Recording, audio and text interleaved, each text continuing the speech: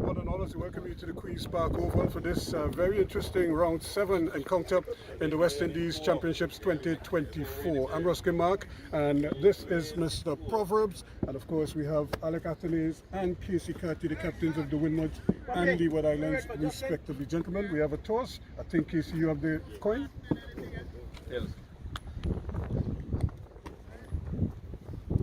It is heads. Heads? Yep. Heads it is. Come this way, Casey. Congratulations. From the time the heads called, you said we batting. Like this was a foregone conclusion. Yeah, we just played here Wednesday gone. It's a pitch that gets worse. That's part of it is the bat first. So we're going to try to put up a good total and try to restrict what's under that. All right. Of course, you didn't get the result you wanted the last time out. What's the situation with Cornwall? Because you are leading the team on this occasion. It's just kind of a bit of an injury. We have a 13-man squad where we believe in everyone. So no matter who's on the park, we still back the team to execute. Well, that's good. Well, all the best going forward. Alec? Yes. I suppose this was a toss. If you had won, you would have batted first? Definitely. The wicket looked a bit dry, and normally at Queen's Park, it is better to bat second in white ball, but I believe in red ball cricket, it's always good to get the better half when you bat. You're leading the championships right now. Of course, this is a position I'm sure you want to be in, but you want to be in this position when this game is over. Yeah, I mean, it would be over first. And that is something we have been striving for years. Building a team, building a good unit to actually play together and win championships. So it would be very nice to win the championship this year. Those are good. So that's the situation here. The Windward Islands, they didn't win the toss, but they're in the field. The Leeward Islands are the ones who won the toss, and they have opted to bat first.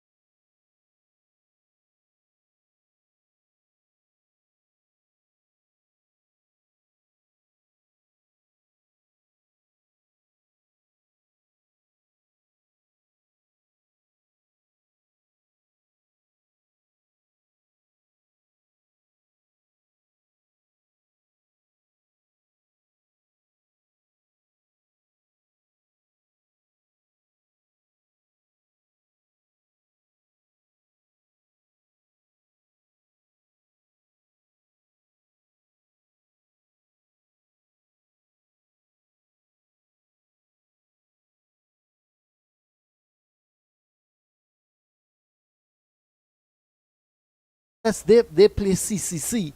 Guyana play with the West Indies Academy. So two relatively easy games for both of them. And you would expect Barbados and Ghana Happy Eagles, the pride to come to win outright. So if this game here between the Windwards and Leewards draw, then you would look at Barbados Pride or Guyana Happy to take the title. But for the Leewards to win the title, they've got to win out right here. And I would have thought they would have put Windwards into bat first to sort of kind of coming into the fourth, they chase a good chase whatever total there is. But I could also understand they want to bat on the better part of the wicket. This pitch should be playing good day 1, day 2, and come day 3, day 4, it might take a little turn and the bong should be lower. But however, we're looking at the first ball of the morning. Rob John is the bowler, Ryan John, and that's all over the place, the vice captain.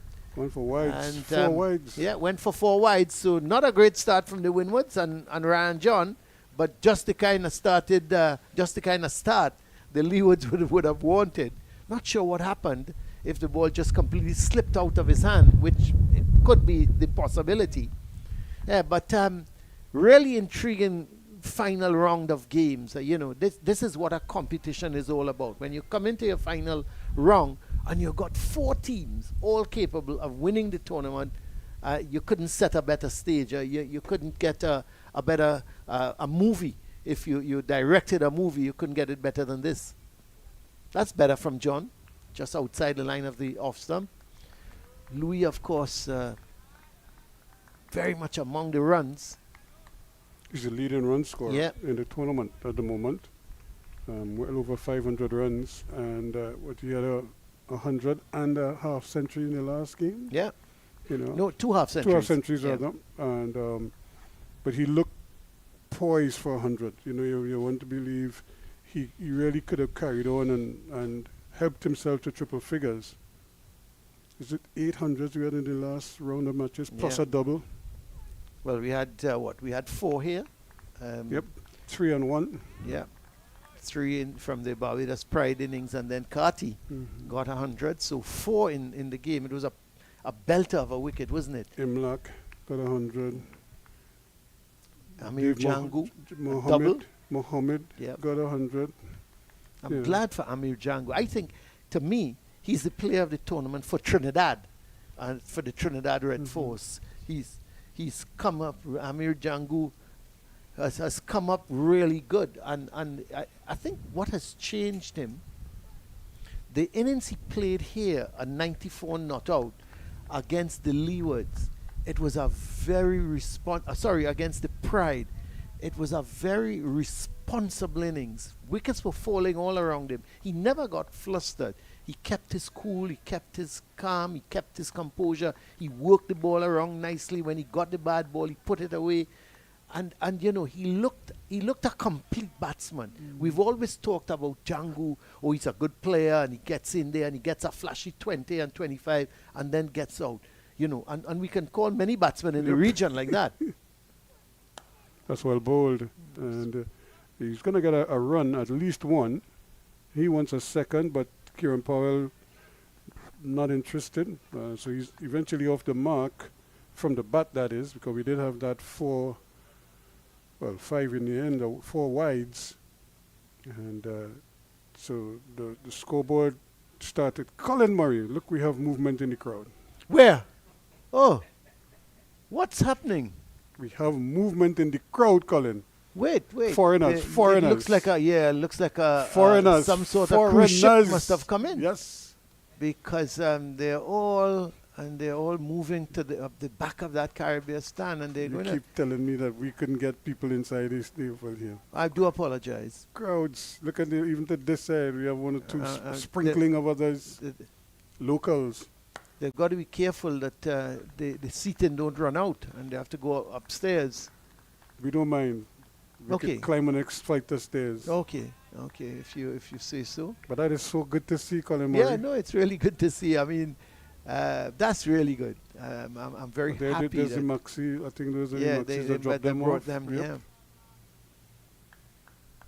And it's free entry, of course. So those who like cricket would have come to see the final round games here, and of course come to the historic, iconic Queen's Park Oval.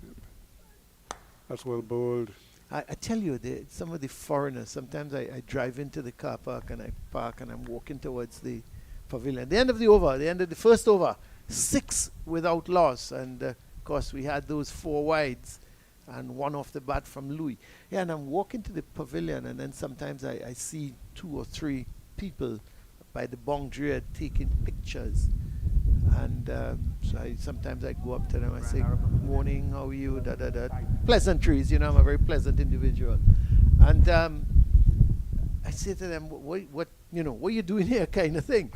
And they say, oh no, but they're mostly you could tell from the accents whether they're Indian, Australian, English, and they all basically said the first time they've been to the Oval, they wanted to see what it's like, and they actually just want to take pictures, with the Oval field and the background, etc.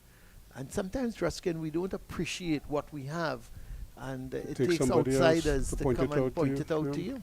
Well, the thing, what I would like to see, though, is like some of the, well, they're batting right now, so maybe some of the players who are not expected to be batting anytime soon, who could just walk over there and just mingle with them, talk to them, maybe sign an autograph or 2. Oh, that sounds lovely, ball. Yep. You know what I mean? Just to because remember, boy, we struggle to get fans, in our venues, So when you do get some of the fans, you really have to show your appreciation to them.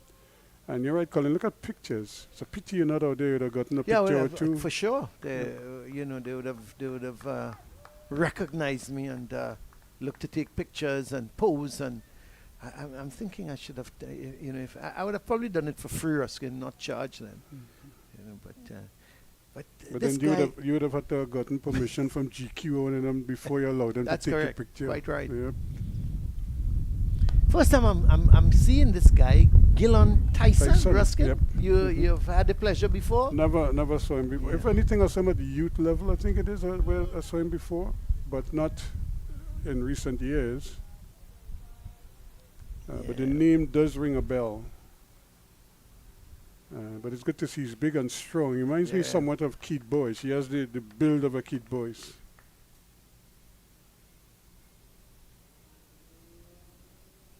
And with a name like Tyson, he had to be a fast bowler. Oh, well bowled again. Going down the leg side, though, you could good length, because it was Yorker length. That's what he wants. But unfortunately, his line was just off. Yeah, you're looking at that. Yeah, he's big. He's broad, isn't he? Mm-hmm. Big shoulders. There you go, Colin. Pictures are plenty. Should generate some pace. Oh yeah, very good. Oh, look at the size of that camera. I thought technology has brought things like that down now, Ruskin, to almost pencil size. No, the camera is small. That is the lens, and that lens is probably twice the cost of the camera. That is a high-powered lens. Maybe I should go out to the balcony and pose, because he could probably take me without no problem. No, you think I'm joking? Colin, if you stand up there, that lens could probably, if you have a pimple on your face, he could probably spot it. With those high-powered lenses like that. Those are very expensive. That is more expensive than the camera. You see, like he could reduce it to something like how he has the phone in his hand there. Yeah. That would be the camera. But in terms of the lens, to do what he wants to do, because everything then becomes right in front of him like that. Those high zoom lens. Have you ever been into photography? No. But I've always admired people who can do. I prefer, really and truly, I like artists, people who can watch a natural image and replicate it, on a canvas. Yeah, I myself, I've never been into photography. I've always been intrigued. You've been the one photographed. Yeah, but I've always been intrigued by it, and that's good. A good delivery, made some height, and not from a pretty good length. Just when I say not full, but just back of a length, and it took off. But unfortunately, it was just wide of the off stop. The end of the over, good over from Tyson. Maiden over, and it's now 6 without loss after 2 overs. Yeah, I am.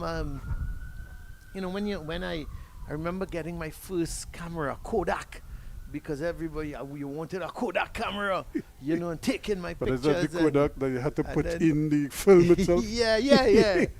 and I said to myself, but after you take 10, 12 pictures, if you're You have not to send really it to into develop, it, yeah. you're kind of, then you have to send it to develop and things like that.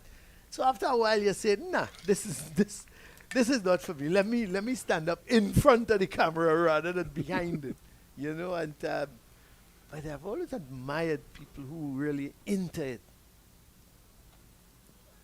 But that's well That's a bowled. But good it's shot, just though. just too close to the leg stump. But you could see the movement. It started to curl back very quickly. Now, Colin, here's the irony. Some of the spectators are leaving already. Now, I'm not sure where they're going. Well, If they're Ruskin, going they back just, to another venue. No, I they're think on a they tour. they just came to, they're probably on a tour, come and have a look at, come and see the iconic Queen's Park Oval, take some pictures. Meet and Colin Murray. meet Colin other Murray, that things, kind of yep. thing. They didn't expect me up here, actually. I should have been down there to greet them. Yeah, and then leave. So they're probably off to Another- Queen's Park Savannah or something now. And just a stifled appeal, but once again, it's starting to drift down that leg side. I thought it was pitched outside as well, wasn't it? Yep. If anything, they pitch on leg stump and then just started to curl. Yeah. Yeah.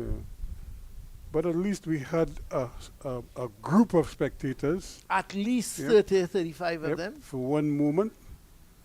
And Probably the good thing the batsmen didn't look up in the stands. They would have been shocked. I said, what's going on here? then that should encourage them to want to bat and make runs. You know. Well, I think the encouragement the Leeward Islands need, they need a pretty big score. I would think they would need in the vicinity of 350 and try At and least. yeah, and see what they can do with the ball after that. That's badly lined. You know, Ryan John is a, how should I put it? He's a steady, fast medium bowler. His attributes really is line and length, And a little bit of movement. Yeah. Mm. You know, so when he starts like this, I'm you know, you have to wonder that, hey, you know, he needs to settle down, because if it's one thing with him, he tends to make batsmen play at almost every delivery. But The thing is, too, find Colin, remember, this is a big game, you know. We might just Yeah. think it's just another Nerves? game. Yeah, this is a Mm. big game. So, regardless of how you look at it, players, I mean, they're humans, you know. He's going for the second round, he's going to take on the arm. The throw is not a particularly good one. From Tyson. Yeah, because remember, even though you know, when people ask, even seasoned professionals, you know, do you ever get nervous? And they will tell you, yes, you do get nervous. You know, they learn how to manage the nerves, but it's not that they don't get nervous.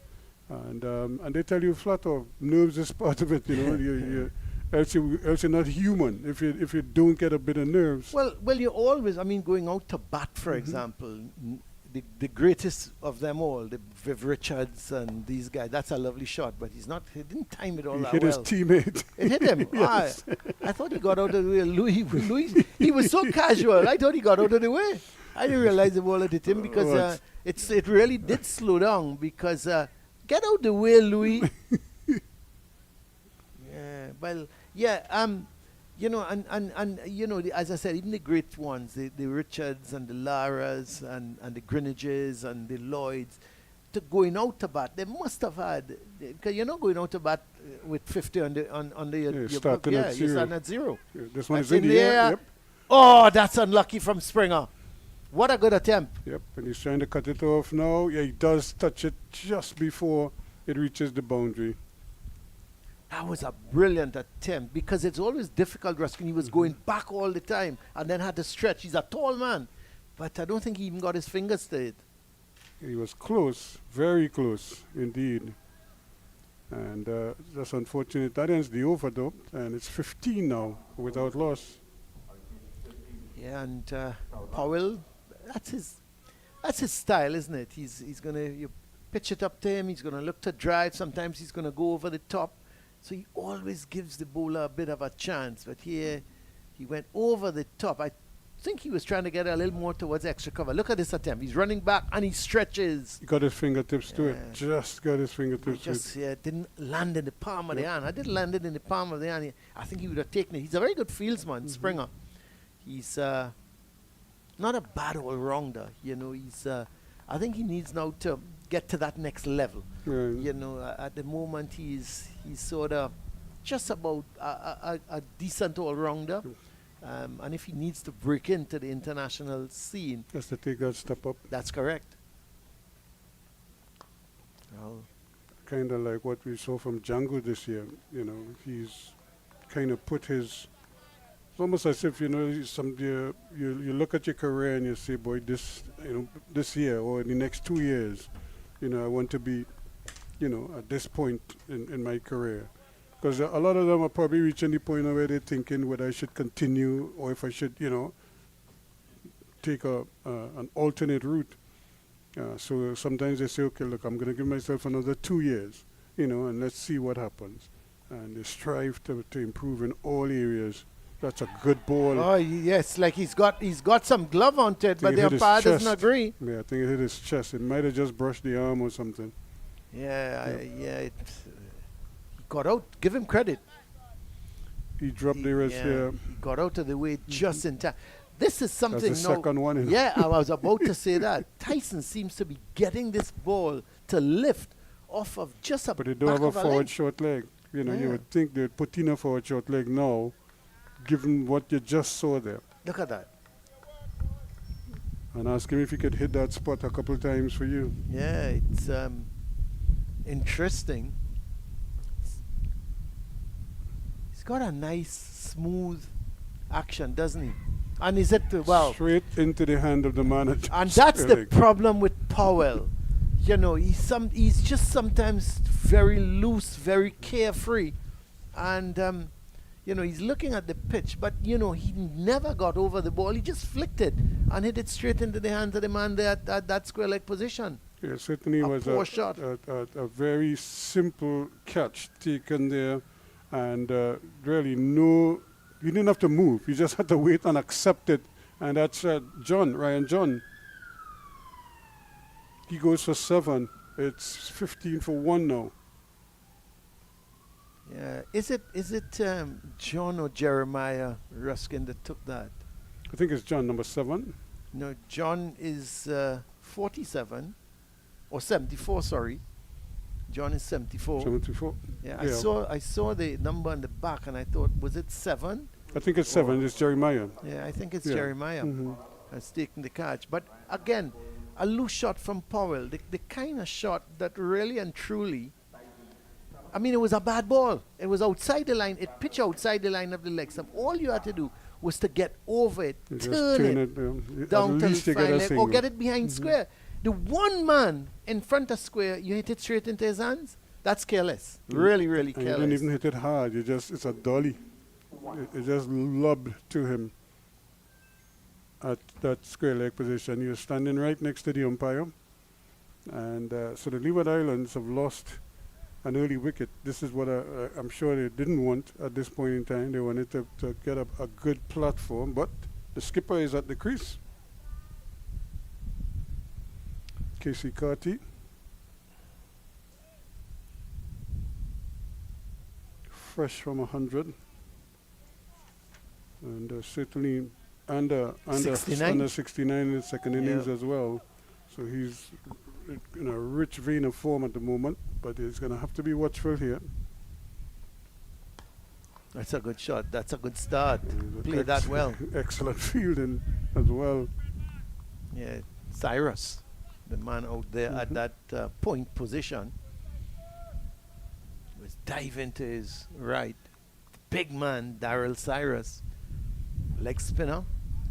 You know, the more I see leg spinners, Ruskin, and in West Indies cricket, I don't want to use the word it excites me, but you know, we need got to a see thrill. You more got and a more. thrill over it. Okay, you can say that because we need to see more and more leg spinners.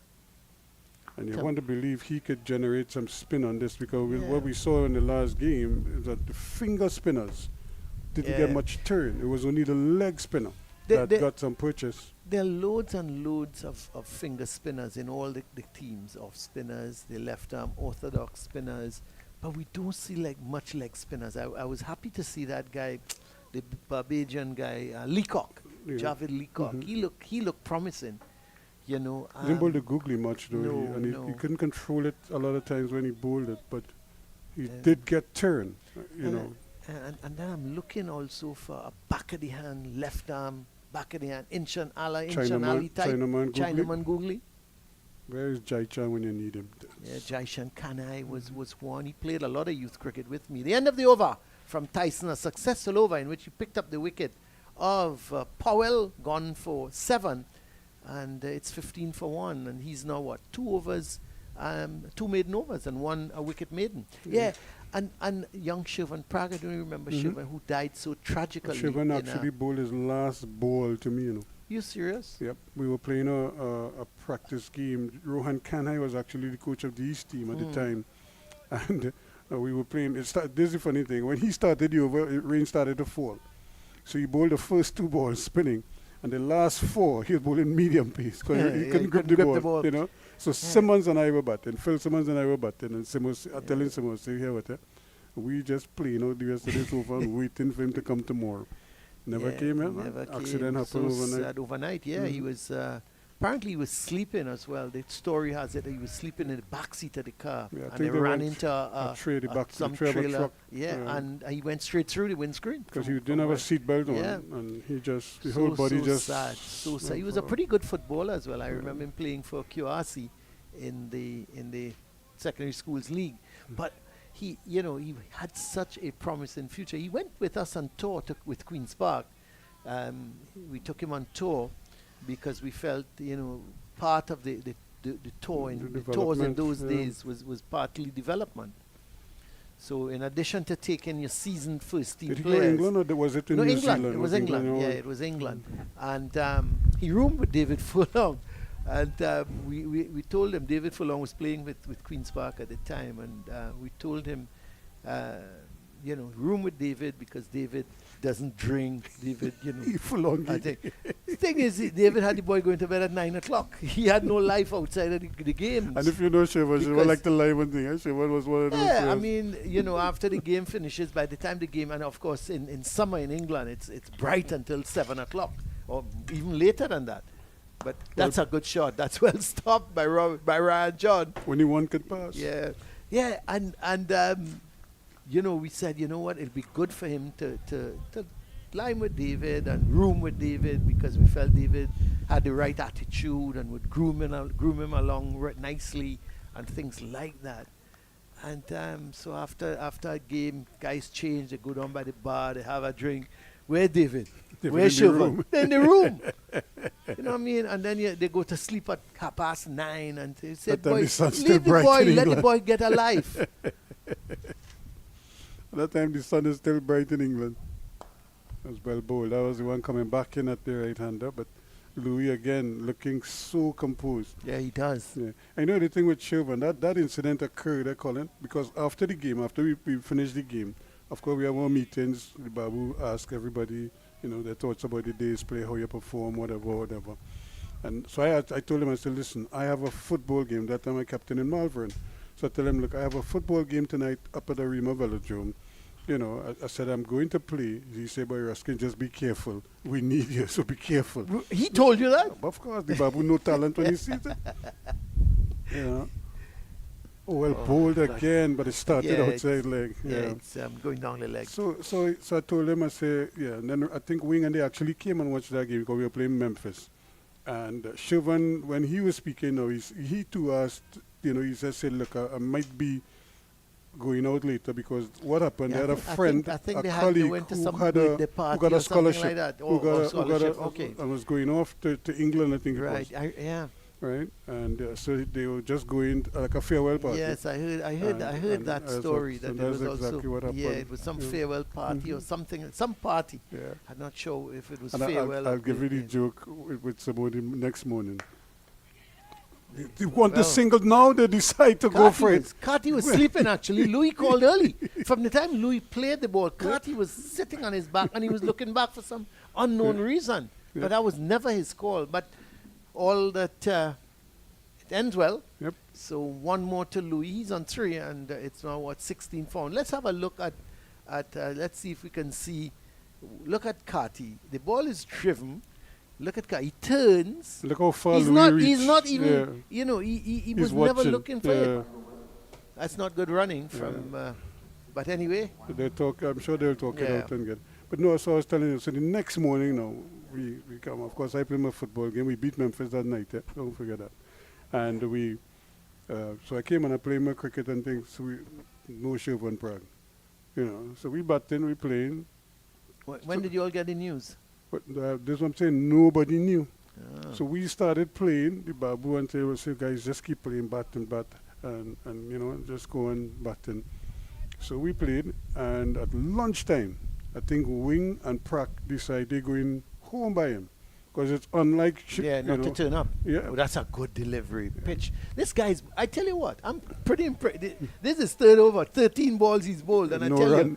you, well, I think he's conceded 1 run. You know, I wasn't sure where that 1 run came from. Yep. But no, he's not considered a run according to the scoreboard. That's what I thought. Yep. He's got A wicket, he had one for wicket. none. That's Yep. right. Yeah, and sorry, So they left. So they said, by Rock, we're gonna run up by him, and you know, and then we come back. But during the lunch break, is when they came back in the lunch break. That is when we realized what filtered had through. happened. Yep. Yeah. Nobody knew. We were playing cricket that morning, and we had no idea. Yeah, so sad. Yep. He was such a proud. He was to me. You know, had He he was a good captain. continued, He had good- but had he continued on the And he path, captained the youth team. I think he can't captained remember. one of our Probably young did. teams. You know. but if he had continued on the path he was going, Ruskin, he would have been a West Indian player, no doubt. Yep. You know, he wasn't a bad little batsman as well, But coming I'll in down give you the the joke order. about that. A day we playing on QRC ground, and I had this friend of mine, Carlisle Joseph, who he was no big cricketer. He liked cricket, and you know, He's one of those. but he's in the He circle liked the with game, but the game cricket. didn't like him. But no, he was decent when I say so. But he wasn't. He had no aspirations of going on to play Yeah. nowhere. He just played cricket because, and it was part of the fraternity. You know, when in a small Yeah. group, everybody would want to play. So you encourage him to come and play, and so. So Carlisle came. So the night before, boy, Carlisle sweating bullets, boy. Yeah, boy, how we playing Siobhan Prague? I never faced this man before. I say, here what Carlisle in the morning, I tell him, I say, listen. Long forward. I say, long forward, play for the ball that turning into the wicket. Yeah. The one that turning away would miss everything anyway. With your height, you'll miss everything. So don't worry about it. Just play for the one that coming in. And I say, and when you're hitting, hit hard. My man had Siobhan Prague all inside the Ministry of Education here. Yatak, yatak, yatak. I'm like, wait. When he come out here, who's Siobhan Prague again? I say, Carla, you know what, 80 or something like that. Just throwing the bat. It's one of those. It was obviously one of those occasions when. I don't think he played a defensive shot. He just threw the bat at everything. Yeah, but we're missing those type of bowlers now. I haven't seen one in the Caribbean for a long while. I mean, even worldwide. There's this boy from South Africa, Shamsi. Yep. Outside of him, I can't think of anybody. I noticed you bring water for yourself. That's nice of you. That's always good. Actually, this is Morby. Morby. Mm-hmm. You know I don't drink Morby, Ruskin. I don't know why. I've never. Yeah, it's something I think you have to And a quiet taste. yeah, and when you're young. And I'm young, so. Yeah. Okay. No comment. But you still have time to acquire the taste. Nah. I've passed that now. I think I've passed it. End of the over from Tyson. Another good over. Just 2 runs coming from it. But look at those figures. 3 overs, 2 maidens, 1 wicket, 2 runs. 18 for 1 at the end of it. And certainly a good start for him and the Windward Islands. They really need to keep taking wickets here, put as much pressure as possible on the Leeward Islands. The Jeffrey Stallmeyer stand, of course, one of the landmark stands here at the Oval. We used to have the ladies' member stands situated inside what is now the Jeffrey Stone, I understand. And that's when no women were allowed in the pavilion, that's as close as they would get into the ladies' members stand.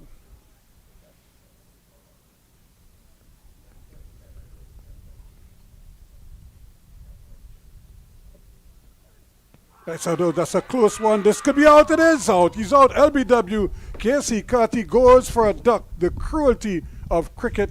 One game, 150. And here, no score. He goes for a duck. It's 18 for 2. LBW to Ryan John. But didn't he seem to have got himself in an awkward position to play that ball? Did he come forward? Did he go back? He just was he square. just squared on, didn't he? He just stood in the crease. Yeah, let's have a look at that. Look at his movement of his feet. He started to come forward. Went back. And then, yeah, look at the right foot now coming out. So he was in He's also. off balance. Yeah.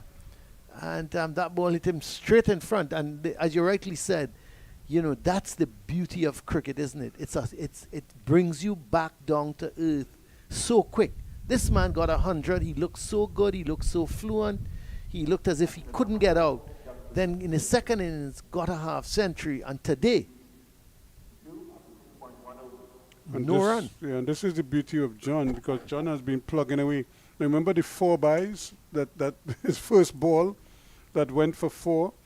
He was probably aiming for something like that, to pitch it up and let it curl. Instead of curling, it just went its merry way. And it went at speed, too, for 4 runs. But this one started down that path, and then it just curled back in towards more to middle, and leg. And the umpire didn't have much he didn't go anywhere. He was right there on the popping crease. And that was the end of that for him. Good delivery and a perfect result. But that's if you're a Ryan John fan. If you're a Casey Carty fan, you're very upset. Good start, though, for the Windward Volcanoes, because this is what they need. Because they said, too, that if he won it, he would have batted. Athens wanted to bat first. Yeah, that's interesting. I tell you, we talked about this pitch, Ruskin, and the conditions. The last pitch was very docile. I think this pitch has a little bit more for the fast bowlers. Now, you can argue that the Hurricane bowlers didn't use the conditions early on against the Barbados Pride. And the Barbados Pride, after 10 overs, they were 10 for none. But the important thing is they were able to see off the new ball. Here, it's a different story. And you have to think that the Windward Islands, the Volcanoes, are very much in the ascendancy. If they were to pick up another wicket or 2, well, who knows? This game could very well take a serious turn in their favor. And it's discipline. That's one thing you have to admire them for. Their bowling has been disciplined. They haven't been trying too much. They haven't. We haven't seen too many bouncers. We haven't seen too much. Trying to do too much early on. If anything, they've just sort of kept it pretty much in front of them. That's a good delivery coming the other way right now.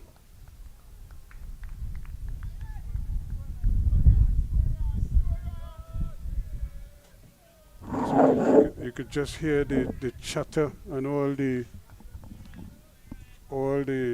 encouragement taking place at the moment. They're certainly very buoyed at the moment, looking to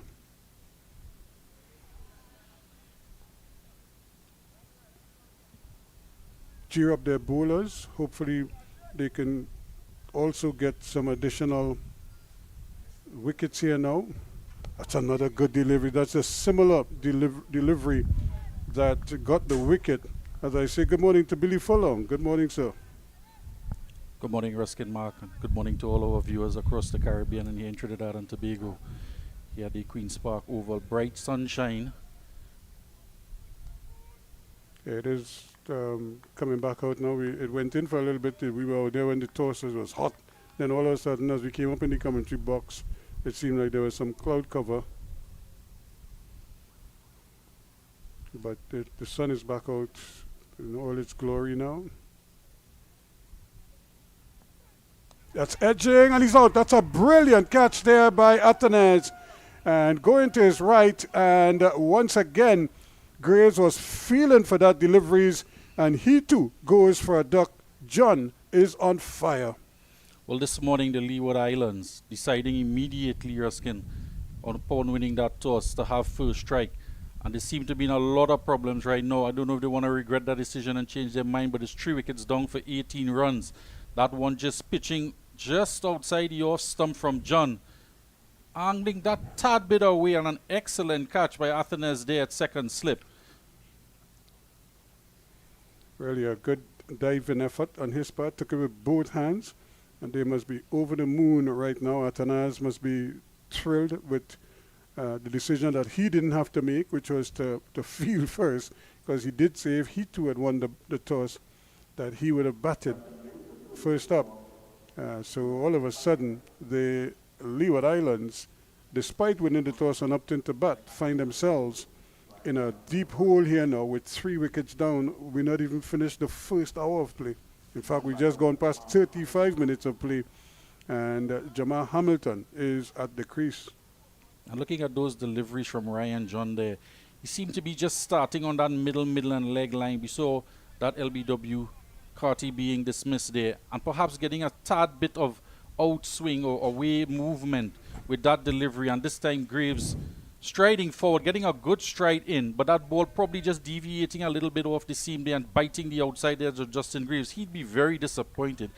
He's had a good season on his return to the Leeward Islands team with 350s, 94 runs against Jamaica. He would have really looked forward to playing here today and cementing Leeward's position, even challenging Windward Islands for that first place.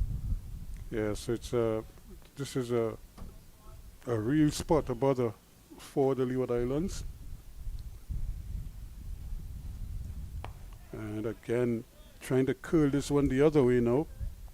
You could just see him letting it hang in the air and curling back in at the last moment. At the end of a brilliant over, it's 18 for 3 at the end of it.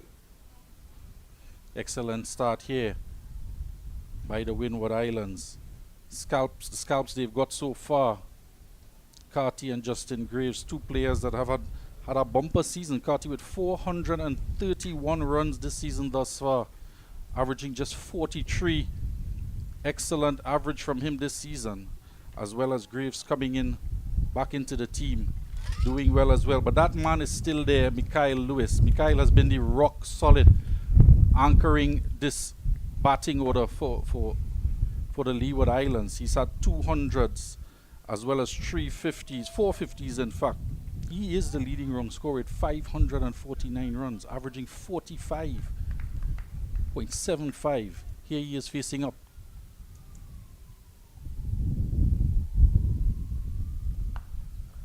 Tyson is certainly keeping things very quiet at his end. He's been thereabouts. If anything, he's a little bit shorter in his length compared to Ryan John, but he seems to be able to get the ball to jump from a decent length just on about the off stump for the right-hander. Yeah, Tyson has been very consistent on that off stump line, just back of a length on or about that off stump. Perhaps just a little jab to the batsman there holding that line and length. He's been very economical as well. He's been building that pressure on one end and wickets tumbling at the other, as we see so often in this game of cricket. Yeah, he's built for fast bowling, as they say. He's not the tallest, but he is tall enough that he could generate a fair amount of bounce, and he has good rhythm, so could get good pace as well. With a name like Tyson, you must be built short, compact. Remembering Iron Mike. Short, compact, and packs a punch. Well, think of Tyson Fury, who's big and strong. You know, so he's an in-between. That's another good delivery. Just touching down and causing Louis some problems there. Louis was playing, thinking it was going to come into him, and it just straightened, missed everything, but not by much. Yeah, good take as well from the wicket keeper, high above his shoulder. He's not a tall man, but still taking that one above his shoulders, as you said. Tyson extracting that bounce on this first morning wicket. Early morning, first hour of play. A lot out there for the bowlers. Yeah, he's a real kind of throwback fast bowler. He comes in with a nice quick run up, and they're going to hurry. That's a good single. So it's well played. Jamal Hamilton responded. Didn't seem like he was too willing initially, but he eventually trusted the call. Well, this is what Mikhail Louis has been doing all season. We've seen that those hundreds and fifties that he scored, a lot of it comes from those runs accumulated from turning the strike over. So Hamilton would be on his toes there, looking out for those quick singles, particularly with the score as it is, with 19 runs only on the board and 3 wickets down. They'll want to get every run that they can. Tyson being very miserly at that end. Yeah, he's really been able to really just stifle the run scoring, and also giving himself a chance of taking wickets, because he does get the ball to jump a little bit at the right-hander. Yes, and speaking about that, there is a man catching on the onside. Yeah, because I just felt that he needed a little support there close to the bat. For precisely that reason, because he does get the ball to jump at the right, and then Hamilton is not the tallest of individuals. We've only seen one short ball from him this morning to Kyron Powell. He was hurried and had to drop the gloves and lean out of the way.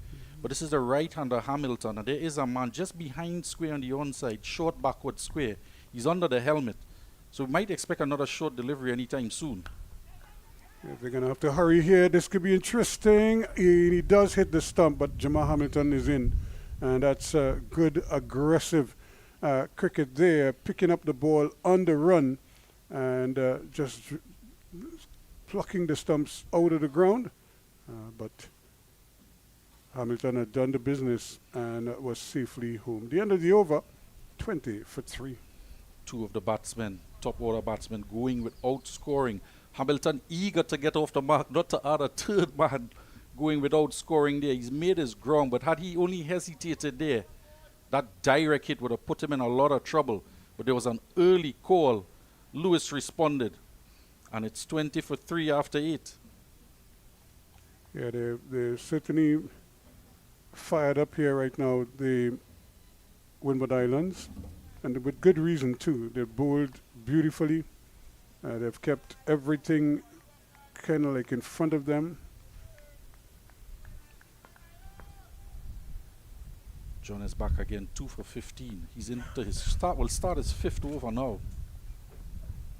Here you goes again. There's another piece. That one might just be missing the off stump, as he was again coming forward, and the away movement saw the ball just move away from the bat. Look at him playing there. He's very lucky, because that could so easily have been given out. Yeah, that one struck him there on the back leg. He is getting that away movement ever so much, enough to beat the bat.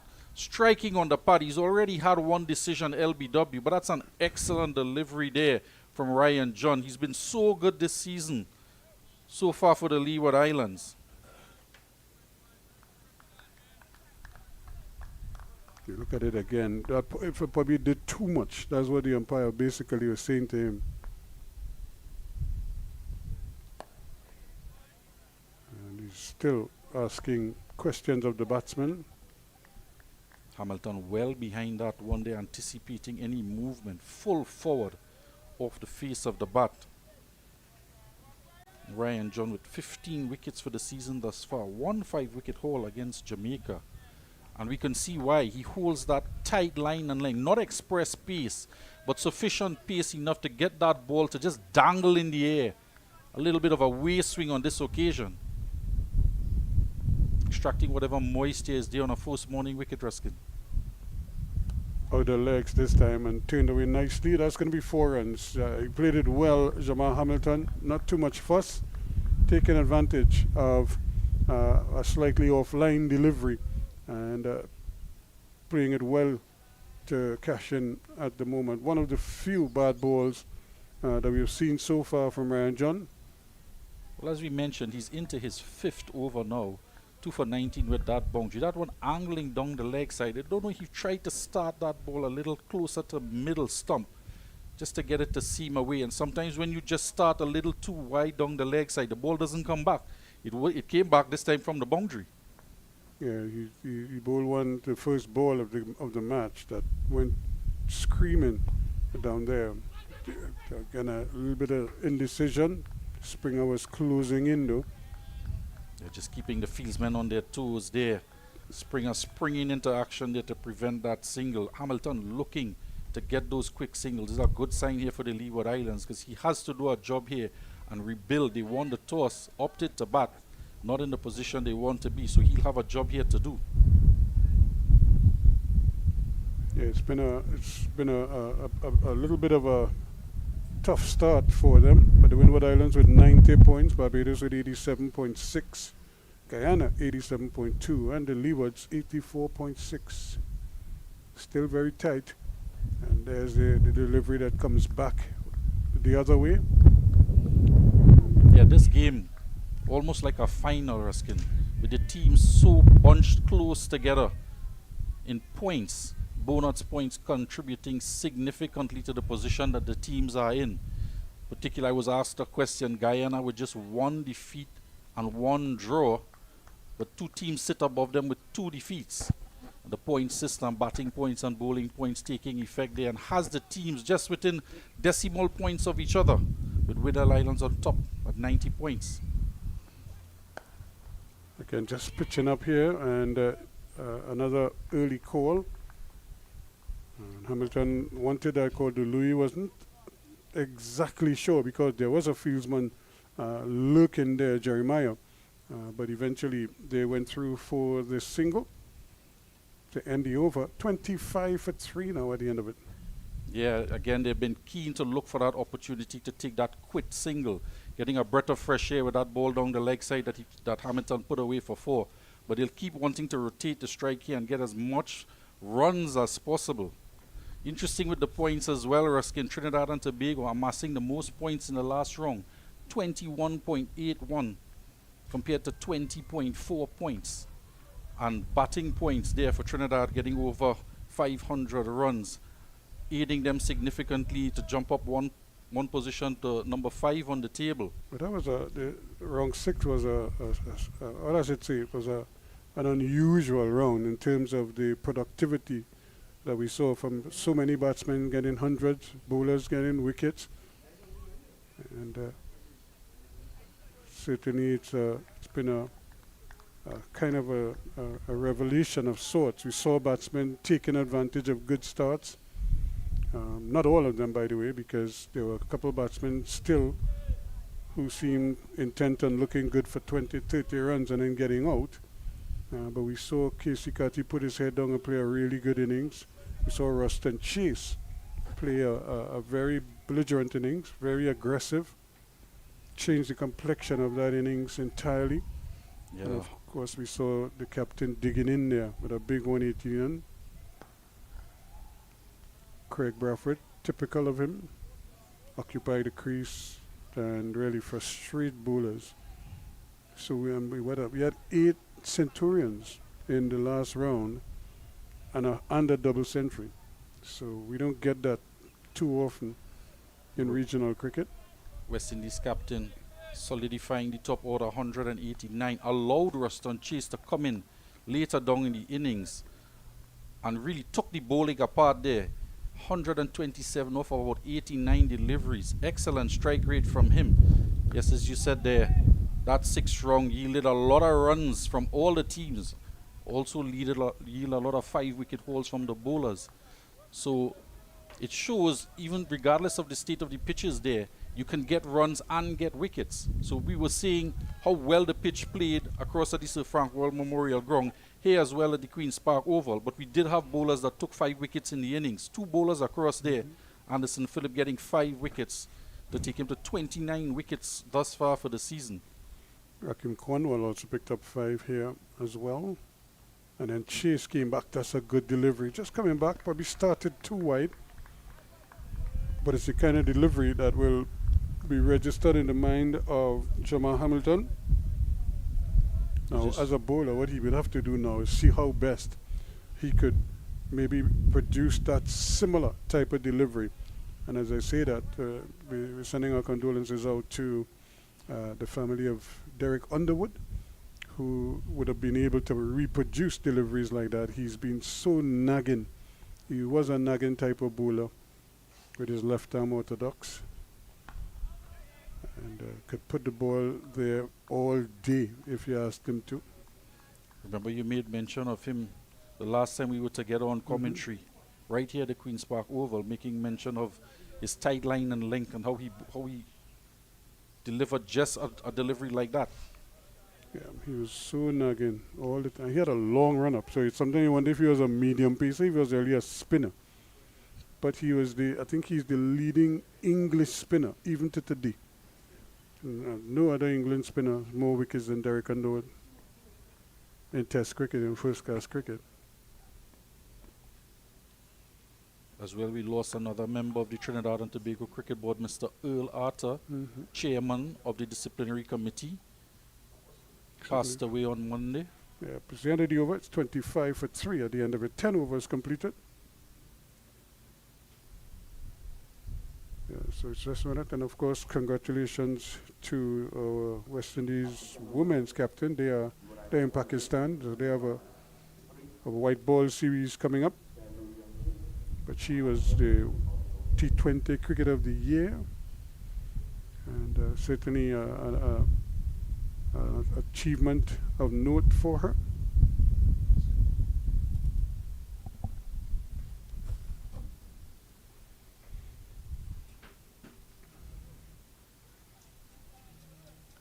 Tyson completing his 5th over, 1 for 4. He picked up 5 wickets in his last game. He's only played 2 games previous to this. His last game against the West Indies Academy got 5 for 50. Turned away nicely. That could run close to the boundary, but it's going to be cut off. Tyson is out there. And now this is a good test for Louis, because it's not like he has a big foundation to work with. He has to kind of set the tone now for the innings, but he also has to be very circumspect and not lose too many more wickets. They already lost 3, and we're still in the first hour of play. I think he's the ideal batsman for this situation. He's got those hundreds and those 50 and amassed those runs through the odd boundary, as well as accumulating a lot of singles, turning the strike over. He's a very solid looking batsman. The leading run scorer, 549 runs this season, averaging 45. Something that Darren Sammy and company would take a look at. He's been very good this season. A little bit of a tempter there, just trying to get him to chase a wide. Not interested. You could see him patting there, tapping at the crease, obviously trying to gather his thoughts. You get the impression for a moment he thought about going after it, and then he decided against it. And now they're I thought they were going to be strengthening that slip cordon, because with the ball seaming away as much as it is, I would probably put another slipper in there just to be sure that when he edges it, which I'm almost inclined to think he will, there's somebody there to catch it. And we've seen this throughout the regions. Captains are very hesitant. Here we go again.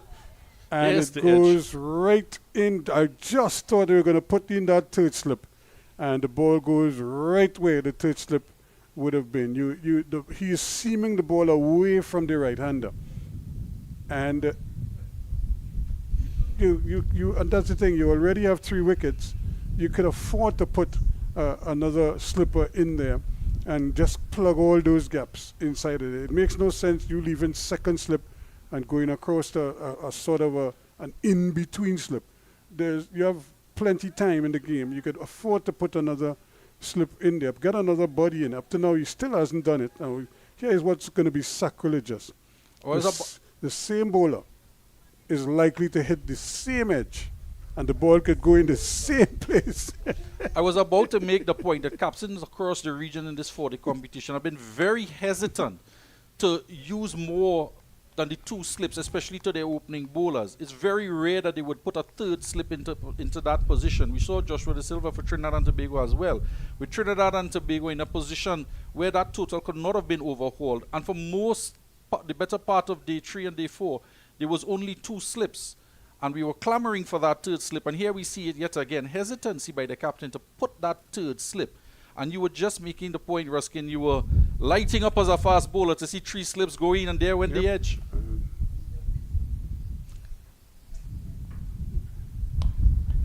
Well played. Once again, he's getting it through that extra cover region. That one is going to run into the boundary. 4 runs. A long chase there coming across there for Solozano, but not even he could cut it off on his home ground here at the Queen's Park Oval. Brilliantly played once again from Louis. That shot all along the wrong. Class written all over that shot there. Solozano chasing that down to the boundary, but he was never going to catch it. Outfield at the Queen's Park Oval here, lush as usual, but it's very fast as well, and that one raced along the outfield. Louis not showing any hesitancy, though, getting back on that front foot and playing that drive. Even though he had the edge, he still has the confidence to put away the bad ball. Did you know that Colin Murray dug his own well here at the Oval? It's called the Colin Murray well. Everybody has a stance, he has his own well. Oh, that's well bowled again, just coming back a little bit, going in the other direction to end another good over. And at the end of it, it's 35 for 3 now. 11 overs completed. We're just approaching that 1 hour mark there. Soon we'll have some drinks on the field. And Captain Athanase,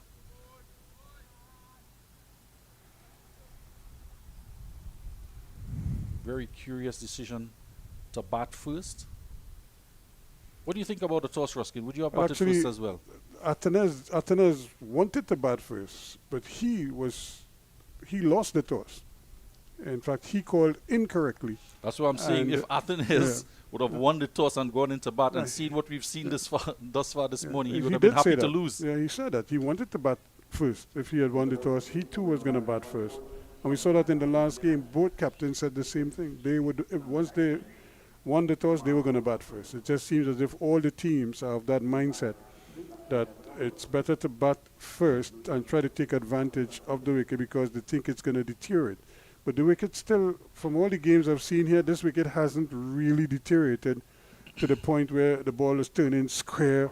If anything, it kept a little bit low. We have Springer picking up the attack now from the bottom end. We see what she's picking up. 7 wickets in the game there for Barbados here at the Oval.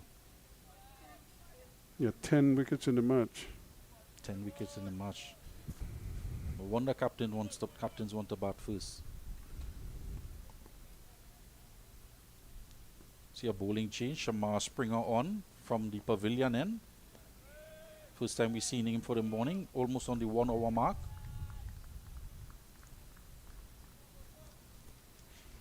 And it's a different type of bowler to what we have from Tyson. Of course, he's taller and slimmer. He has 25 wickets for the season thus far. A good return for a season from him coming on first change. Yeah, and this is so important when players get the opportunity to play every game, and you're playing 7 games in the season. So it means you're getting a lot of opportunities to bowl and bat. You know, let's just imagine you're in the field twice in every game. You know, so you're going to get the opportunity to bowl. You know, yeah, and he's bowled. He's at least once in every inning. He's played in every game, bowled in every innings, replacing Tyson from that end. Tyson, who's only played, this would be his 3rd game after his 5-wicket haul. They decided again he earned that spot, so he's in his 3rd game. But Springer has bowled every single game, over 10 overs in each innings. Pitching up and driven nicely, but they're quickly off the mark, and not a bad throw in the end from Tyson. He attacked the ball and released it quickly, Jamal Hamilton. And there's the curious thing about Jah Hamilton. He was going to the non-striker's end, and the throw was coming at that end, but he he wants to dip his bat, but he also trying to slam the brakes at the same time to avoid getting hit. So it was a kind of a take your poison. Either you give up your wicket or you take a hit for the team. Luckily, they missed both. He had to decide which is the lesser of two evils there. But with his team 3 wickets down, he want to make his ground. And there's a difference. You could see Springer just pitching up the ball a little bit more and just getting the ball to curl away a little bit. It will be interesting to see if he can tempt the batsman to come out outside the off stump after him. And that's where he's been for most of the season, holding that tight line on or about the off stump, just outside the off stump. 2 slips and a gully wait there for him. Sunil Lambris in first slip and Athanase at second slip. You see Ryan John in the gully, just completing his spell, perhaps taking a rest in the gully. It's just well bowled, just leaving the right-hander. And that's a beauty of a delivery there, touching down and curling away. As we say in local parlance, that one missed the bat. And it wasn't that the batsman was trying to pull it out of harm's way. As Rafi comes sprinting onto the field to do a little bit of cleaning up, 12 overs completed. The Leeward Islands, after they won the toss and upped it to bat, find themselves in some trouble at 36 for 3 with a break in proceedings here. The players will get some refreshments and we too will take a bit of a breather.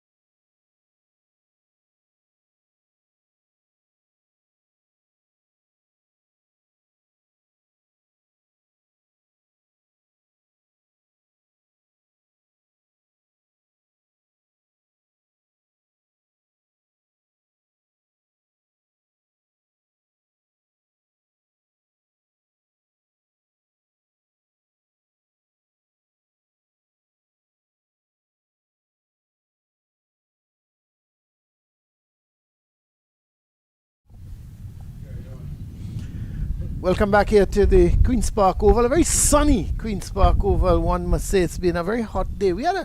Funnily enough, we had a slight shower yesterday. Nothing, just must have just kept the dust down, basically, because it certainly wasn't for too long and not that kind of shower that you would have thought would have done any damage to the field. Damage meaning a much needed water across the outfield. It's pretty green. There's one or two little brown patches, but outside of that, the kind of weather we've been having, you have to say the Queen's Park oval outfield looks in really good condition. The pitch is playing well, 36 for 3. The fast bowlers, they're bending the back.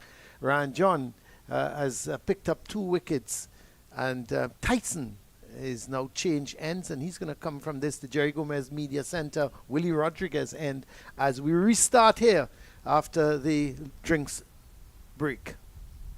Oh, that's a really good delivery, and it cut back at Hamilton. You have to think maybe it did a little too much, because that made, well, when you look at that, Billy, there was a lot of swing. Let's have a look at that, and it cut back. I tell you what. Just a bit too high Yeah, there. maybe a little the height, possibly. Yeah, Hamilton, not a tall man, but he was up on his toes there, trying to get some bat on it. I tell you, if he had been given out, I'm just wondering how much of a complaint he would have had.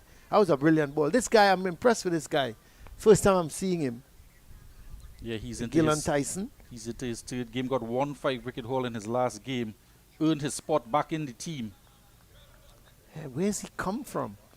Because, Where's like he you come rightly from? said, well, what I'm saying Where's is, he going? yeah, what I'm saying is he's, where was he at the beginning of the tournament? I wonder if he must have had a little injury or something of that nature. But he's come into the team, and he's really made a huge difference to this Volcanoes team. Well, they started with Shamar Lewis at the beginning of the Yeah. season. I think he bowled the first game alongside Martin. Martin, who's played quite a number of games, in fact 3 games I believe he played. He kept Tyson out of the team, but Tyson getting his opportunity. As players do in this funny game, any player that is out for whatever reason and another player takes their spot, they try their hardest and their best to keep that spot. Yeah, and he has certainly done that. He's come into the team, and I'm impressed with him. He's getting some bounce. He's getting a little help from the pitch, as you would expect with the early morning moisture. And look again, he's able to get this ball to bounce. And of course, with the pitch was covered yesterday. I got here maybe around, I would say around 1 o'clock, and the pitch was covered. So, not that I think when they took off the covers, I mean, the sun came back out, in all its glory, and you have to say the shower would not have done any much damage in terms of the outfield. And as I said, the pitch was covered, so it wasn't say that it was covered for 4 or 5 hours. But you're getting a little bit of moisture in it, so it's so he's getting the bounce. I would expect by after lunch it should be a placid, nice batting track. But if you bend your back, you're going to get something out of it. In the first hour of play there, we saw all 3 bowlers getting some movement, some seam as well as swing. Springer in his last over got a peach of a delivery to move away outside that off stump, a kind of banana-shaped delivery. Excellent outswinger from him, had the batsman playing and missing. With that amount of swing, the batsman would have done very well to get an edge on that. And Tyson here now getting some movement inward. We saw John getting some ball to just seam away in his opening spell. So excellent start here by the fielding team. At the end of the over from Tyson, it's 36 for 3. And he's completed 6 overs, 1 for 4. It's been excellent on his part. And the thing about it, not only is he getting a little bit of movement, a little bit of bounce, but his line has been good, his length has been good, and that's why they can't score off of him. When you think of it, 13 overs have been bowled. He's bowled half of them nearly, but only 4 runs have come off of him. So at the next end, 32 runs have been scored in the 7 overs completed. We see the customary bowling changes after that first hour of play, but the captain opting to bring Tyson back, switching his ends. He just wants to give him a couple extra overs because he's been so economical to keep that pressure on the Leeward Island batting. So I guess maybe he'll have a couple overs here from this end and we may see another change. But Springer will operate from the pavilion end. Lewis will take strike after the drinks break. 2 slips and a gully. That away swing from Springer in the last over. Again, it's there. Just beating the outside edge through to wicketkeeper Walcott. Louis has survived. He's on 16 and has seen 3 wickets fall around him. He got one with the outside edge, and had there been I heard you and Ruskin talking, and that has always been my pet peeve, especially if you got 3 wickets, you're on top. The ball is moving around. It's seaming. It's the bowlers actually hitting the outside edge, and yet you're looking. It's not about saving runs at this point in time. It's about getting more wickets. We've been having that discussion about captaincy, and captains hesitate to move in for the kill. Get those fieldsmen in attacking positions. One thing you hate as a fast bowler, you're going to bowl a particular delivery, a short pitch or an outswinger, but you're not going to have the fieldsman there to take the catches. And that's the difference sometimes with these games. At this level, captains tend to be somewhat a bit defensive. When you look at the position, as you said, 3 wickets down, and other teams as well in the round 6 with high totals, teams can't chase it down, and captains still hesitant to put that forward short leg or that 3rd slip. That's a good shot. That's a cracking shot. Badly lined from Springer.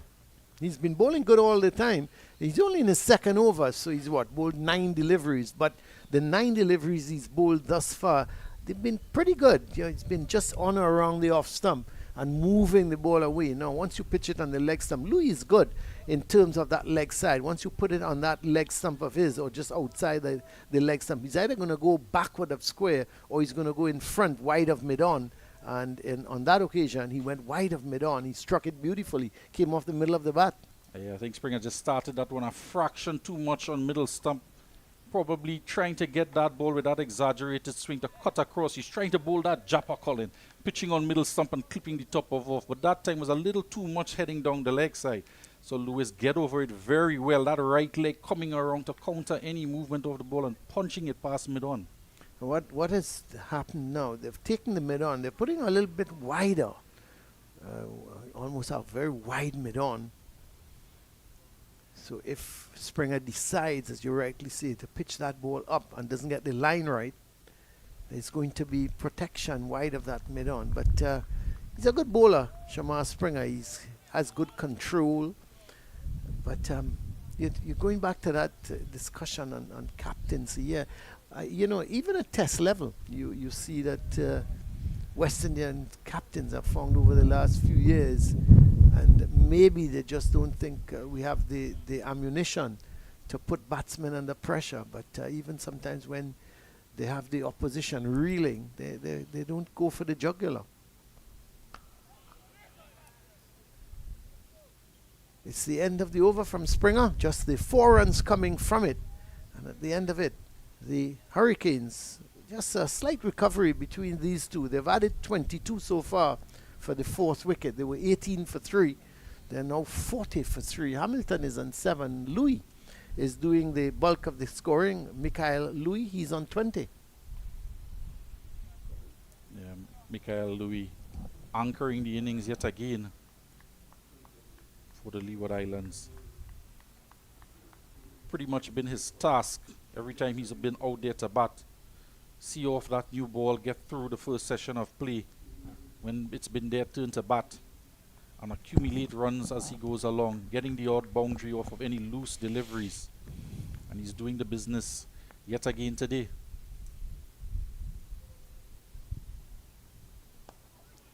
It's a good delivery. Came back at Hamilton. He played it well in the end, but you had a little feeling that he might have been a little bit of a gap, but there was none. He was able to work that ball. Tyson, of course, 11 wickets so far in the tournament. Just have played 2 games. This is his 3rd. So it's very impressive.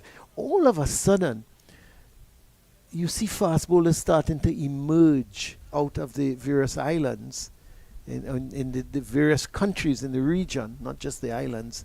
You're talking in Barbados, Guyana. Of course, the one and only Shamar Joseph is... hopefully he'll be fit enough. Well, they have this system in place now with bonus points. And as well as batting points, is bowling bonus points as well, particularly for fast bowling wickets. And that may have provided the impetus to get those quicks back into the West Indies team, to give that added incentive of giving points for fast bowling wickets. And we've seen that across, even from the youth level, not necessarily in terms of bonus points, but putting a structure in place that you have to have this many fast bowling overs as a percentage within power plays and so on early in the innings. And it's bearing fruit here this season for the West Indies regional tournament. Well, the next thing they have to do is put it, oh, that goes right through the keeper. Young Benjamin, is it? No, yeah, Benjamin, yeah, in for Walcott. Yeah, in for Walcott, Jovan Benjamin, and it went right through him. And it's gone for buys. Walcott kept for most of the season. Yeah. Benjamin coming, this is his second game. No explanation as to why Walcott has not joined the squad, or if he is in the squad, but he's certainly not in the playing 11. Benjamin taking his place. We're not sure if there's any injury to Walcott. Was that just one by, was it? Yeah. Took my eye off the here. They go through for a quick run. That's a good run. Hamilton, very experienced. He knew he was just pushing that on the offside, on the onside. Immediately called for the run.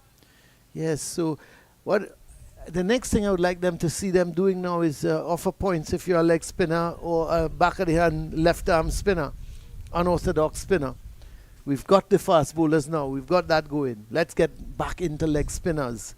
Well, I'm not sure spinners require any incentive. They've always been every single year amongst the leading wicket takers across the Caribbean and dismissing our team. Well, you tell me how the leg spinners have been doing this year. And where are the back of the hand, left arm, unorthodox spinners? Where have they gone? If you could tell me, then I will say, okay, no problem. We were discussing some of the leg spinning options. We had Imran Khan play just one game here at the Queen's Park And Oval. Imran Khan is what, 36? I mean, with all due respect to him, you know, he's still obviously, if Trinidad and Tobago Red Force are picking him, they still consider him the best leg spinner in Trinidad.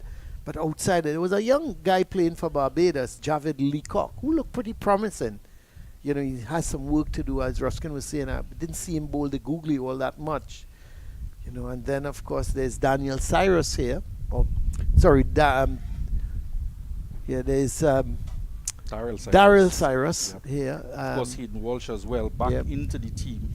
The end of the over, but, you know, Hayden Walsh is more, they use him more in terms of the white ball version, you know. Well, he hasn't gotten a lot of wickets this season. No, he hasn't been either. Given the opportunity. He hasn't had long spells either. He had 13 overs here. The mammoth score, Barbados 542, and he bowled 13 overs. Normally, you would see your spinners in the 20s and 30s easily. You know, so you know, it told me that they don't have much confidence in him. And you look at the Leewards. Yes, they have Hayden Walsh Jr. I'm thinking of Guyana. I don't think Guyana's. There's Purmall, the left arm orthodox spinner. There's Moti, the left arm.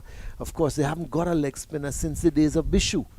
You know, I can't think of anybody that have come through from the Guyana team to take Bishu's place. And the thing is, we see a lot of them at the youth level. That's a good shot. That's a lovely shot.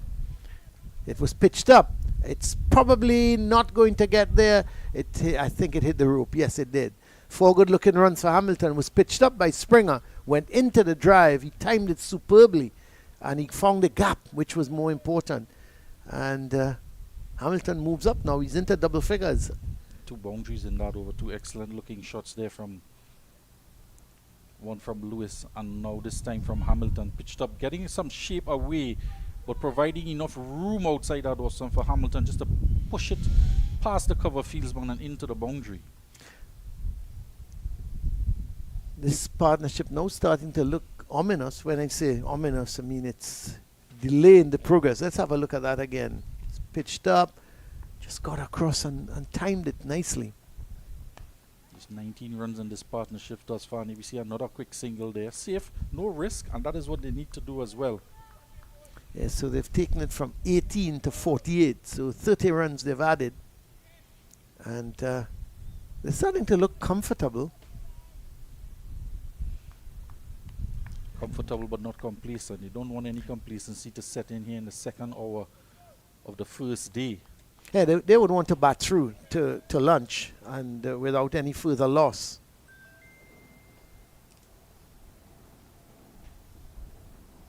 Oh, just dropping short of Athanaze. He pushed forward to it. It was just leaving him slightly, and but he had to play at it, Louis. And luckily, he just pushed at it. Had he gone hard, it could have gone straight into the hands. He almost was trying to give me the impression that at the last minute he was trying to withdraw the bat. And They're trying to play it with soft hands there, yeah. Colin. And we've been talking about that additional slip. Colin, where do you think he can clock that fieldsman from to stick him in that third slip?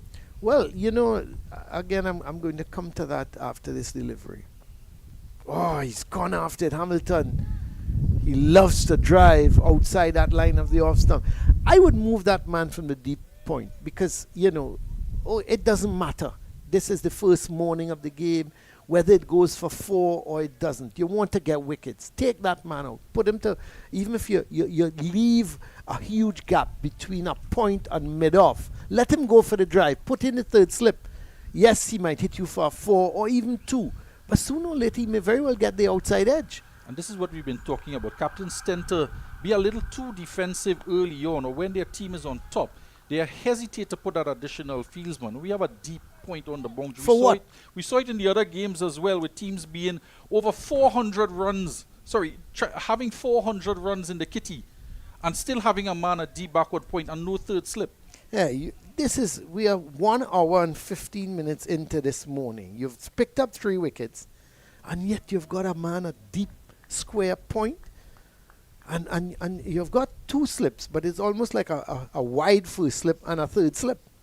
And you can see the shape that Look, Spring has been look at getting. where the ball goes. Straight through where a third slip would have been, down to the boundary for 4. It's just not making sense. The end of the over. So it's now the 50 is up because it's 53 for 3. Hamilton goes up to 18. I can't understand the reluctance of because they've still given away a 4. You're trying to save the 4 by having that deep man at point. But then you don't have a third slip. The ball is edge. It goes through the third slip, and it still goes for 4. So, well, take out the second slip now and put in the third man. If you're so considered about saving 4s, it's not. Right now, look at that. Where third slip would have been. You know, outside edge found, okay, it would not have been a catch. But you know what? The next one might have gone in the air. But at least you're going to stop the ball from going to the boundary. Because if that is so much your concern, then take the man out, put him a third man, and just save the boundaries. It's just not making sense to me. You expect, I could have forgiven it if it was 50 for none. I would have said, well, you know, they don't want them to get away too quickly or score too many runs. But it's 50, 49 for 3. 3 wickets, you were 18 for 3. You want to pounce on the opposition. You want to go. They're now putting in 3 slips. Well, that's it. Well, that's how it. It's Springer himself going into that third position, probably adamant to his captain. We need that third slip. But you must. Springer getting that outside edge again. And as we said, there's one thing you would hate as a fast bowler, to put those deliveries there that your captain is asking you to do, and you deliver, and then the man is not there to take the opportunity. Now, I'll show you what's happening here with Ryan John. He's replaced Tyson. Now, he's bowling with a 7-2 field. So he's got to go outside the line of the off stump. Because if he just goes offline and say go middle and leg stump, Louis can flick it down to, there's no fine leg. Well, so there's no protection down there, but you have the protection as a deep cover. You know, so poor Ryan John now can't even decide, let me take that ball middle stump and try to curl it away. Or what about the one coming back? You know, so you're still trying to protect the boundary, but you're making John now bowl to a 7-2 field. And it's twofold as well, because if he's getting that shape, just moving away outside the off stump, leaving the batsman, you want to give him that gap to try and go in search of runs there, and then you will extract that outside edge. If you put the fieldsman out there, then the batsman might be hesitant and say, there's a man out there, I'm not going to get runs. But if there is a gap there, and you want to entice that drive, you give him that gap to do that so that your 3 slips come into play. As well as with a 7-2 field, that man at square leg is on the left of the umpire. He's in front of square, and with the ball new as well, it tends to go finer. You want to have him behind square with a 7-2 field. It's just a little bit baffling, Colin. Billy, you're baffled? I'm upset. That's one of the disadvantages of commentary. I'm very upset because poor Ryan John is going wider and wider of the off stump. Now that ball, he carried it too full, but at least it was on the off stump. The two this is his third delivery of the over. The first two was really non-deliveries. They were wide of the off stump simply because of the field set here. He's going wide of the off stump, and all Mikhail Louis has to do is wait until he comes onto the stumps. And it's particularly disturbing because he started on that off stump line, middle and off, all through the morning in his 5-over spell from this end. And he held that line and got the opportunities outside the off stump of the batsman. Here it is. Here it is, you asking for him to produce that same thing, but you're not giving him the field for him to produce that and create that opportunity. And that wasn't a bad ball. It was pitched up, just slight movement. It was just on or around the off stump. So Louis had to play at it. They went through for a quick single. That's good running. And that is where he would want to be, on that off stump. And if he's getting a little movement, perhaps on off stump, middle and off. But you're right, you want to have the opportunity, give him the opportunity to start on that line and not wide of the off stump and waste deliveries, as it were.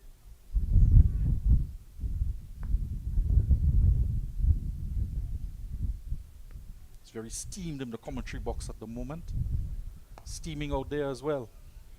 Yeah, why isn't there? Is the aircon on? Ruskin Mark has turned on the aircon, but he's turned down the temperature. So, you know, I don't understand. What's the sense of putting on the aircon and you're turning down the temperature? Well, he just had a cold beverage, Colin. Perhaps he had a cold beverage. I'm happy for him. I'm happy for him.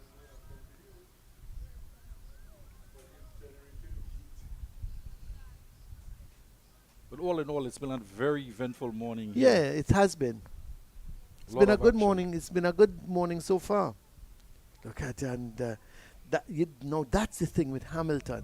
Unlike Louis, Hamilton is going to go after it. So still he should have been a little closer to the off stump. But the end of the over, 56 for 3. Louis is 24. He's really having a good season. Hamilton is on 18, 56 for 3. Hamilton, typical of wicket-keeping batsmen. They tend to be a little more aggressive. Of course, they come in that middle order, around 5 or 6. So Hamilton usually would think that he can go after deliveries like that, but with his team in this position, he just have to have that shot in check. Louis anchoring at the other end. Hamilton has had 250s this season, 70 and 77 very early on in the season. Got starts in the other game, but hasn't carried on. You want to make amends here. It's the last game in the round. It's the last game of the season. Well, the talk, just switching gears a little bit, Billy, the talk going around, Sunil Narine is having such a fantastic IPL season. They're now talking about him reconsidering and coming back into the West Indies team. He's declared in no uncertain terms to Samuel Badri that he's not coming back. Yeah. But he's just showing us glimpses of what he's capable of. Of course, with that 100 over 49 deliveries. Yeah, I think he's made up his mind that, I think everybody is talking to him. They have everybody talking to him. The only person who hasn't spoken to him yet is Ruskin Mark. But outside of that, everybody is hounding down poor Narine to say just come back for at least the T20 World Cup. We saw Andre Russell when Sunil hit. That's a brilliant shot. What a good shot. This guy can bat, He's got some talent. Definitely, and it will be very interesting to see when that time comes to make that decision for when the West Indies team travel to England, who is going to be in that squad. Well, he's putting his hand up. There's no doubt. I mean, if you're looking at a third opener, Craig Braffett he's there. So you're looking for two other openers, I would think, on tour. So Chandapal hasn't had a great regional tournament. This guy, leading run scorer, he must be on the plane as far as I'm concerned. Forget now whether he has the right technique. you just have to look, on his performance, and you cannot not take a gentleman like this who has been in tremendous form. Well, his performance has complemented his technique. He's looked so solid in every game he's played. As an opening batsman, he shows good temperament as well and wants to turn that strike over. He's, of course, this year's experience under his belt. Of course, talking going to England, you want to have experienced men at the top of the order. But certainly he's put his hand up. And it's a good headache for the selectors. Surely I agree with you as well. He'd want to go on, catch that flight to England. Oh, he should be on the plane. Brathwaite, Louis, and one other opener. And then you've got the middle order batting. I think Carty has put his hand up. And then you've got to think of the guys now. Graves is suddenly run into a bad patch. Had an awful game against Barbados and then failing today as well. He had 3 good scores. Yeah, I tell you, before the Barbados Pride game, he was averaging 82. Now, he was only played, I think, 3 games, but he was averaging 82 and batting very well. But the Barbados Pride game, he fell for two innings that really and truly he got, I think, 1 in the first innings and 6 in the second or something like that. And he really, and then coming today and getting naught, but you have to take him. I would think You're just building on the experience. the Australia. Certainly one Hodge exactly. as well. Hodge is another one that you'll probably have Hodge to has take. had 158 in 1 innings. Yeah, but outside of that, he hasn't really scored. But again, you cannot not carry him. I would think you got to build on that. Similar to Athenes as well. He's had a good start. He's Mackenzie. been up and down this season. Mackenzie as well. He's. I'm a little disappointed in his returns. But again, you see the potential there. They have that experience. Runs for Louis. That could very well. It's not going to get to the boundary. I don't think. I think they'll cut it off. They will, but they're going to come back for 3. That's good running. We've been focused on some of the scores this season. We see Springer bowling with a 7-2 field. There's a man at deep mid-wicket on the boundary and a mid-on in that over. Very curious field positioning. 7-2 field. Yeah, so 60 for 3 now. Louis is on 31. Hamilton on 18. 63 for 3 at the end of the over. So for Springer, he's completed 4 overs, none for 22. And I would think they've given Tyson a little bit of a breather. Are they going to then put him back on at that Brian Lara Pavilion end? Or are they going to be thinking of spin? They could very well be thinking of some kind of spin. There's Hodge, there's Cyrus.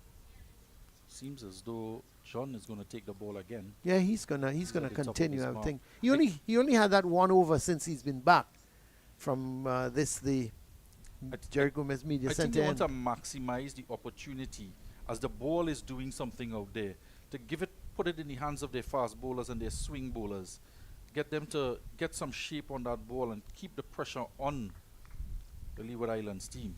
Yeah, they would ideally they need to break this partnership before lunch, and they would love to get the wicket of Mikhail Louis. Well, that 3rd slip is in place now. John back on the ball. Opportunity going a bag into a vacant 3rd slip position. That's well played. Louis is thinking of the single, but would have been suicidal. Don't think Hamilton was looking for it. Hamilton just doing some stretches there at the non-striker end. He would have to somewhat curb his enthusiasm with just about 30 minutes to the lunch break. He doesn't know how to do that, Billy. I'm sorry. Wicket Yeah, keepers he don't. doesn't. Hamilton knows he plays one way, and he's an attacking kind of batsman. He doesn't care whether it's 25 minutes to lunch or 5 minutes to lunch. He knows he plays one way. As we saw in the last over when he had this big, expansive drive outside the line of the off stump to John. Big heave-ho, as it were. That came back, didn't it? Yeah.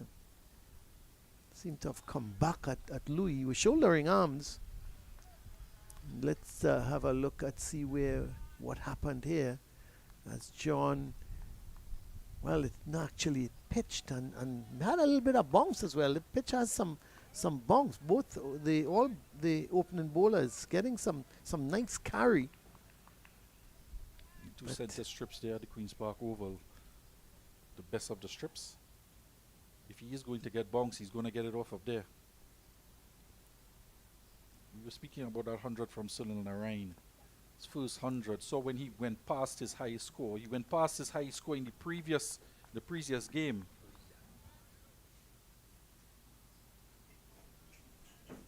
Let me read what this man is giving me here. For the last 12 months, Powell, that's the skipper, Rothman Powell, he's been whispering in Narain's ears, but he's blocked out everyone. Powell said when asked about trying to convince Narain to reverse his decision, I've asked Pollard, Bravo, Puran, hopefully before they select the team they can crack his code. So that's a quote from Rothman Powell. I was about to make mention of it, but they... Oh, they're going to go through for a quick run. That's good cricket on their part. No one came for the ball. And let's have a look at that. Did it come back at Louis? John is bowling really well. Yeah, it's sort of angled into him. Hitting him high up. No chance of being given out. He's a tall man as well. Both batsmen in a wide awake club there. Everybody was appealing, hands up in the air. And Louis just looked down at the non-striker Hamilton and said, do you want it? And they ran through very comfortably in the end. The thing is, what I like about this partnership so far as well, they're looking to get every run, every possible run. And they're looking to get it, which is important. The boundaries are not coming. You lose early wickets. You want to try and rotate that strike. Something we've not seen too often in West Indies cricket from opening pairs and the top order. But these two here are very keen to do that. We saw in the other games as well, batsmen eager to get. And maybe that's why we've seen such high totals, because the batsmen have been amassing, turning over the strike and getting those singles as much as possible. Yeah, we saw when Sunil Narain went past his new high score. He got his high score in a previous game in IPL this season. I remember him being interviewed about it, and he said the one thing that he promised his father to concentrate on his batting and make 100. I don't know if you know, Sunil Narain, when he first came to the Oval as a youngster, he came as an opening batsman and a medium pacer. Yes, I remember being in the Oval there with Julian and Andre Lawrence sitting there, and they were discussing this young man, Sunil Narain, saying that he seems to be very interesting and definitely has a future. Well, ended the over 64 for 3. Yeah, he's... and the thing is, his parents were always with him, his mother and father. No matter where he was playing and who he was playing against, they were his biggest supporters. Fortunately, his dad passed away. And but he's always been handy, let me put it like that, with the bat. But this season he's really come good in the IPL.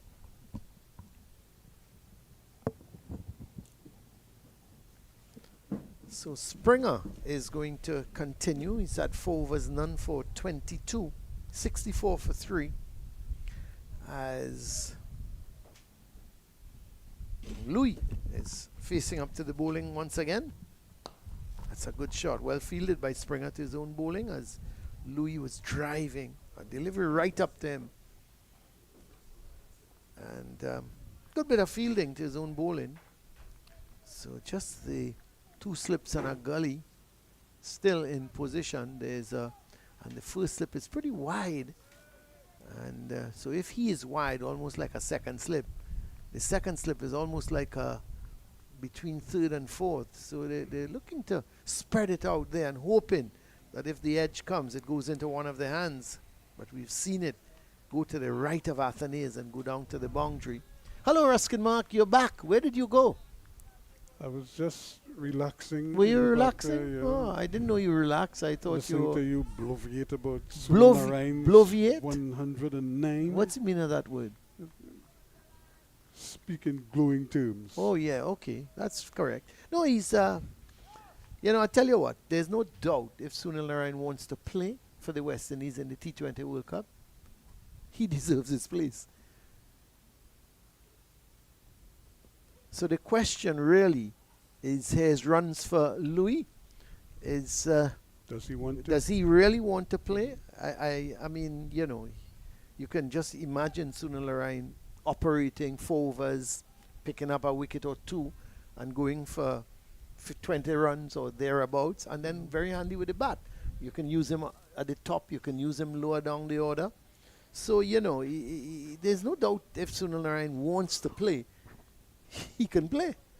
And he very well deserves his selection. He's fit, But he hasn't really played for the West Indies. No, he for a hasn't long played time. for ages. Yeah.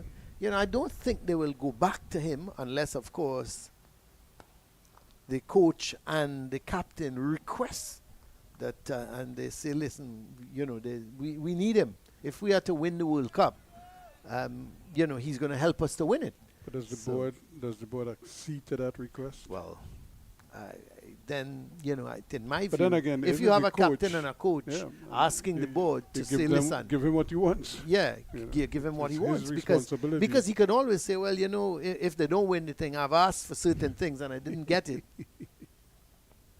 Yeah, and but he's very adamant. He stopped playing for Trinidad as well, the Red Force, Yes, in yeah. the white ball Yeah. game in the format. But of course, that was the 50 over. Mm-hmm. So it would the 20 over don't take as much out of you in terms of your performance. But it was never and the thing. never really said why he just opted out of international cricket, because Yeah, I think it was yeah. just sort of hanging there. He wasn't Yeah. retired, but he just wasn't playing. He wasn't making himself available for selection. It's an easy single to end the over from Louis. So he continues to bat well here. He's on 35, 67 for 3. Yeah, I think, the people sometimes don't understand.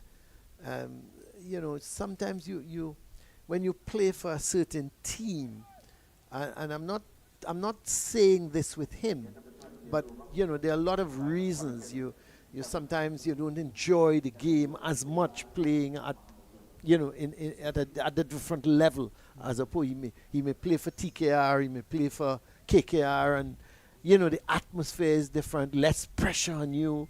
Whether you win or you lose, it doesn't matter, except of course the owners and the fans. But I think playing for the West Indies and the expectation is so much different, not only from the fans, but from the board and that type of thing. But Colin, You that is, any youngster, that's the dream, to play for the West for Indies. sure. But But he's done it. yeah, So there's no longer a dream as far as he's concerned. I think the only thing he's left now, is to probably win a World Cup medal. That's the outside edge. That's going to run away for 4. So John continues to find the edge of the bat. He really is bowling well. He's taking it up to the batters and just getting it to move away. that's a 50 partnership between these two. Yep, 71 for 3. So the partnership has now gone to 53. They came together with the Hurricanes tottering 18 for 3, and you had to say, well, another wicket. And when you look at the batting lineup for the Leewards, the batting lineup, for the Leewards, there was have not, no there was Cornwall. very, They have no there's Cornwall no in the back end. Cornwall. Hayden Walsh Jr. got a good score in the last game. Louis, the two Louis. Yeah, you have. Oh, that's a beauty. That pitched and cut away from the outside edge, and that was just too good for Louis to play at it. Yeah, there's Jeremiah Louis. So there's not very much. There's Jewel Andrew, to come. So there's Jewel Andrew. There's Hayden Walsh Jr. And outside of that, there's not very much left. So you would have thought another wicket would have brought young Andrew to the crease. That's why you felt Athens missed a trick there when you didn't put that third slip in. It was just so ironic. I was just pointing that out, that you really need, because we could see him, leaving the outside edge, and chances are he would hit it at some point. It's another one, a good delivery. Get the outer part of the bat.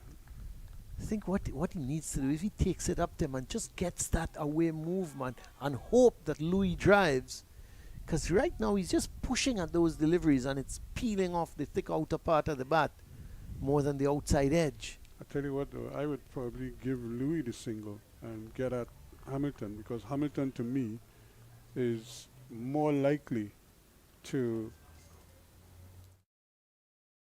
Oh, they're saying that's Miles Bascom, the director of West Indies. Cricket, looking on. I suppose pretty soon you'll go and join him there, Colin. And what purpose would I serve? If you could tell me the purpose I would serve, then I would tell you to buy a drink. You would lend a supporting ear. No, thank you. I don't. To hear what his plans are. With Sunil Narayan, among other things. Well, listen. At the end of the day, it will be Sunil Narayan's decision. If he makes himself available, I can't see the West Indies selectors saying no. See more spectators. You counting them, Ruskin. Yep. You're so happy. 2 by 2. You're so happy. You're so happy when you see these spectators looking on. Because you're growing accustomed to it, so you're sad when you don't see it. Just kept it a little bit low, but a quick adjustment. So you would give Louis the signal to get at Hamilton? Yep. Because I just feel that Hamilton is more likely to chase after. Yeah, you're probably right. You're probably right. But I have a problem giving a single to a batsman just like that, unless of course you're with the tail, But I would like to see Tyson get another couple of overs. He's had a long rest. He's only bowled 6 overs for the day. He bowled 5 on the trot, and then 1, and then came back and bowled 1 at the top end. And then that was it. Yep. Here's Louis reaching at that. Yep. So you're gonna get 1. They'll get a second run, and quite comfortably at that too. Not much Solozano could do about it. That was another good ball, because he had Louis reaching for it, and it could so easily have peeled off the outside edge. Really a good over again. Yeah. What, 4 and 2, 6 runs coming from it? 73 for 3. Yeah, it's a good over from Louis. He continues to bowl well, and this is a good recovery. I mean, there's still a long way to go, but this is the start of something really promising here for the Leeward Islands. This is more like what they were hoping for when they wanted to toss an up to bat first. Well, I would have thought they would have still think they've lost a wicket too much. Yep. And you want to try to consolidate your position as much as possible. And if these two can see through lunch, and then a little after lunch, and then because they both can score fairly quickly. So take their time, kind of play themselves back in after the break, and then try to kick on from there. It may still turn out to be a good decision to bat first, but they need to apply themselves here. That's a good shot. That's a Beautifully wonderful shot. Pitched up by Springer. He's not getting the movement now that he had gone. Well, 1 that John is getting, and 2 that he got early on. He was moving that ball a bit away from the right-hander, and he's been unable to do that now. But that's a general idea of where he wants to pitch the ball. Yeah. If anything, he can probably just take it back a foot or 2, and Hamilton will probably still play that same big booming drive because he's so inclined. So if I was in the slip, I would be like, keeping your hands warm. Warm, yep. Because there's always the possibility that the ball is going to come your way, especially with a batsman like Hamilton, who gives the bowler a bit of a chance. Especially because he likes to drive, and when he drives, he goes hard at the ball. So you're always in play at slip. And the other thing, Colin, and I don't remember if I've ever asked you this before. When you feel at slip, what do you look? You look at the ball or you look at the bat? Well, that's a good question.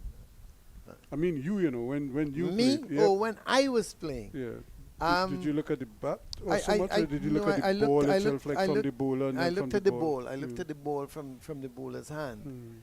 I was never into. Funnily enough, I can't remember myself fielding Colin, at look, the slip. Maxis came back. So I wonder if the tourists are coming back for another Why are you so interested in for the another tourists? go around. Another batch, Maybe they Ruskin. asked to come back here, you know, To do what? to take pictures with Oh, Colin Murray. Oh, I see.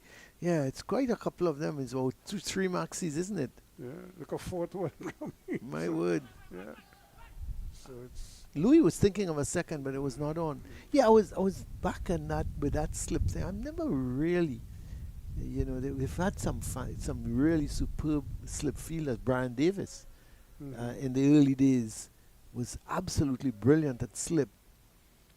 And Clive Lloyd, who was started at cover, yeah, but was became a good slipper. cat-like at cover, then had knee problems and went into the slip region. So And Viv as well. Mr. Viv was super. I am really, Ruskin Mark. I told Billy that I'm upset. Could you give me a word after upset? You're livid right now. I'm livid. I like that. I'm livid. I mean, how many times is this ball going to go through the And slip here comes the region? tourists. You're studying tourists. They don't know about slip and outside edge. I mean, what is Windward Islands anyway? I don't know what they're thinking. I really don't. I wish somebody could give me an idea. That the field for him has to be 3 slips. Must be. Yeah. I mean, what is this?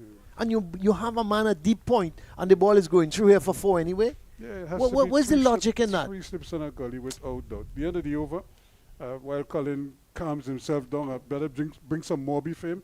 It's 82 for 3. I mean, it's ridiculous. That's the only way I can describe it. Because you have the opposition 3 wickets down. The ball is still seaming about. You're getting the outside edge. And you're continuing with just 2 slips. And the ball is just running. But you have a man at deep point saving what? In case he brings up the ball and he drives, well, good luck. So when the ball That's what comes you off want the him to outside, do, the ball yeah. comes off the outside edge, but you only have 2 slips. And it's flying through where a 3rd slip would be. What nonsense. Daryl Cyrus is going to get his first bowl of the morning. And I was just making that point about the slips will be in play. And if I was a slipper, I'd be like rubbing my hands together here, keeping them warm, because you could just see it, that the way the batsmen are playing, and then the tendency of the batsmen, because you have to understand what batsmen are trying to do and what they're more inclined to do when they're batting. And so sooner or later that ball is going to be flying coming to the slip region, and you're in play there. So you certainly want to be ready. Unfortunately, they were a little bit thin in the slip region, not in terms of size, just in terms of the numbers. That's pitching and hitting, rushing onto that leg, but starting outside leg stump. And despite Collins' chagrin, the spectators are in fact coming back and getting themselves seated. They've got to be careful where they're walking. That's well bowled. I know. I think somebody just needs to direct them how to get to the stands. But of course, most spectators would want to be as close to the field as possible. Yeah, I suppose so. They've gone into the stands. Ralphie's leading an entourage. A little bit of a paddle sweep there, that striking the pads. So just a couple of the spectators actually coming to the fore and actually going to enter the stands, but from the actual, let's say from the cycle track area. But they certainly probably looking for it. He tried it once before. This time he's getting the boundary. That's well played by Hamilton. He just helped it. Didn't try to hit it too hard, but he just helped it as the ball was pitching outside of his legs, and able to cash in on this occasion. He missed out the last time, but not this time. So Cyrus just a little bit off on this occasion. Cyrus just trying to get his line going here. Just maybe may get another over after this one just before the luncheon interval. Still, he's too short and he's too quick. That 2-wicket run down the hill. It's a long chase there. The ball is going to roll into the boundary at fine leg, well ahead of the deep square leg. And that's 4 more to Hamilton.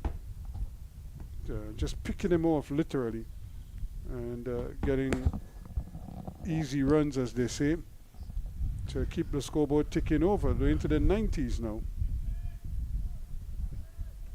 Yeah, there's some cruise ship in town, Ruskin. So they've come to the Oval just to have a look, take some pictures, and they're lucky a cricket match is going on as well. Yep. That's well bowled, and they're going to jog another comfortable single. You know, despite losing 3 wickets, the end of the over 91 for 3. So despite losing They've 3 kept wickets, the scoring rate is pretty good. We've got 5 minutes to go at 91 for 3. So it's been a pretty good morning in terms of run scoring.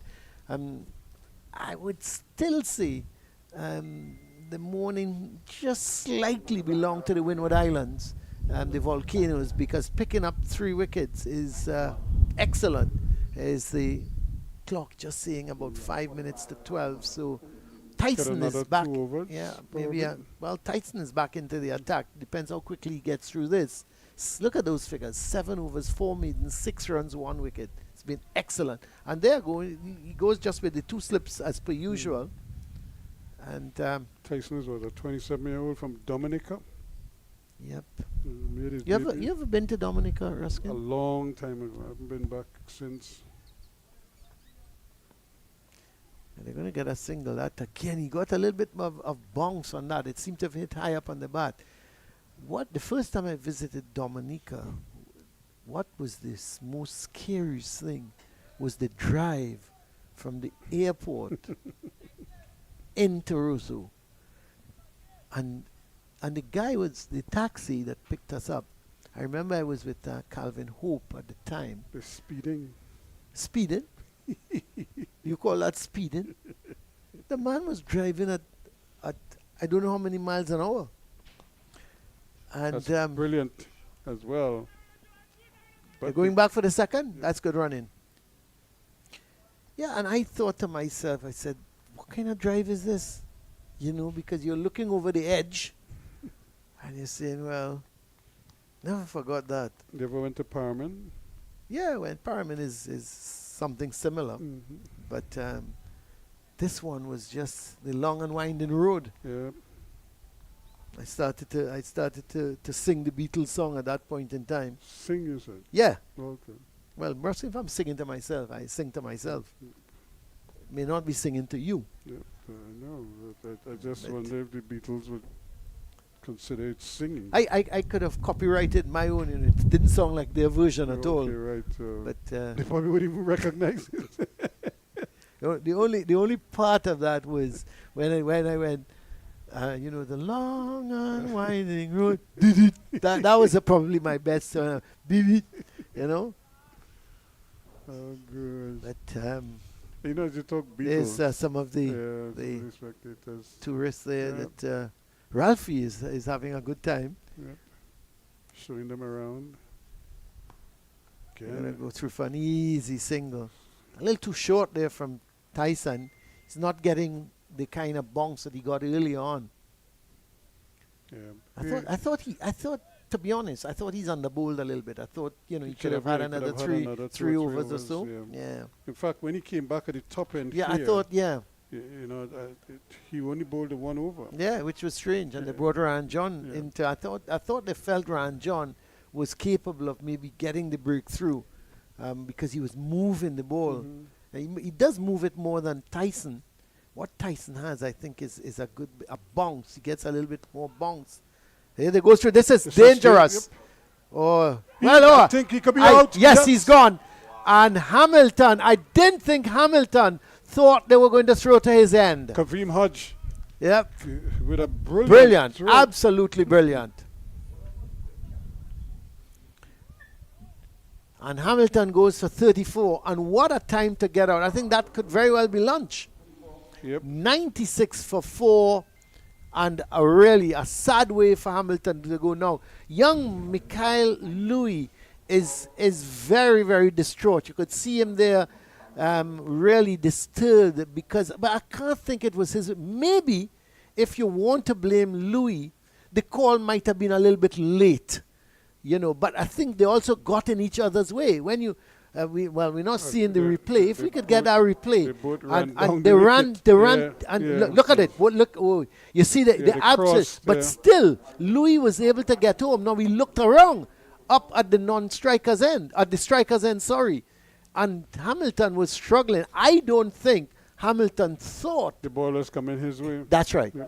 And he may have just decided, he may have just slightly let down the handbrakes rather than going at full tilt. But brilliant from Hodge. What a breakthrough. And what a breakthrough to get on the stroke of lunch. 96 for 4. And you would have thought the Windward Islands, the Leeward Islands, the Hurricanes would have gone in at around 96, 97 for 3. And you still would have felt, well, the Windward Islands slightly ahead. Now, you have to say the morning has belonged to the Windward Volcanoes because they picked up 4 wickets and they picked up 4 crucial wickets. The real batting pair will be at the crease after lunch in Jewel Andrew and Louis. And after that, you've got the all-rounders and then you've got the bowlers. So you have to say the Windward Islands at this point in time, they're on top. Yeah, they certainly have. When you can take 4 wickets in the first session of play after you lost the toss and the opponents opted to bat, and then you could remove the top 3 with 18 on the board and then get a 4th just on the stroke of lunch at 96 for 4 now. It certainly is a good feeling. The lunch is going to taste a little bit better for the Windward Islands. I'm not too sure how it's going to go down with the Leewards. And sadly, the spectators are leaving Fulham because just as they came in, they probably got an over or less, and the innings, the session rather, has ended. But I'm sure they would probably still like the whole idea of the ambience at the Queen's Park Oval, that they could tick that off their little bucket list, that they got to see action at the Queen's Park Oval. So while the players get an opportunity to regroup and get something to eat, we too will take a break and we'll come back after lunch. 96 for 4 it is, with Louis not out on 48, but I'm sure he must be very distraught right now because his partner Jamal Hamilton, who was batting so well with him, he was unfortunately run out from a brilliant throw from Kavim Hodge. He has run out for 34 on the stroke of lunch. They lost Kieran Paul for 7 and Casey McCarthy as well as Justin Graves on no score.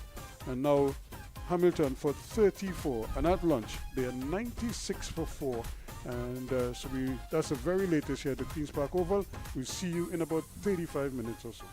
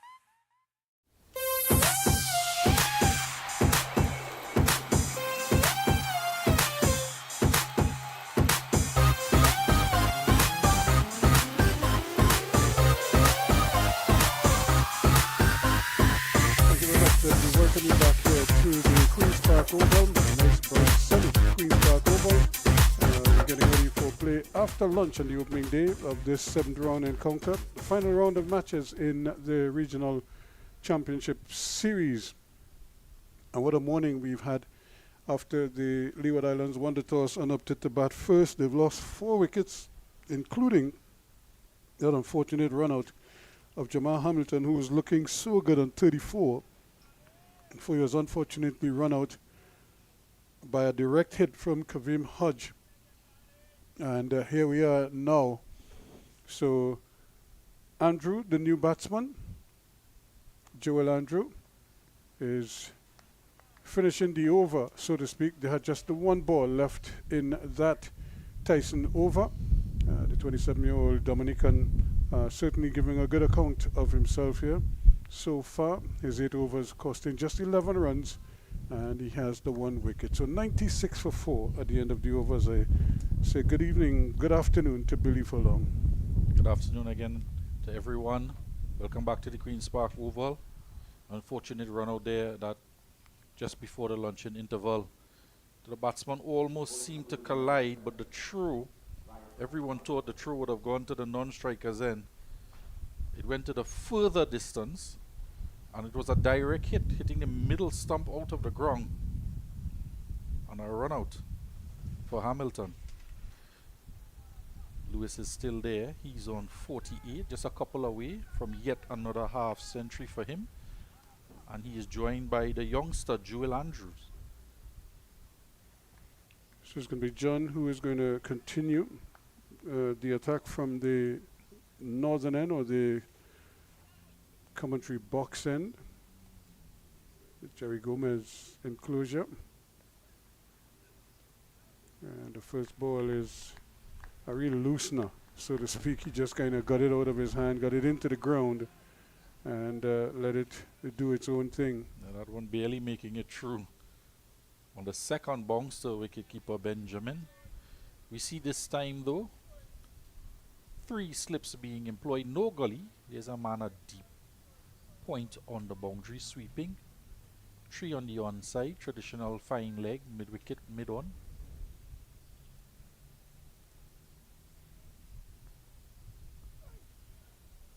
So they do have the 3 slips, which is what we've been clamoring for all morning, and it wouldn't hurt even if they opted for the gully, but they're so intent on trying to limit the runs that they've pulled the man from gully and put him just to a cover position.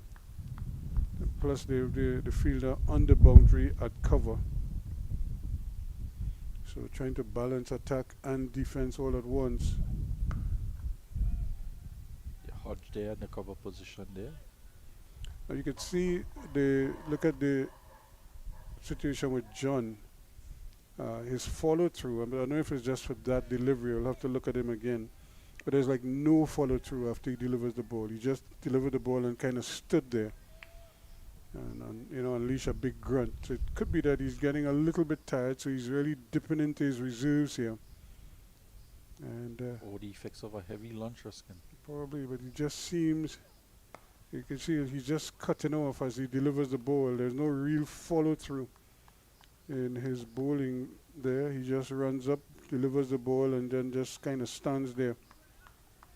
I think he had 3 spells before lunch. 10 overs already delivered by him.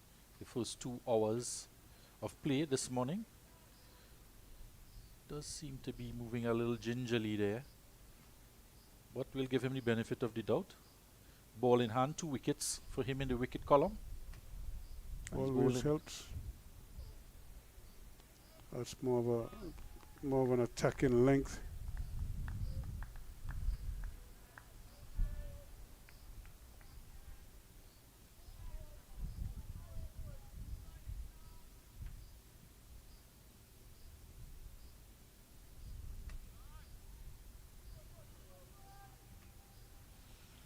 Some of the other games, we saw early wickets falling as well. At CC game, 5 CCC game versus Guyana. 5 wickets going down in the morning session. for 62 runs, I believe. That's a change up delivery. Yeah, I forget if wickets are going to fall, it makes for an interesting life. It's the end of the over. At the end of it, a maiden over, 96 for 4 at the end of it. The other game, Barbados versus the West Indies Academy. Barbados batting there. 79 for 3, losing 3 early wickets as well. Captain gone this time early for 2 cheaply. McCaskey gone as well for 2. Those are 2 key wickets for Barbados, but they're so loaded. You know, they find people to put their hands up and you know, aid in the recovery. Just looking through the scorecard there for Barbados. I'm just looking for the name of Ruston Chase. Doesn't seem to be there. That's a good shot. That's going to be 4 runs. The man at a deep cover point can't get around. Never really had a chance of getting around. He was too short there, Tyson. And just standing up and punching it down to third man to get on the way there is Andrew. No, when we saw him play last week, he looked very comfortable, very aggressive as well. 100 on the board, 100 for 4. Nice way to bring up the 100 as well. 26 overs and 1 ball. So they're going at a good rate despite losing those 4 wickets. Yeah, he is having a go, not afraid. This young man, he's a very keen stroke maker. Likes to get on with things, but he was flirting with danger outside that off stump there. Might just want to curb his enthusiasm just that bit. He's just starting back after lunch, new to the crease. He wants to be in it here for the long haul. It's 4 wickets down. He has a repair job to do. Raheem Cornwall now going to partake in some lunch. That's another lift-in delivery that, again, Tyson just has the ability at times to get the ball to really take off.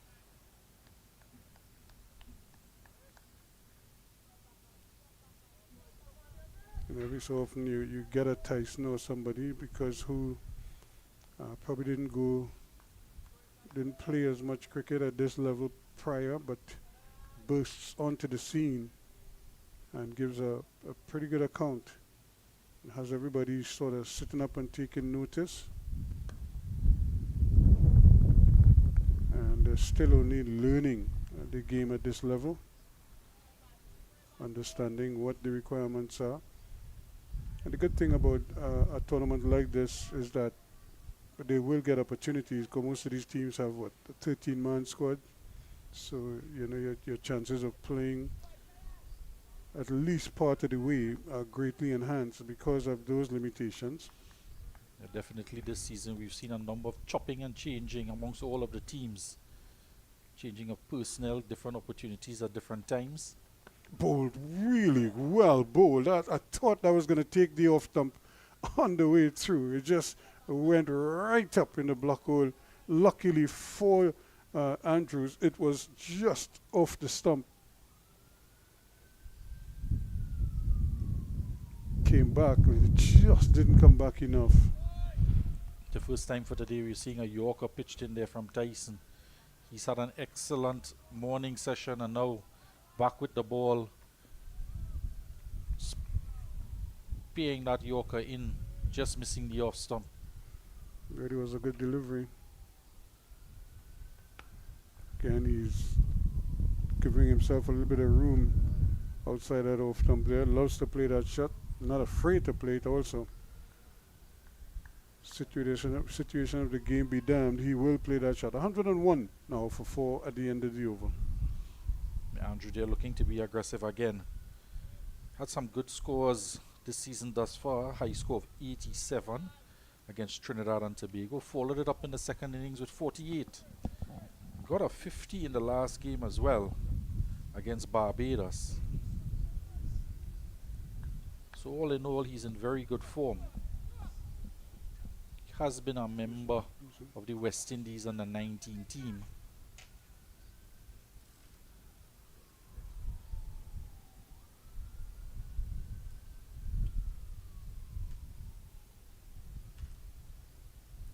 West Indies under 19 team that competed in the last World Cup. He impressed a lot there. He's impressing again this season, doing it for the Leeward Islands. He'll face up now to John. Again, just a little bit offline. But Joel again just helping himself. Looking very comfortable, apart from one loose shot outside the off stump to a wide delivery. Tried to cut it away. Didn't manage to get any bat on it. Brings the man of the moment, Mikael Lewis, on strike. He's on 48. Looking to notch up another half century in this year's competition.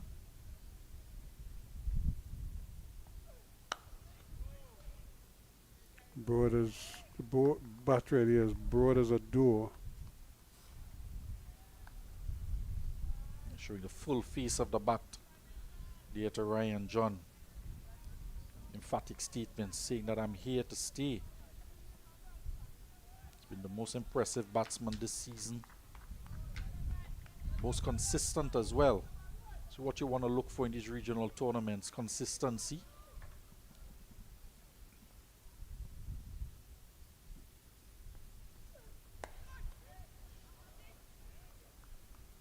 Just had to feel for that, reach for that one a little bit. Didn't really hit it as well as he would like. Yeah, John starting a little slow in his first over, warming up to the task here. We'll have another look at that one there. We have seen Lewis in this innings tend to reach sometimes for that ball outside the off stump. Could well left that one alone, but decided to try and pierce that offside field. Struck on the right hand this time, a rising delivery, short of a length, looking to get forward, and that ball just springing up on him as it's done this morning on a few occasions, rising up, striking him on the fingertips. Yeah, we've seen a couple deliveries jump at the batsman. See the physio just walking out, just having a look to see if he requires any treatment. His glove is off.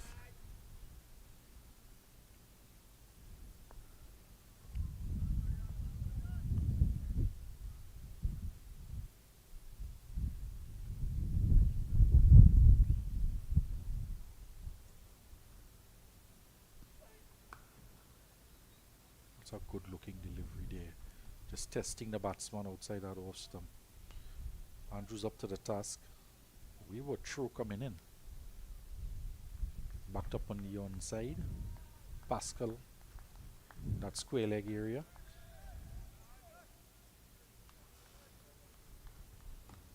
Lewis back on strike. He's on 49. Puts his glove back on. We'll just see if he's in any discomfort with that right hand.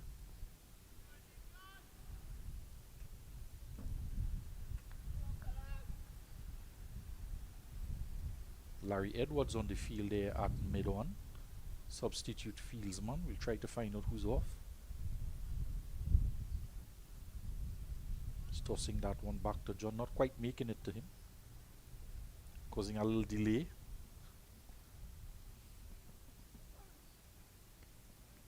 Seemed to miss his run up there a little bit, but then still went through with the delivery. And you could just hear the big for the effort after a delivery. The over comes to an end. It's 104 for 4. So we have a look at what's yet to come. Archibald has been in the run somewhat for the Leeward Islands. For tail-end batsman. He's had a couple starts. Low 20s and 30s. Jeremiah Lewis could well come in ahead of him.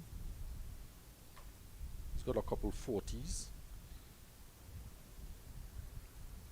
Be looking for the tail to wag when it's their turn to bat. Just 104 runs up for the Leeward Islands, deciding on winning the toss, deciding to have a bat. Not quite the start they would have wanted. The Windward Islands pegging them back very early on. 2 quick wickets. That of Carty and Powell, followed by Graves. Graves and Carty going for no score. Boot falling to Ryan John. You see there, Lewis is receiving some treatment to that right hand. He was struck on it in the last over. Ball that just reared up off a good length by Ryan John. Got the treatment now. Springer will resume from the pavilion end. That's a delivery that struck him on the hand earlier. Needing the little attention from the physio.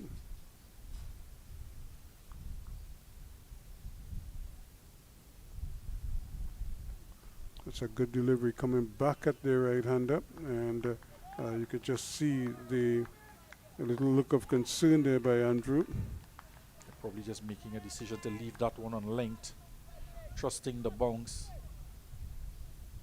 A little bit behind the ovary, 27 overs bowled, just 10 minutes after the luncheon period, just a couple overs behind. That delay for Michael Lewis not taking up much time. The umpires just want to keep an eye on it.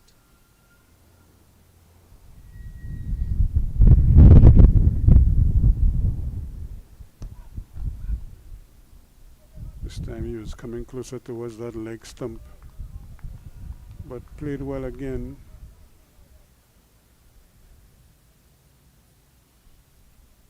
Young Andrew, 17 years of age. Featuring in this tournament, we have another teenager, Zishan Motara, 17 years of age as well. Good to see the youngsters getting an opportunity at the highest level in regional cricket. Making the most of it as well.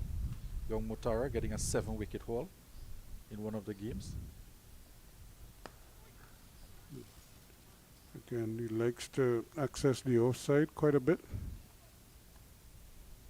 That's a shot we saw a lot of in the World Cup. Andrew.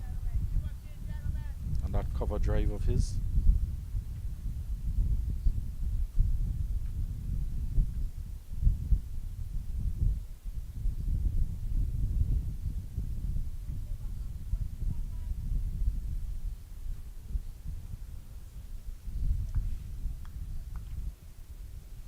But this is the man here now, all attention on him. He's one away from another half century.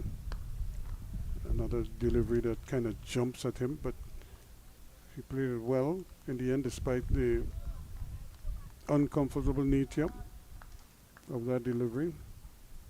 Kavim Hachu executed a brilliant run out just before lunch. Picked it up and in one motion had the stumps down at the striker's end. Might just be the one man you don't want to take a quick single to in the Windward's outfit. Very energetic in the field, Kavim Hodge. And there's the bouncer again, getting good height. Just going past the smellers there. Just keeping Michael Lewis honest. He's probably just looking to get a quick single and get to that 50. Tyson just pushing him back on the back foot, making him wait just that much longer. But he has shown good temperament in all his innings for the season so far. This last game, round 7, he'd want to finish it off with a bang. Solidify any chance that he might have been selected for West Indies. It's a good delivery to end that over, and at the end of it, it's 105 for 4. So Springer with the ball at the start of that over, but he didn't actually get on. He's been bowling from that end. Tyson bowling another over. Both bowlers putting in the work this morning. 3 wickets to the pair of opening bowlers. And for the most part, they've held a solid line and length on or about that off stump, getting that ball to both swing and seam, picking up key wickets in the Leeward Islands batting, digging away at their strength.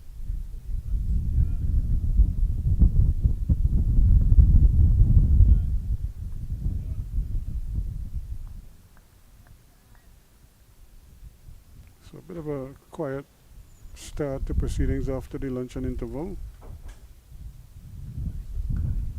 And they're going to get another comfortable single.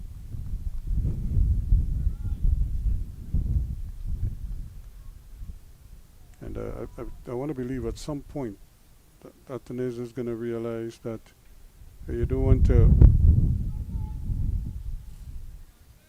just be allowing Joel to just open the face all the time and just get off strike without having to face, 3 or 4, 5 deliveries from John.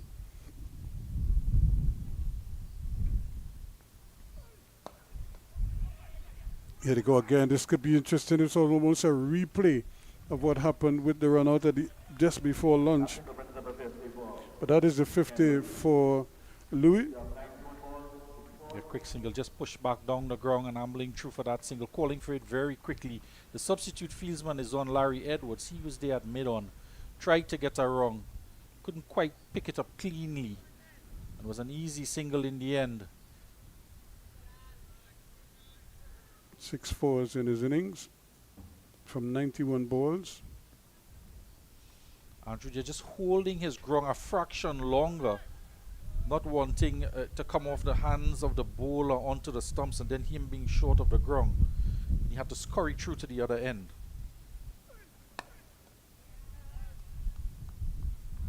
Again, probing all the time there is Ryan John. It's an unfortunate way to be dismissed. A ball driven straight back, comes off the bowler hand and you found yourself backing up too much.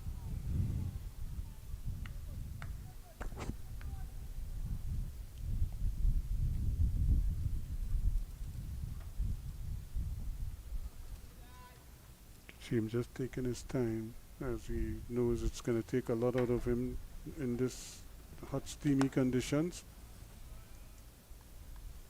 A good looking shot there, pushing it out to that substitute fieldsman, undriven. John, a couple deliveries in this over, just angling more onto that middle and leg line, probably trying to get a little bit of movement away from the batsman, starting it on the stumps. Hasn't got anything thus far.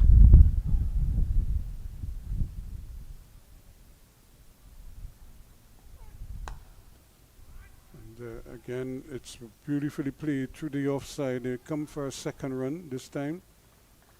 That clearly is the favourite shot of Joel Andrew, that cover drive, getting onto that front foot, nice high elbow, timing it off the middle of the bat, finding the gap there. Easy runs on offer, managed to turn that 1 into 2. I'd really like to see them bring the man at deep point, bring him in to a regular point position. He can't prevent the 2, and he's out there to prevent the 4, but we saw chances going through the slip. That gap in the slip is plugged now, but he's still offering 2 easy runs out in the offside. It went just a little bit shorter there for Andrew. Trying to find that gap there again in the cover, the end of the over. That over saw Mikael Lewis bringing up another 50 for him.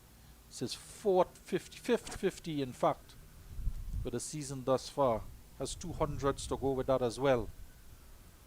They're going to need him to kick on here and probably get another 100. That will certainly be the order of the day for Leeward Islands, who opted to bat first, would want to see their premier opener, the man most in form, to capitalize on this 50. Had a chance that went through a third slip area. There was nobody there at the time. He's making the most of that opportunity. It would have been a nice, comfortable height catch for a third slip. Would have been just reward for the fast bowlers as well, who have plugged away at that line and length. It flew into that area there.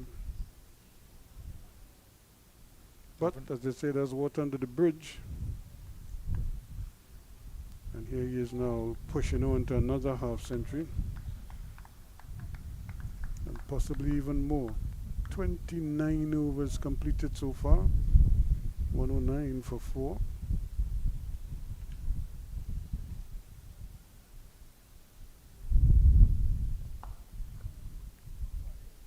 Bit of bounce there again for Tyson.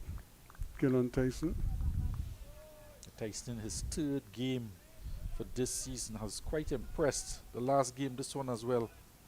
5 wickets in his last game. And he's bang on target here again. Yeah, warming to his tasks just that very well. Just that little adoption of the basics. Not trying to do anything out of the ordinary other than what he's used to doing. Oh, that's another beauty there. A little bit of pace on that one. And Louis was driving away outside the off stump. Lucky to not get a touch. Perhaps losing a bit of concentration there, just getting to his 50. This one pitched up a little hint of a movement away from the bat. Had a big booming off drive there. Luckily, didn't find the edge. Luckily for him, there is Ambrose and Atenes there. 2 slips and a gully. Would have gobbled that chance up.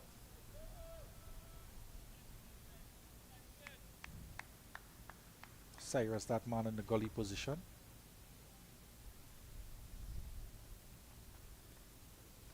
He's more of a 4th slip position, Ruskin, than a gully. There is a gap between the 2nd slip and him, but looks more to me like a 4th slip position. Yeah, it is. He could be a step closer to the 2nd slip if he wanted to, but already we have the 1st slip is wide. So that pushes the 2nd slip a little bit wider. And then there's an even wider gap there before we end up with the man at 4th slip, Cyrus, who may come into bowl in a little bit. And, a gift there, but can't put it away. Excellent bit of fielding. Ball seems to be following that substitute fielder around Larry Edwards. Was at mid-on in the previous over, had to do some fielding. Here he is at cover again. Falling down to his right, getting both hands to the ball. Good bit of fielding there from him. That ball gotten past him, it would have surely been 4. That was hit hard enough, and no run resulting. It's almost like a gift to him when you bowl on his legs, because he's into that position so easily and so quickly. Has that slightly open stance and seems to pick up anything going down the leg side very quickly. He's already in that position with that open stance. Just to tuck it around the corner. A lot of acreage out there. Just a single this time. Man going back on the square leg boundary. Just 3/4 away. Put Joel Andrews on strike. He bowled a good bumper, but he bowled it to Louis, the taller of the 2 batsmen.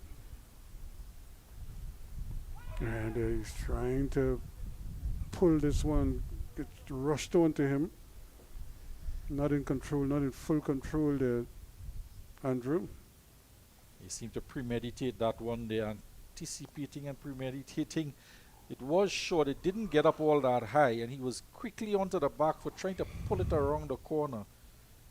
Trying to beat that man out at the deep square leg boundary. It's 110 it is for 4. And we're going to have a bowling change. Just as we suspected. Cyrus is going to come back into the attack.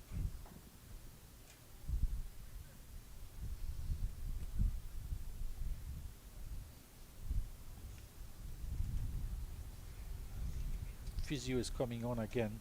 Andrews just struck high up on the thigh, it would seem, in that last delivery. Some work here for the physio to do.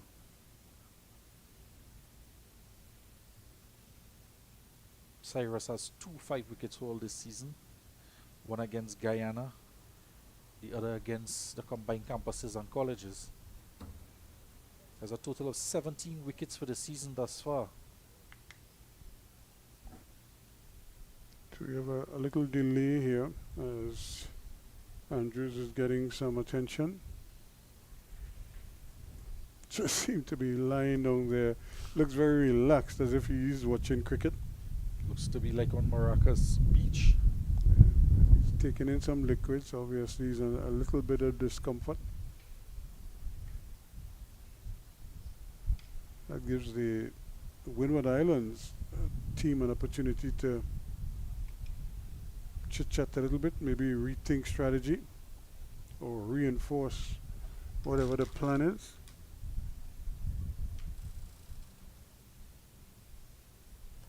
Under the watchful eyes of the umpire as well.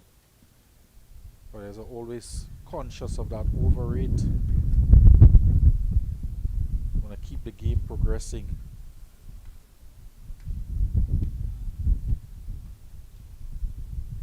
That's the general idea, to ensure that there's minimal time wasting, even though we don't have a crowd per se.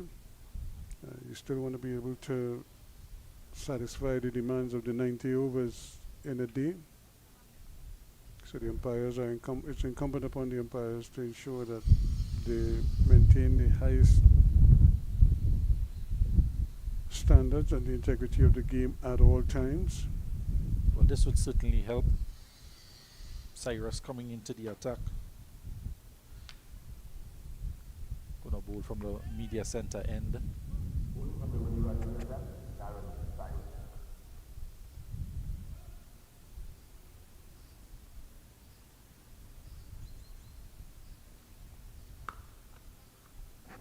Quicker delivery, but short.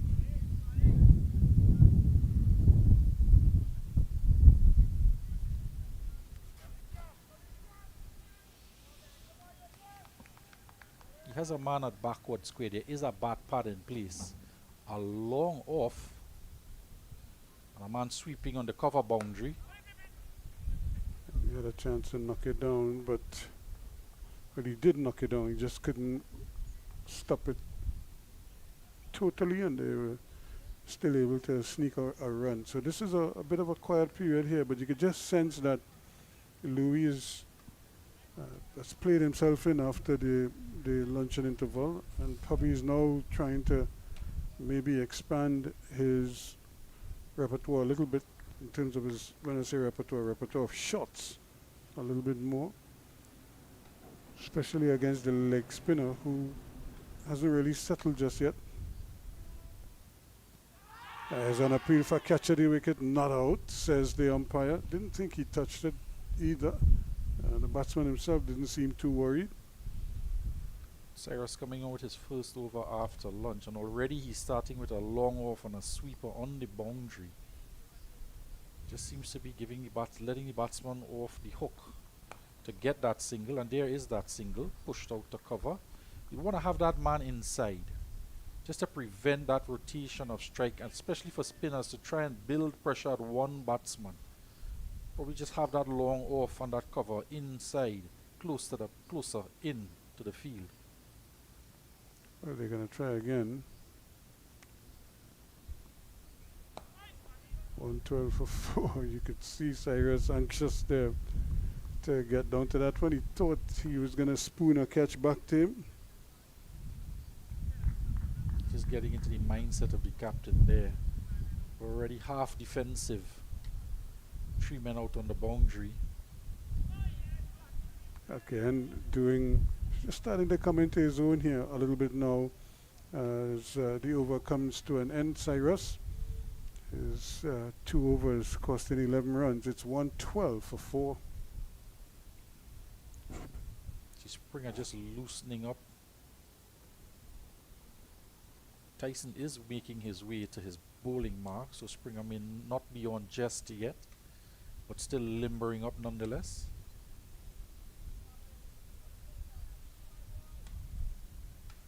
So the West Indies Championships nicely poised, and it's really about which team can hold their nerve here the longest. What a wonderful way to spend your Wednesday afternoon at the cricket.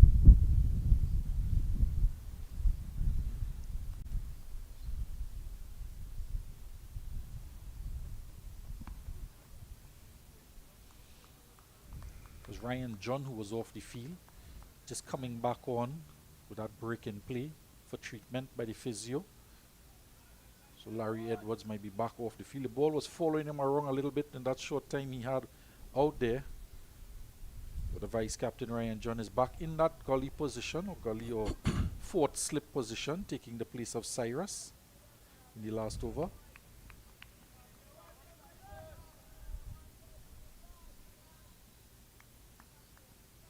They're persistent with the fielder out in the deep point. There they go again for the quick single, and again it's a throw at the striker's end, but Andrews quickly up to that point. He had to hurry there. Springer was quick-tated. It was to his left, so he had to run around, angle his body to get the throw in. Throw was a bit high back to the keeper's end. Would have been interesting if that was on target, but Andrews did have to hurry there. It would have worked in his favor too, even if it was close to the stumps. The keeper wasn't up there at that point. It all happened so quickly. Couldn't even get up there. First option always being to throw the stumps down these days. And it's really just a gift of a single almost every time. They thought about two, but decided against it in the end. And a good decision too. Jeremy Solozano was closing in.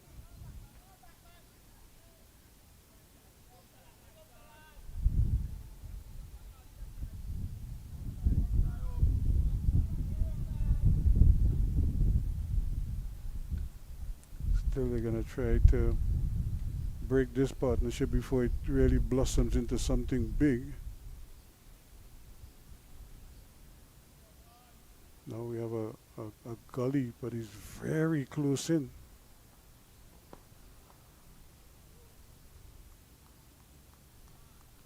And there's Athenes himself, who's gone into that short gully position.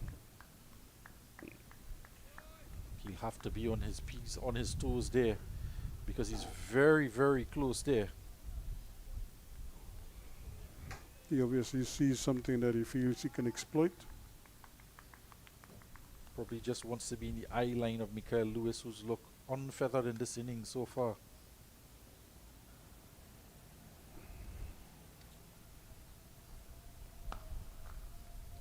Again, accessing the offside very well, and he's actually forcing Louis to come back for a third run. He was almost completing his...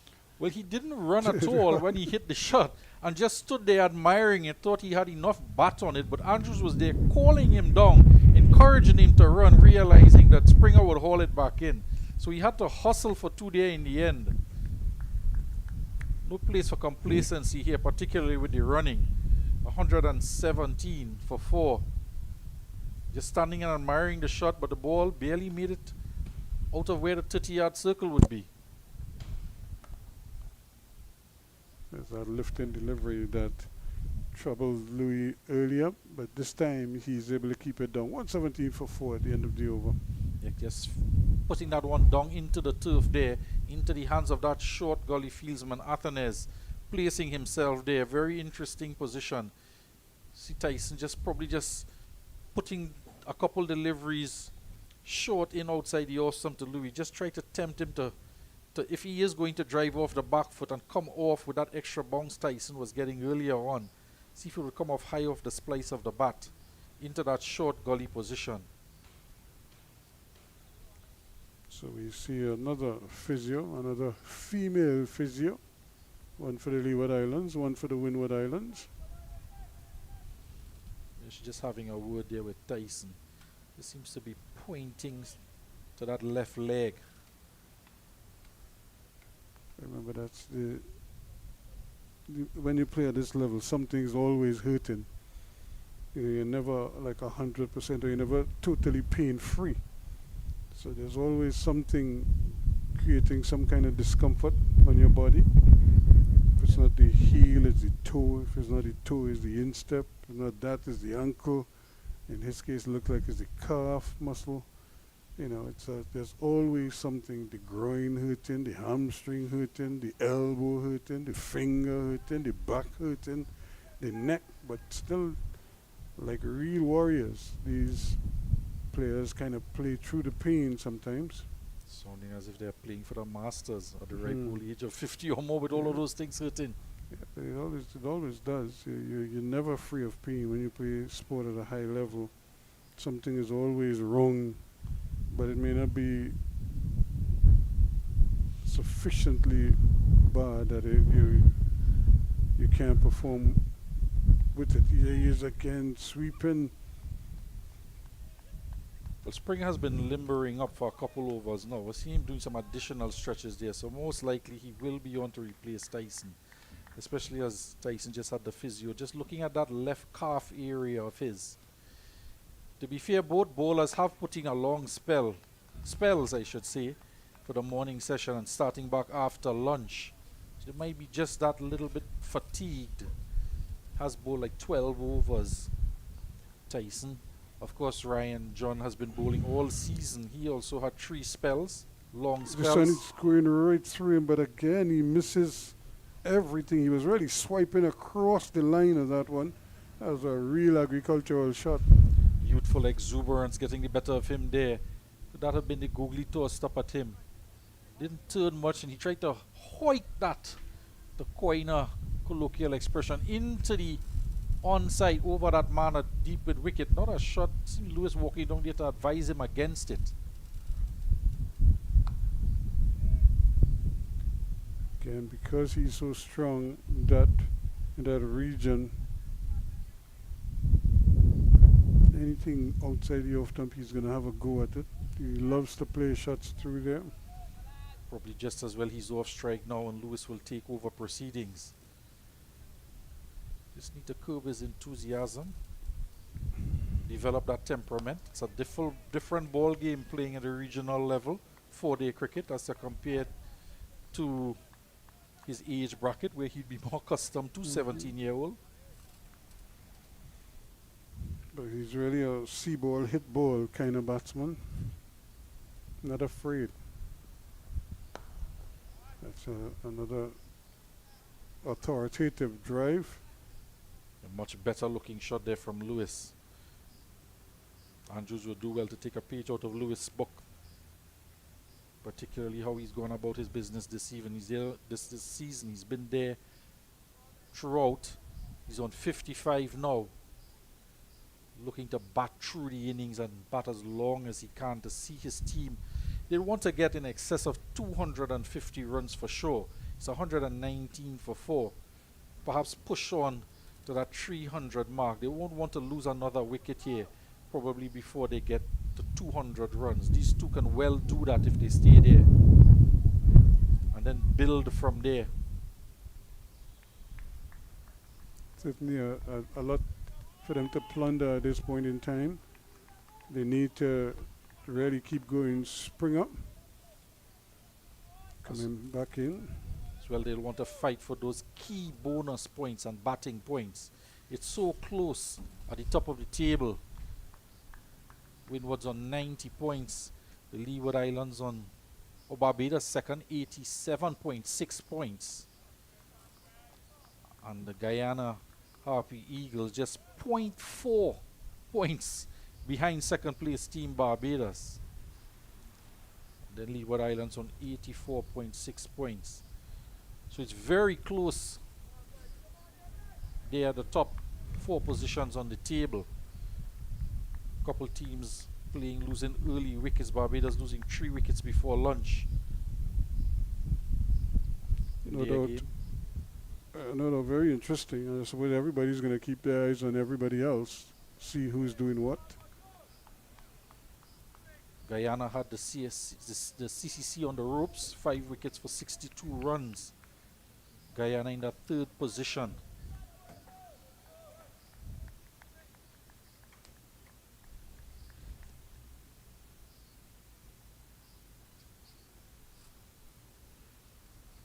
Trinidad and Tobago notching up 21.8 points, the most points in that last round, probably the most points any team has gotten in any game for any of the rounds. A little bit of movement off the wicket there.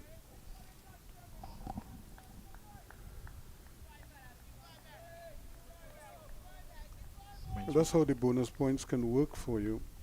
Remember, the keys are to make big runs, take wickets, but then not just take wickets. Emphasize your fast bowlers. And if fast bowlers get wicket, because the incentive is there, you could really cash in that regard. Very much so. Those bonus points in an effort to qualify the type of victories that you do get, as opposed to just a routine number of points or a standard number of points for first innings or an outright win. But it's not just about getting those results, it's about how you get them as well.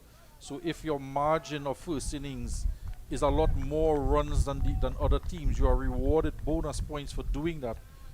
Trinidad and Tobago achieving maximum batting points, notching up 549 runs in their last game. Barbados as well with their 5 bonus points.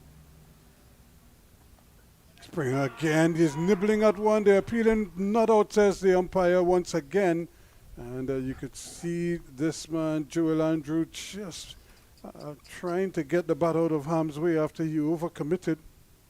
That was very close. They're flirting with that delivery from Springer outside the off stump, reaching for it. Very close to that outside edge. The slip cordon as well as the wicket keeper were up immediately. They were very confident of that outside edge. Jewel might just be lucky to still be there. The umpire says not on, and he's the only one that is important right now when you're appealing like that. 120 for 4.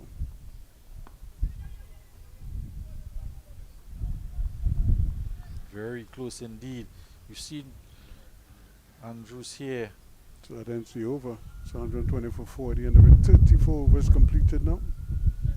Andrews looking to be positive, but maybe a little too positive. Going after deliveries he could well leave alone. He's just getting his eyes back in after the luncheon period, and was going after some deliveries he could have left alone. This time Springer into the attack, who has been getting that ball to move away from the right-handed batsman today.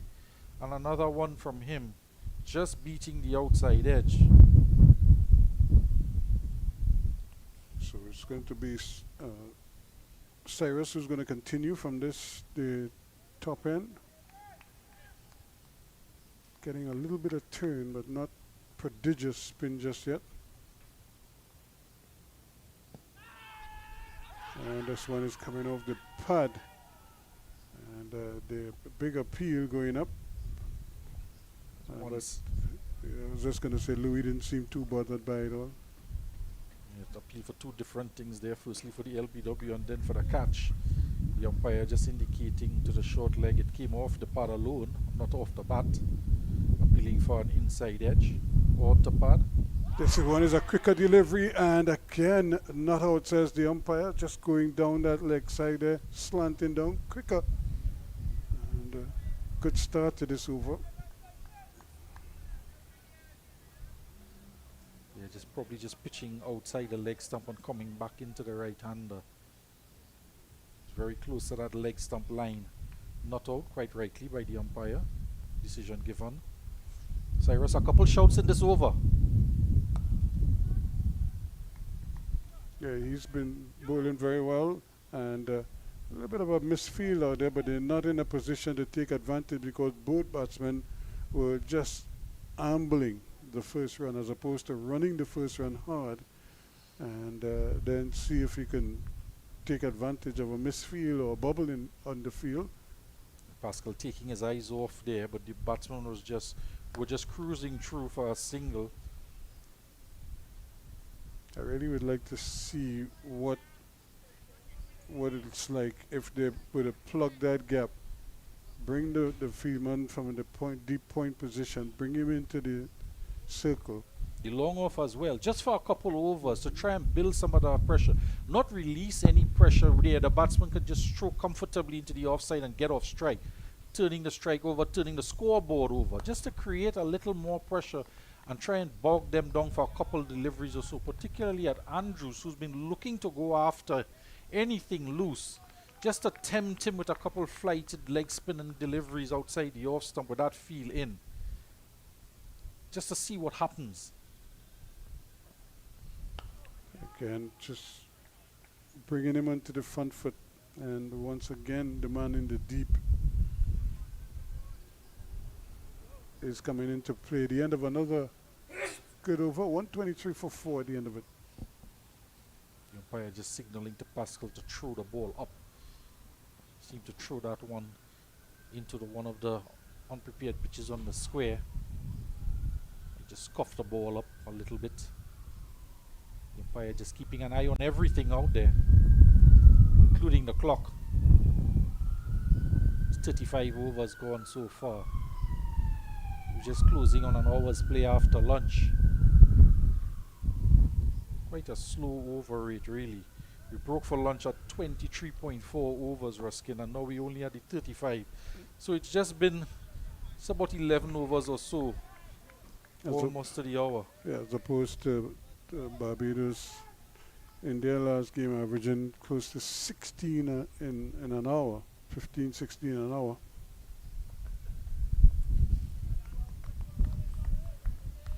The standard, of course, is 15 overs to the hour. I think it's like 4.3 minutes or so to deliver an over. Of course, that is not what causes delays. The changing around in between innings and any breaks for physio on and off the field. Couple of water breaks, unscheduled. See Atenes there going for, just for Mikael Lewis alone, into that short gully position.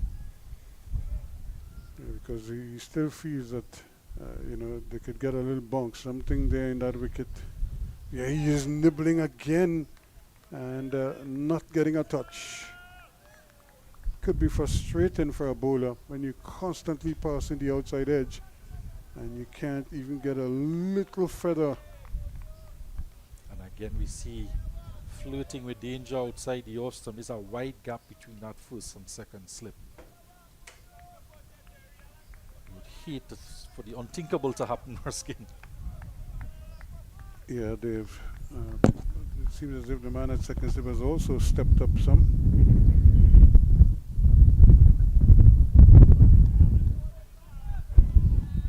Lewis showing good patience there, leaving that one alone outside the off stump. Just wonder if you'd want to give Lewis a single, get him off the strike, and try this plan against Andrews at the other end. He's been one to try and go after some of these deliveries outside the off stump. Might want to take a chance at him. Just get Lewis that single, get him off strike, and have a go at Andrews. Yeah, because he's very keen on playing through the offside. That's a great shot. That's 4 runs. From the moment it started to go down the hill, I don't think Hodges has he doesn't have a ghost of a chance of overhauling that. That's very well played. Well, we saw in the last over from Springer that Lewis punched one through covers and stood his ground thinking that it would have gone for 4. This time he looks at the off drive, the straight drive, looks at it, and then for a fraction of a second delays and then takes off, remembering what happened in the last over when he didn't opt to run early, shooting down the wicket, but Andrews was convinced that it would have gone for 4 the minute it left the bat. Good looking shot there, just punching it back past Springer. Again, he's going after him, striking it very powerfully. Only this time can't get it through. So ominous signs here. Just seems like he wants to just get on with things now. Changing gears. So I've been playing with you all for too long. Well, he is set, his eyes are in. He's comfortable and confident out there. You just want to build back, do this repair job quickly for the Leeward Islands. Get them back on solid ground. No doubt the captain would have spoken to him when deciding to bat first. Ask him, Mikael, how do you feel? You ready to go? He's been ready to go since the first day against the West Indies Academy. He scored 55 runs in his first outing at the crease. Yeah, so another over comes to an end. It's 127 for 4 now. Remember, they lost that crucial wicket of Hamilton run out for 34 at 96 for 4. So these two have kept things going along rather slowly but surely. Hamilton and Lewis were looking to rotate the strike. They were doing it quite successfully. Just a couple times some indecision, but they made the right decisions in the end. This time just almost colliding as they were taking that quick single. Hodge coming around, swooping around. Could have really thrown at either end. Surprising all of us, deciding to go at the wicket-keeper's end and hitting the middle stump out the ground. Hamilton was surprised as well, unfortunately for him. Yeah, you don't want to be caught out like that. So a bit of a change in the field here for Cyrus. Ryan John is at short extra cover, and Ambrose is now in the covers as well. An additional man on the offside. For Andrews in particular, still manages to get that ball out through the gap for a single. Yeah, that's bread and butter stuff for him. At his age, he might still be on bread and butter. Now they've dropped that backward point a little bit deeper, also anticipating that shot through there. Field stays the same. That bat pad is out. Lewis on strike. It's a bit of change in the thinking here for Cyrus is over. And I don't know why they removed the bat pad, because that's an option to get a wicket there. Of course it is. Especially with him angling that ball, getting some drift into the right-hander and then looking to turn and bounce. And theirs would have gone very close to if they were a short leg. Instead it squirts out. The backward square comes around off the boundary. They get 2 runs, but that one was in the air as well, coming off the inside edge. Certainly a delivery that really begs the question: where else are you going to get the wicket? You know, he's a good driver of the ball, so you want to encourage him to drive, but you also want to see if you could tuck him up a little bit and force him to play defensively. And if it turns, then both edges will come into play. There are 3 men on the onside, but most of his deliveries are really starting on that middle and leg line. This one yet again, batsman get through for a single. Played onto mid on, Springer has to come around. They opted for the extra man on the offside. But most of the deliveries this over has been angled into the pads. You go figure. Trying to confuse the batsman. Here he is again. A little bit airy-fairy going outside the off-stump there. Flirting again with danger, but getting away with it. 131 for 4 at the end of the over. A little bit of variation there from Cyrus. Looking for that wrong one. Pitching outside the off-stump, trying to get it to come back into the right-hander. A play and a miss. Well, a lot for them to plunder here. They're turning away now. 131 for 4. Can't get another breakthrough since the interval. Sure they would like to end this little partnership, this little recovery here. 35 runs so far, these two have added.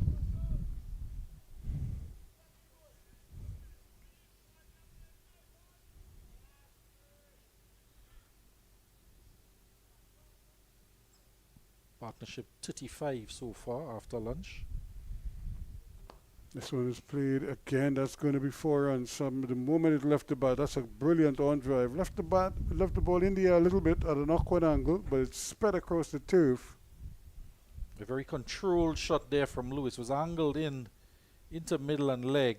And Lewis getting his head over the pitch of the delivery, working it into the onside off the middle of the bat. You could hear the sound all the way up here in the com box. And a good looking on drive shot there. Head very still indeed. Playing through the line of the ball. Martinez is going to try to plug that gap because it did leave the bat a little bit uppishly. But once it hit the ground, it just kept speeding across the turf. So he's going into that mid-wicket position.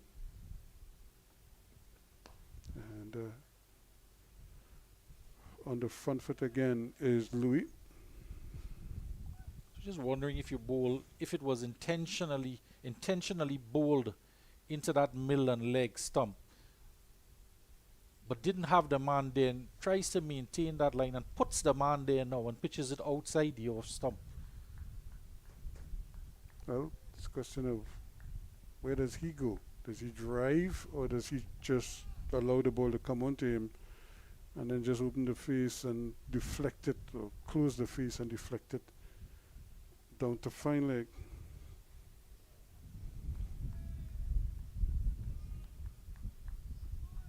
There is a man just in your frame there, under the helmet. Just a short, straight mid-wicket. If anything is pushed in the air there.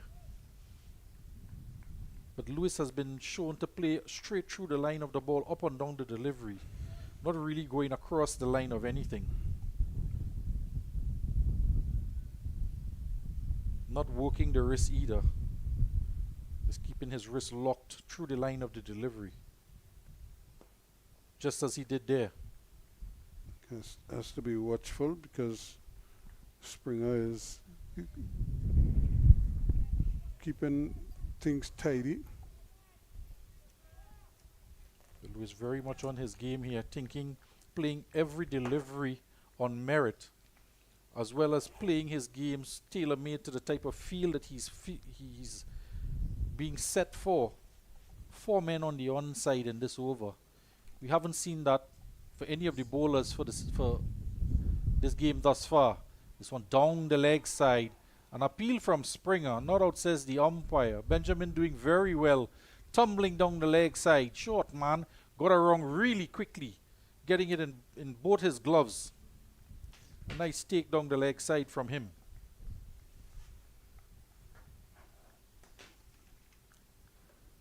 Springer hasn't really been bowling too many deliveries down the leg side. He'd want to stay out of that area.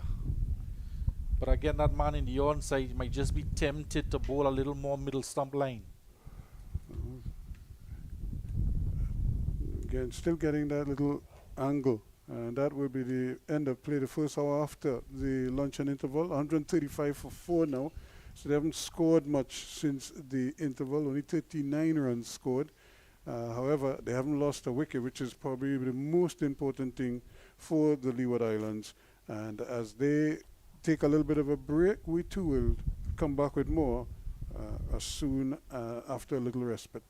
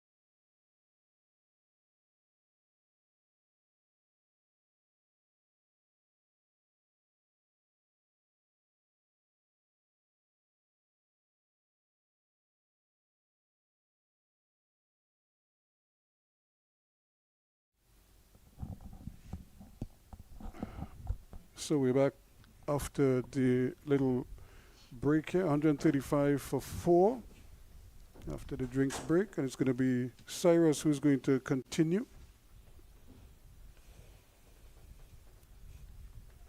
Cyrus with 4 overs after the lunch period. A good comeback. His first over going for 9 runs.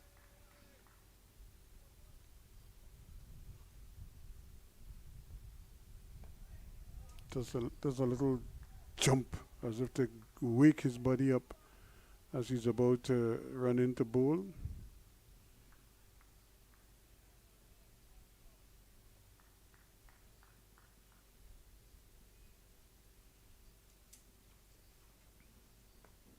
And you could see him getting that, just a little bit of turn there.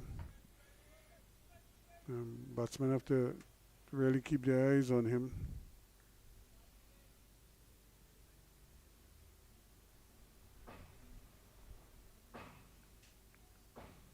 Patience here is what is required from Andrew. Can't afford to get too flustered if he's not able to score freely.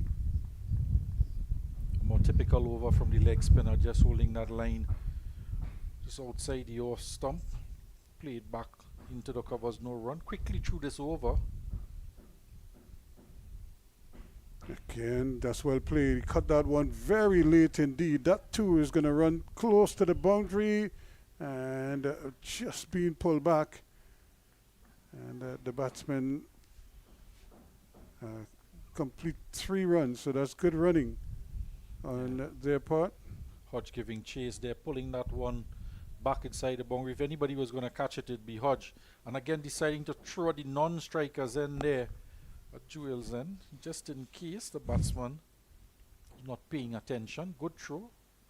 Back over the stumps to the non-strikers end. A good shot from Jewel. Caught it behind point for 3 runs. He's just picking up on that length that was fractionally shorter there and putting that one behind point. So good cricket all around. Yeah, that completes another over. 139 for 4. Not a big, powerful drive.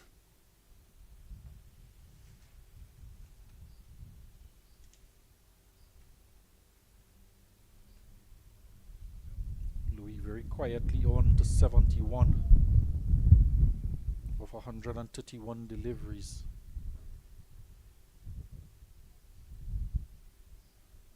So he's been patient. He's had to be patient. Of course, the run out probably would have played on his mind during the luncheon interval.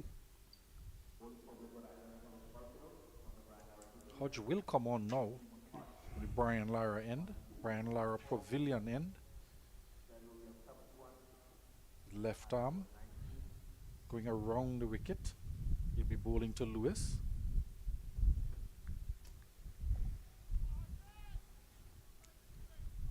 So Lewis just surveying the field here. It's nicely packed in the offside.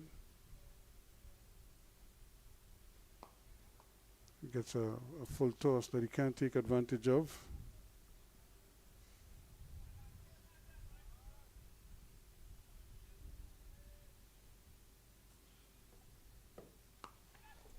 And that's well played. That's very well played. Of course, no big spin there, and he just lifted it out to the ground for 6 runs. Well, a sign of aggression there from Michael Louis. Toss stop delivery there from Hodge, and he goes inside out a touch over that man at mid-off into the boundary for 6 runs. Really a shot. No one could have envisaged that he was going to play a shot less like that, being the mood that he was in. But now immediately that man is kept on that long off boundary. So it's thinking by the batsman, hit him for a 6, send the fieldsman out, and then milk him for all the singles. Yeah, he's in such good form that he can manipulate the field when he wants to, and now he can pick up easy singles in front of them. You're doing exactly that there. Excellent thinking there from Louis. Well in control of that lofted off drive. Went all the way for 6. got the captain after this to push that man back to long off, and then immediately strokes it down very quietly and continues about his business, getting a single. Interestingly, the man stays out there for Andrews. Yeah, these two have added 50 now.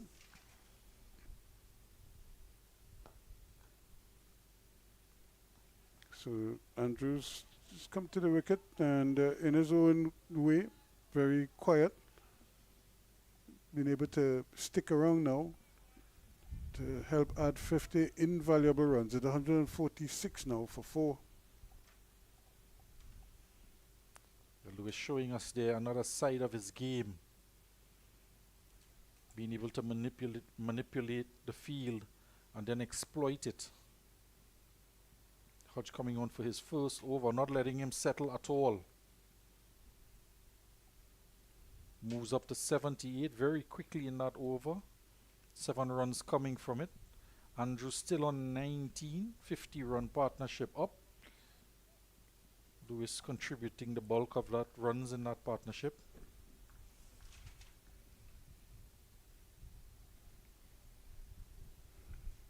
So now Cyrus with the responsibility to try to break this partnership here. And they're still finding ways to keep the scoreboard ticking over.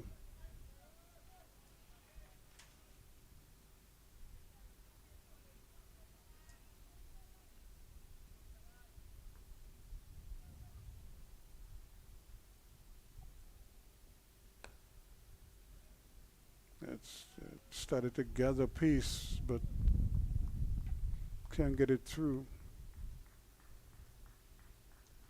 So it certainly is a period where the Leeward Islands are looking to really take control here now. They've been playing from behind, cutting again, and once more Hodges in the way there. They stop it cleanly. That one just rearing up at him there. It's on his strong side, his left side, and just as well, he was able to knock it down. Cut into the ground hard, probably just spinning on the second bounce with that cut shot. Andrews looking to be aggressive again to anything loose. He put one behind point, got 3 runs for it in the previous over from Cyrus.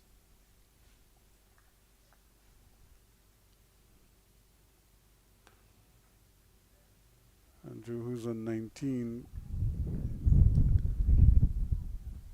and has done a good job since arriving at the crease. I'm sure would want to see if he could kick on now. Not just him, his captain as well, Casey Carty, deciding to bat first. He'll be feeling better now with his team getting in the runs, getting close to 150 runs now for 4 wickets down, 147 in fact, approaching that 150. A stifled appeal to end that over. It ends on 147 for 4.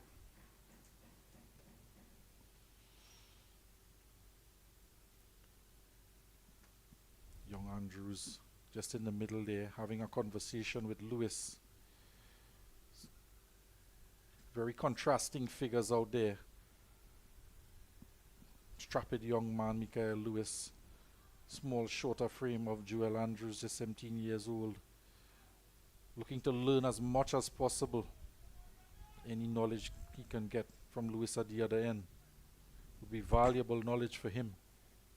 Looking to build in his young career, prosper, cement his position in this Leeward Islands team, and move on to bigger things.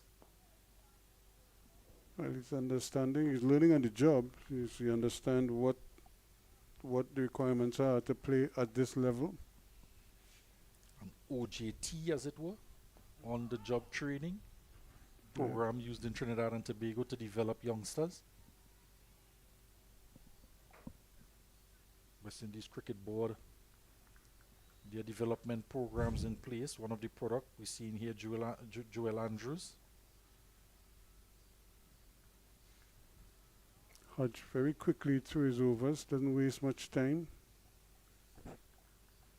Likes to get on with things. He's almost back to his mark and have to wait for the ball.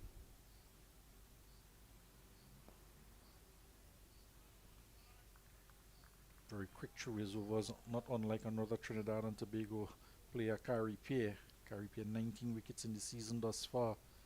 Kavim Hodge very quickly through his overs as well.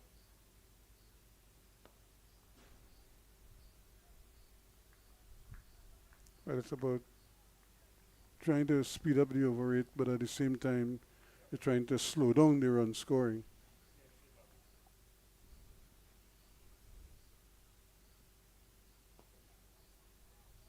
And if you could bowl a line like that and a length like that, it will make life easier. 147 for 4. None faster than former West Indies player Keith Atherton. He would bowl his over very much within 2 minutes. It's a very short run up, quick round arm action, not much turn.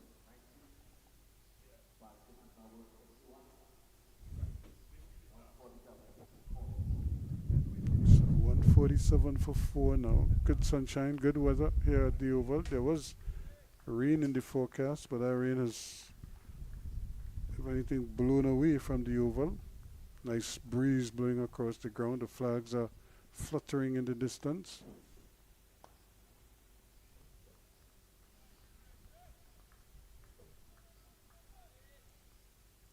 Of course, the Cricket World Cup is coming at us fast, and as days, every day is a day closer.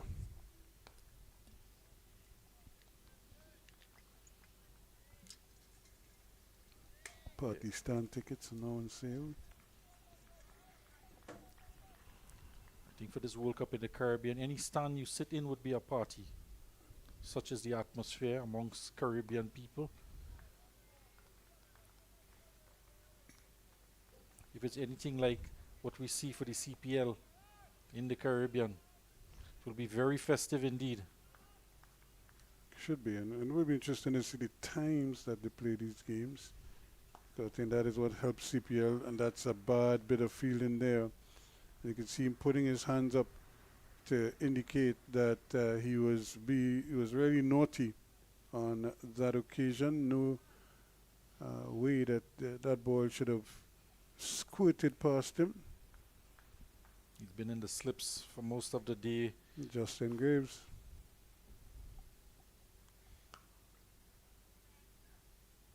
And again, nice bit of fielding, but preventing the batsman from even considering the run, even at the ball not being picked up cleanly. But it has to be said, they have been very quick to pounce on any opportunity to get a quick run. And that's nicely played. That two could run very close to the boundary, and it's eventually picked up. A nice grab there from Jeremiah. And he was running to his left, and you could see him brushing the knee area. It's the end of another over. 150 now on the board, 150 for 4. Lewis punching one earlier in the over to Ambrose there. Fumble from Ambrose. This time finding the gap between that short extra cover Ryan John and Ambrose, giving work for Jeremiah out there to do on the boundary. He hasn't had much to do out there after bowling of Cyrus. Just a couple singles down to him in that long off position, having to scamper around, hold it in just inside the boundary, releasing it just before his foot touched the boundary. 150 comes up for 4. This one, yep, goes again. This time is inside out. That's a shot he loves to play, and he played that one well, and picked up another 6. So that's the second in consecutive overs now. One from Louis, and now one from Andrew. Andrew's always looking to score quickly. This one inside out over extra cover for the left arm bowler. 6 runs into the boundary, clearing it quite easily. Always looking to be aggressive. And they're going to sneak another one here now. So this is good running between the wickets. Always on the lookout.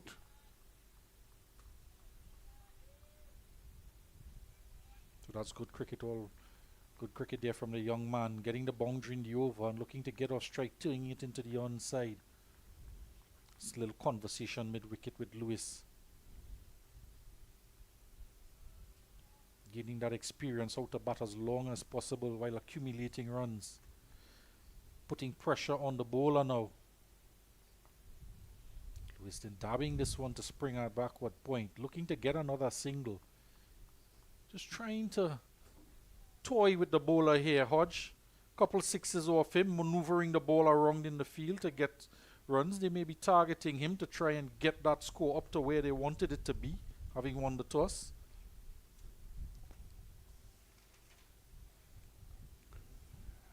But they're going about it in a very, very circumspect manner.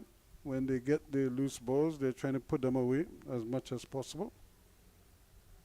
Other than that, they understand that staying and occupying the crease could be just as crucial as scoring runs. And they're going to get another easy single here. Good running, good anticipation.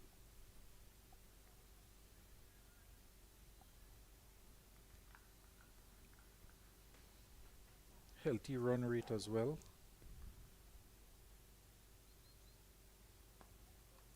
Thirty-four runs in this partnership to Micaiah Lewis.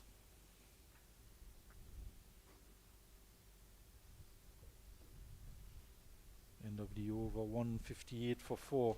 44 overs gone. Coming up on the 2 o'clock hour here in Trinidad and Tobago. We had Port of Spain here, the home of cricket in Trinidad and Tobago, Queen's Park Cricket Club. 2 games taking place in Trinidad and Tobago. One across at the University of the West Indies, the UE Spec facility.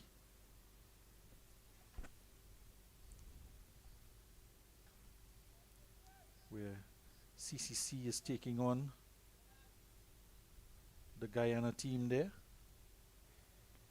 So 131 for 7 CCC. Shamar Brooks being dismissed for 16. Demario Richards on 31 there. That will just beat the outside edge there. That's a good delivery. Coming forward a long way and missing everything.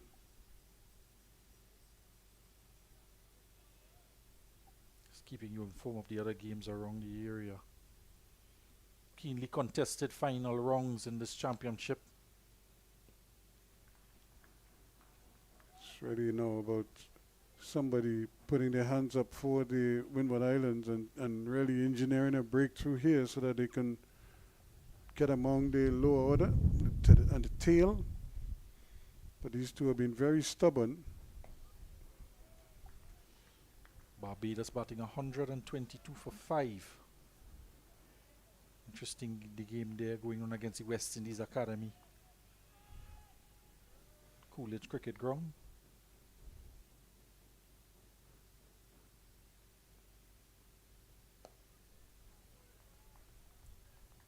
So again, keeping it tight, keeping things relatively quiet. But every so often the both batsmen, they just explode with a boundary or a 6 as we saw in back-to-back overs. Got a game in the wrong. Trinidad and Tobago batting 112 for 4 against the Jamaican Scorpions. Keon Otley going for 45 runs. Jason Mohammed is at the crease with, beg your pardon, Jason Mohammed got dismissed for 1. Jed Gooley is out there with Amir Django. So they have to keep things in perspective all the time. They can't afford to get too far ahead of themselves, and you can't control what happens at the other games. You just have to be able to do what is required here. 158 for 4 at the end of the over. Funny enough, in all the games, early wickets being the order of the day. 4 wickets down here.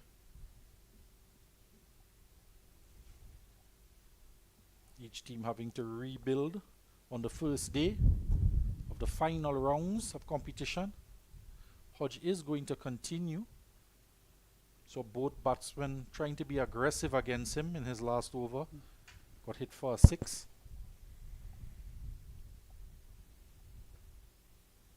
There he goes again. That's another good hit. That's gone all the way. That's gone for 6. That's a big hit out there from young Andrews. hoisting this one. There is a man at the long off position, but it's well over his head, clearing that front leg and hammering that almost into the stand at the Jeffrey Stallmeyer end. We've seen in the first couple deliveries, the first delivery, in fact, in his other overs, he was hit for 6 for both batsmen. Again here, Andrews going after him, takes him to 33. He's accelerating now, Ruskin. Yes, certainly is on the front foot. And but still treating each bowler with the respect that they deserve. It's just that whenever he gets a chance, he just goes after it. So just dragging his length back a little bit, changing his line somewhat more on the stumps, not to give him that room to clear that leg and go after him. But he's gotten his boundary in the over already, and we've seen a pattern now after that boundary to just work the ball around for singles. Much tighter in his Hodge, not giving any room outside that off stump.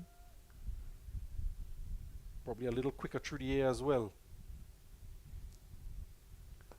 He is driving once again, this time all along the ground. Upton to use the ground as opposed to the aerial route that we saw earlier in the over. The 3 men out in the deep, one sweeping. Again he goes inside out, glorious shot over extra cover. This one going a bit further, the other one was higher, but this one going in that area where the Dos Santos stand used to be, and another 6 runs to young Joel Andrew. That pushes the score on to 170 for 4. And he goes racing along now. He's up to 39. Clearly the intention is to try and get as much runs off the part-time bowler Kaveem Hodge as possible. Going after him, hitting him for 4 sixes now in his short stint of 4 overs. Wait a couple of minutes to retrieve that ball. It's going behind that area in the Stallmeyer stand. It's a car park out in the back there. Being retrieved now. But a good over there for the Leeward Islands. Mixing defense with attack there. Inside out. Well, it's a lovely way to play, and especially with the ball not spinning as much. So once you get close to the ball, you can just free your arms and go through the line, which is exactly what Andrew was doing and is inclined to do. We saw Louis do a similar thing earlier, but he went straighter. Stifled appeal there. Probing delivery from Cyrus. Trying to get into that middle and leg line. Perhaps turn across the batsman, get him to go against the spin. Louis not having it. He's hold that bat straight. Comes off the inner portion of the bat. Again, more that leg, middle and leg line. Seen that pattern, and then he'll pitch one outside the off stump. It'll be driven through the covers, taking that single. That's the pattern we've seen from the Cyrus's overs after lunch. There's that one. Outside the off stump, a play and a miss. Probably trying to hit it too hard through the covers. Yeah, but the delivery that is outside the off stump, if you're not going to get on top of it, then don't try to play it because it's so far outside the off stump, it can't even hit the stumps. But here he goes fishing again, and this time making good contact outside that off stump. That over there from Cyrus, just using every inch of the popping crease there. That one delivered from further back, not quite behind by the umpire there, but further back definitely from where he would normally deliver from. Just subtle variations. Trying to work the batsman out there, trying to create a chance for his captain. Yeah, but they've been toiling now. 171 for 4. They desperately need of a breakthrough. They can't let any partnership blossom. But this one is threatening to do just that. 75 added already. Good over here. That one flighted up for that last delivery. Just played it to the offside there from Andrews. to end the over. 171 for 4 at the end of it. Just wondering if we will see another over from Hodge. So Nelambris has the ball in his hand. His cap is off. So okay, Ambrose is going to pick up the attack now. Handing his hat to the umpire. Drinks are on the field. Just a quick drink break here for Lewis. He's on 83 runs off 158 deliveries. What a season it's been for him. It's been an amazing season for him. Barely the breakout player for the Windward Islands and for West Indies cricket. Or for the Leeward Islands, I should say, and for West Indies cricket. The Windward Islands, of course, Atenas has been a bit up and down, but he's beginning to round into form now.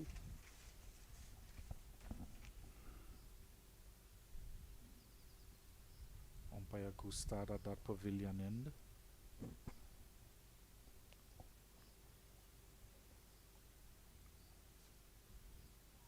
So Ambrose.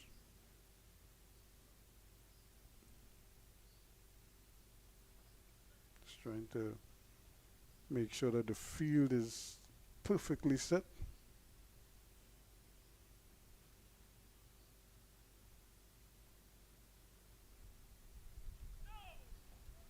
Still trying again. They'll get a couple here. They look at for a second. It's not there. And that's good work here from Springer. Coming down quickly, getting to the ball, and then sending the return on its way very, very early, chasing the batsman back. As they both contemplated a second run, it would have been suicidal had they gone through with it. Springer very alert in the field, very energetic, getting to that ball quickly, turning, pivoting and turning and getting the return in.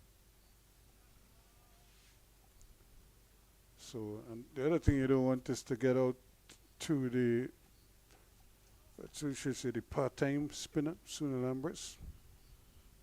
He hasn't bowled that much this season, Sunil Lambris. He's going around the wicket to the right hand, the right arm around the wicket. It's the angle across the batsman. Full toss this time.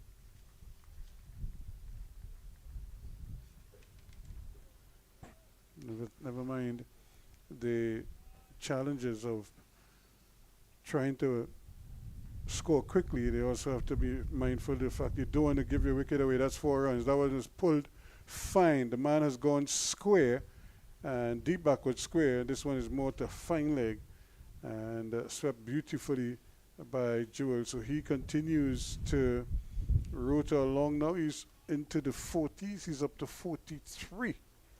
It's 176 for 4. Yeah, he's mixed aggression with defense. Took a couple swings at a couple deliveries, didn't make contact. But all in all, it's been a good innings from him, developing a good partnership here with his opening batsman Lewis. Down the leg side, swept fine again, and another 4. Yep, it's just like a more of the same. And Kareem Hodge, Sunil Lambris rather, not able to line up the deliveries properly. This is only his first over, but already he is leaking runs, 9 of them so far. Well, he's only bowled 7 overs for the tournament thus far, and in 2 games alone, so he hasn't been used that much often. And just picking him off here for another one. So using what the bowler is giving him and what the captain is giving him with the field, and taking 10 runs off that over. It's 181 now for 4. Amber's job this season has been more with the bat. Has 100 already, 250s to his name. 46 run average from him this season, 368 runs. So he's had a good season with the bat. Hasn't played much of a role with the ball. But under these circumstances here, with the 2 opening bowlers, bowling so many overs early up front, captain just looking for a little bit of change. With Hodge being a little bit expensive, more than Skip Arthurnes would have liked, tossing the ball to Ambrose and told him have a go. Not quite working out. So it's going to be Cyrus, who's again bowling a nice delivery. Bit of turn there again for Cyrus. You've seen him go into that middle and leg line. This one just on about the middle stump. It's almost breaching the defensive of young Andrews.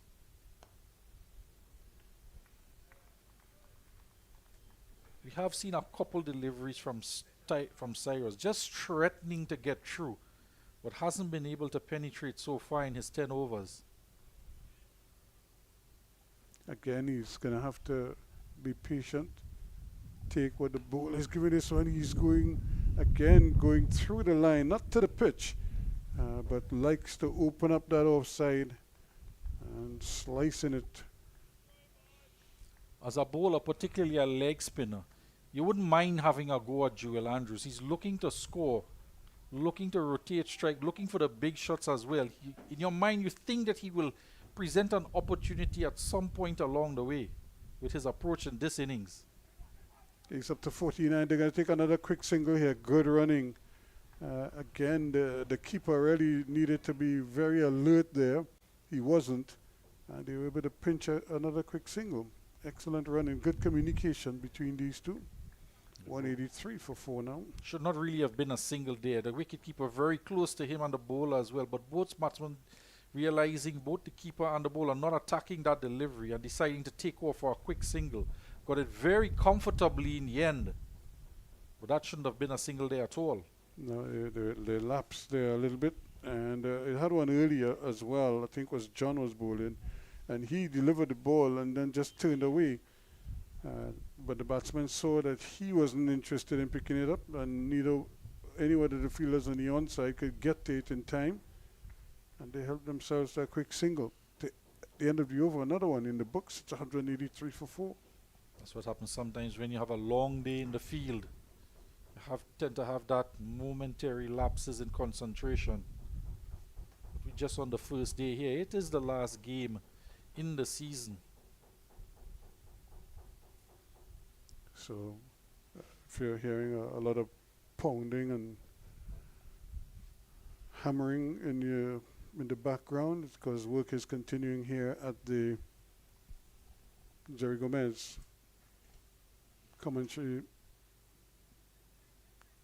center, getting ready for some of those warm-up matches in the World Cup.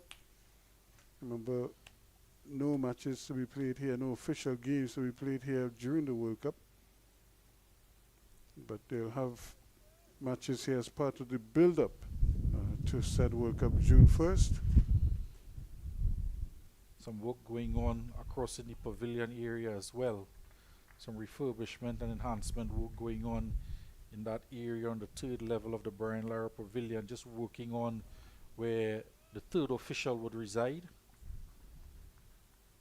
Getting it up to scratch, up to standard for international competition. And it's always good to know that they will have some more. But that's a 50 for the young man. He gives a signal back to his fellow players in the dressing room. Not quite sure what pose that is, but it is 50 runs to young Joel Andrews. He's been a find for them this season. This would be his 3rd 50. He got a 48 as well, so good results from him this season.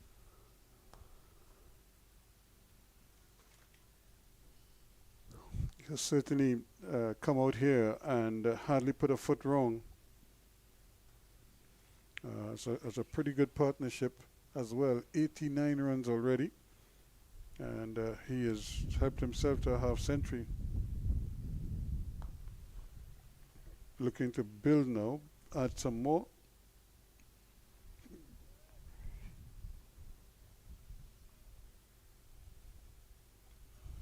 So the Hurricanes are probably feeling a little bit better about themselves.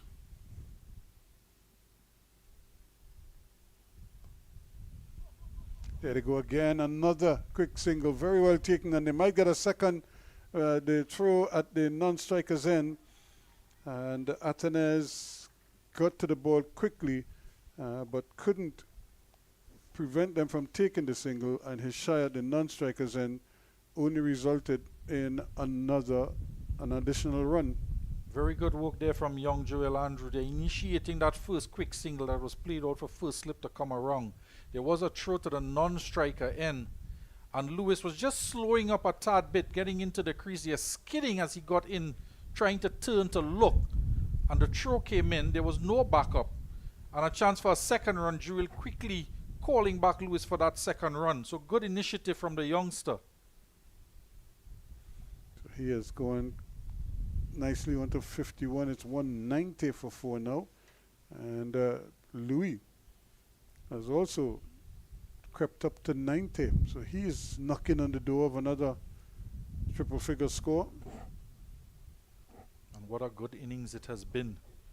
And an innings that his team needed as well. It will be one of the better 100 he's played in terms of that, seeing that his team was in trouble, losing wickets around him, early wickets.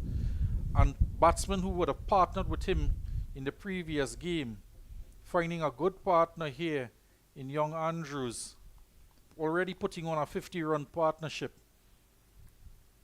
So it would have been a good knock for him in his mind as well, coming down to the end of the season and still managing to maintain that consistency.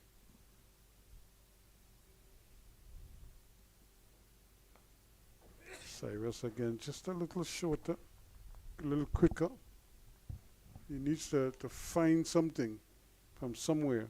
Somebody has to put his hands up for Atanaz and to tell him, you could trust me, skipper. I think Springer may be eager to put his hand up. He's warming up yet again.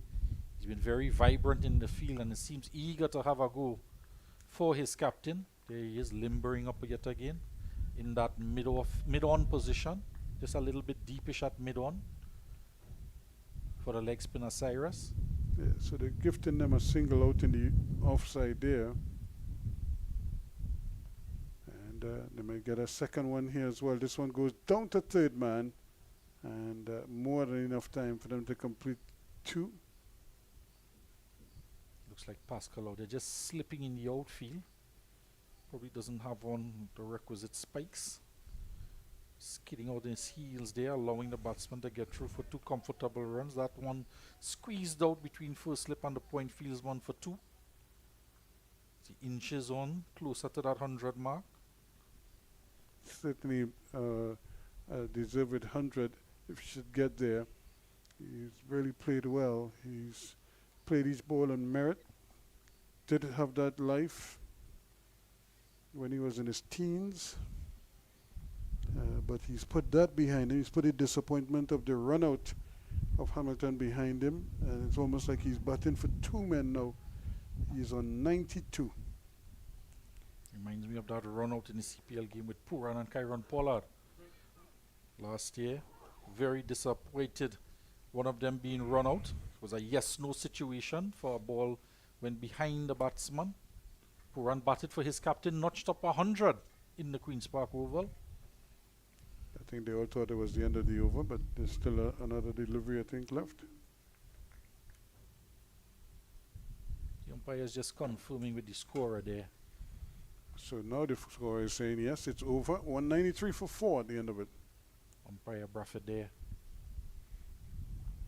At this end, just checking with the scorers. Ensuring all is right before he calls the over. Gives Springer a chance to make his way back to his mark. He's bowled from that end, the pavilion end, for today so far. Gets the ball back in hand. Yeah, another opportunity here for him to really bend his back here now and try to break through for the Windward Islands. They now need a wicket. They got 4 earlier this morning, and they haven't looked likely to get one after lunch so far.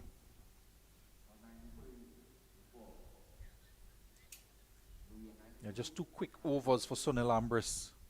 Didn't quite go as well as planned. Getting 17 runs from that 2 overs.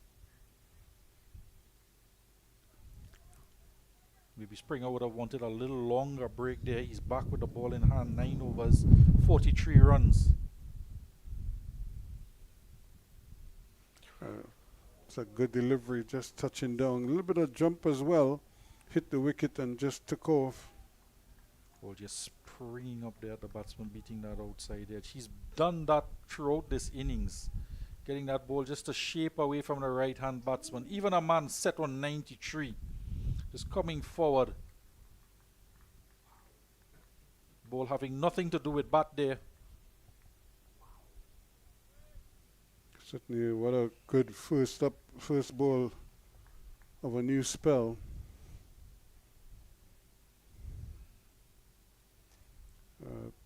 Brilliant. Now, could he replicate that now? That's the challenge for a lot of the young bowlers. They do one. It's a good follow-up. They're just mixing it up there. Short ball outside the off stump. Lewis just hanging back, allowing that one to go through. You would have expected another ball, just as us in the pavilion, in the commentary box here, to be pitched up. Just looking to get a little more outside the off stump to cover any swing, and had to rock back to let that one pass. Springer using all his guile here to try and outfox a very set batsman. 193 for 4. The rebuilding continues. We spoke about getting up to that 200 mark. It's almost there now, without losing a wicket. It's another good delivery. Just touching down on a good length, a fuller length. This one just pushed a little bit wider. Springer there trying to unfox any plan that Lewis and Andrew had of getting to that 200 without losing another wicket. We've gotten there in pretty quick time too. 3.75 runs per over. The run rate climbing with the advent of Hodge and Ambrose coming into the attack. Them almost being hit out of the attack.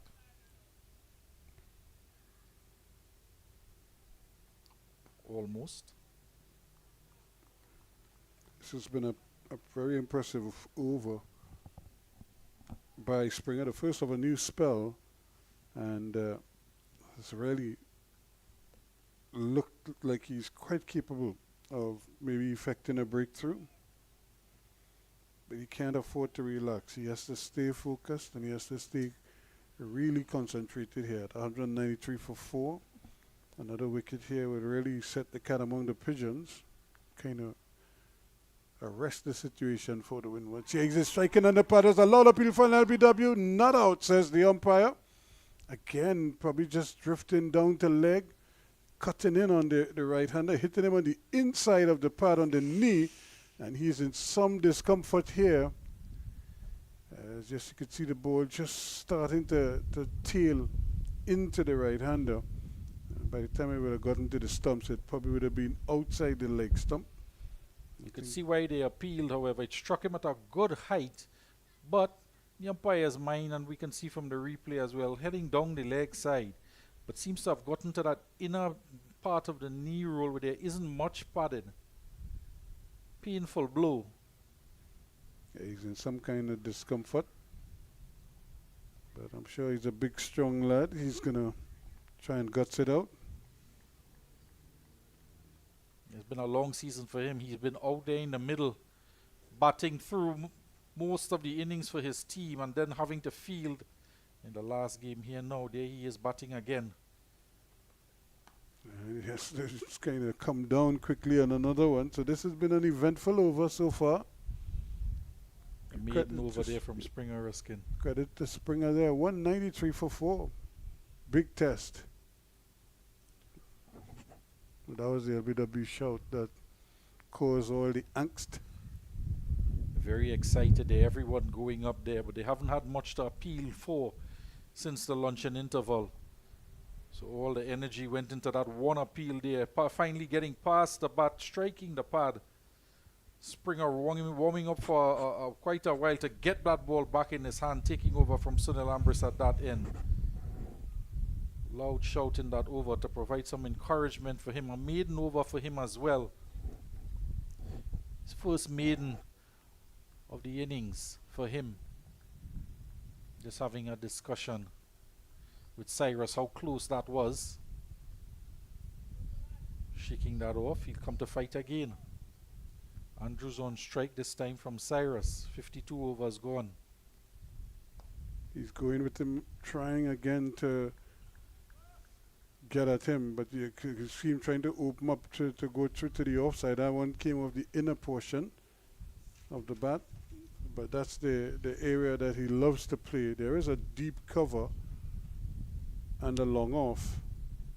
Short ball pulled away nicely. That's into the gap. That's going to be 4 runs. Again, he was speeding coming across the man a deep backward square, but to no avail. Nothing he could do about that one. And that one just raced across the turf. True mid-wicket for 4 runs. So 100 partnership between these two now. 197 for 4. Joel Andrews come into the crease with the fall of that wicket on the run out just before or at the luncheon interval. And we could see glimpses of him trying to be aggressive, but now he's in full flight in the last few overs or so, the 4 or 5 overs or so, being more and more aggressive and dispatching anything loose to the boundary. Trying again, that one just missing. How it missed, not by much. Almost gave it away there. He was trying to cut and almost tried to cut it from off his stumps. I think he misread it more than anything else. And that is a chance that he's been offering early on in his innings, trying to be aggressive. That one not quite there to cut, too close to him, not short enough. He has gotten some away behind point, but this time just too close to him. But he's showing glimpses of what he's capable of, and more positive, and getting and looking better and better as his inning goes on, despite that loose shot outside the off stump. And again, he has to be very watchful here. Don't want to give it away at this stage. He's on to 55 now, 93 to Louis. At non-strikers end, he's had his problems of Springer in the last over.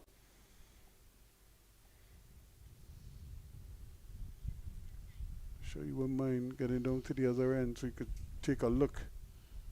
Cut in once again, keeping a little bit low, but the ball is through to the keeper long before he could finish the cut shot. It remains 197 for 4. Louis is 93. It's 55 to Andrew. Just a couple landmarks inching closer. The 200 runs for the Leeward Islands, or for 53 overs. They'll want to get to that 200 and push on, batting in a mindset of a block of 10 or 20 runs at a time to get to 250. And if they get there, certainly Louis would have gotten his 100 and Andrew very close to it as well if they get to 250, this pair. Well, we see most teams averaging close to 100 runs a session. So you're looking at the end of the day, 300 runs or close to it anyway.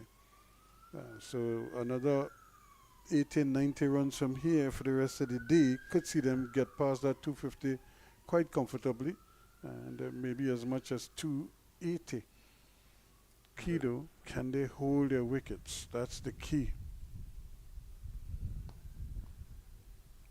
And another key, of course, is this man. If he could stay there, it could be very, very frustrating for the Windward Islands. Just remember there's no Rakeem Cornwall to come in the lower order. Cornwall not feeling well today, not being able to take part in this match. The captain sitting it out. Casey Carty is the captain for this game. So they would have been missing out on his experience with the bat as well, Cornwall.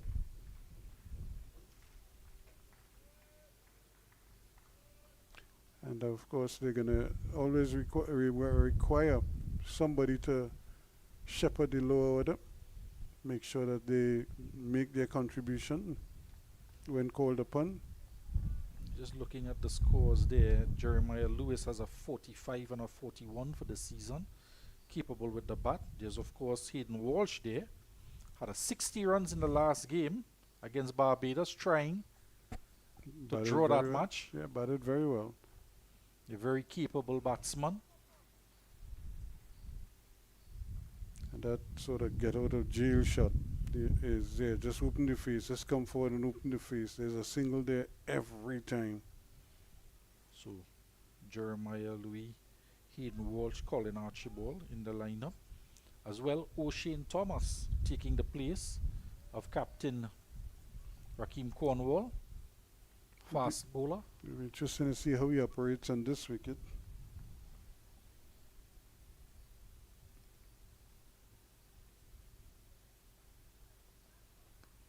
Would have been a thought as well with him in the lineup. First day, any moisture on the wicket. So, fleeting thought in the mind of Atenes if to throw the ball to O'Shane Thomas, but deciding to bat instead. If they do get to that 300 runs at the end of the day and still have a couple wickets intact, I think Atenes would be, I beg your pardon, I think Casey Carty would be a little more comfortable with that total. Yeah, they have to keep going here. They're almost getting to the tea interval. I think they could probably start playing for tea just now. Try to keep the bowlers out and not allow anything untoward to happen between now and the tea interval. Just as we were approaching lunchtime, I was making the point that, you know, they might be looking ahead to lunch now, and then boom, they got the run out. Do we have something else to happen here now in this last over or two? We see both batsmen there just in this over, just one single, just trying to see off the over, so very much having tea in them on their mind. Nice one, striking him on the pad again, but no danger of hitting the stumps. Well outside leg stump, going to be a leg by. So Springer just coming back just before the tea period, just a couple 2 or 3 overs. His captain would have asked him to come back on after we saw just a couple overs that went for a few runs from the part-time spinners. So 199 for 4 now. Springer coming back and just holding down that end. So 1 away from 200 runs now. Lose 6 away from yet another 100. And good support by the youngster 17-year-old Joel Andrews out there in the middle. Cyrus will continue.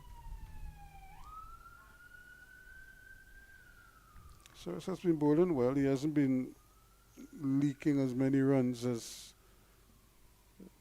you would have thought. Pitching this one right up in the block hole. But he has to really get a more consistent line and length so that he can cause more problems to the right-handers. This is his 7th over after that drinks break after lunch. He's both unchanged since then. Conceding 24 runs in that 7 overs. Most of it through singles through the offside, a couple down the leg side.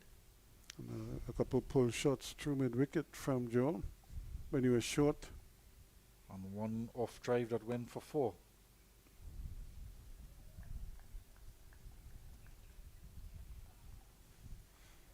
So again, par for the course here for Joel to just pick up a single. Joel Andrew to pick up an easy single out in the deep.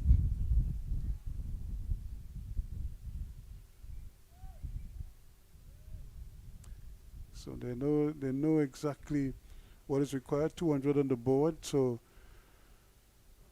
this would be a good session for the Leeward Islands after they resumed at 96 for 4.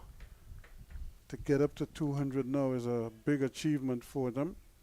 They're already adding 104 runs. It's been a very good, solid partnership between the two. So we wait to see if we get one more over in before the break. The clock is about a minute away from the tea interval.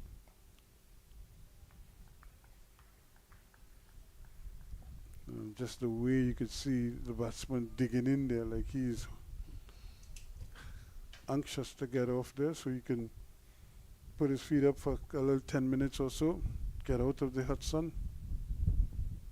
They're changing the field there. They're take that extra man out from the offside, put him at mid-wicket. So man at backward square in the boundary. End of the over, Ruskin. It is the end of the period as well.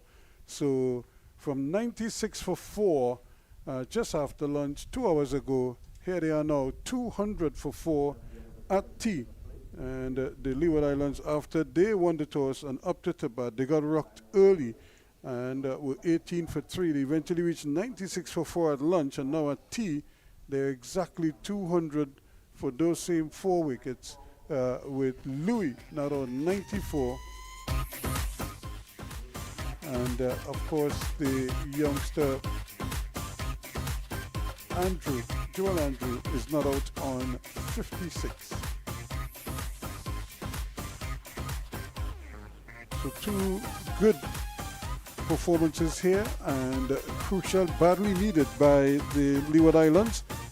I'm sure tea will taste a little bit better this time. So we take a break and then we come back in about 10 minutes or so for play after tea on day 1 of this 7th round encounter. It's the Windwards against the Leewards here at the Queen's Park Oval.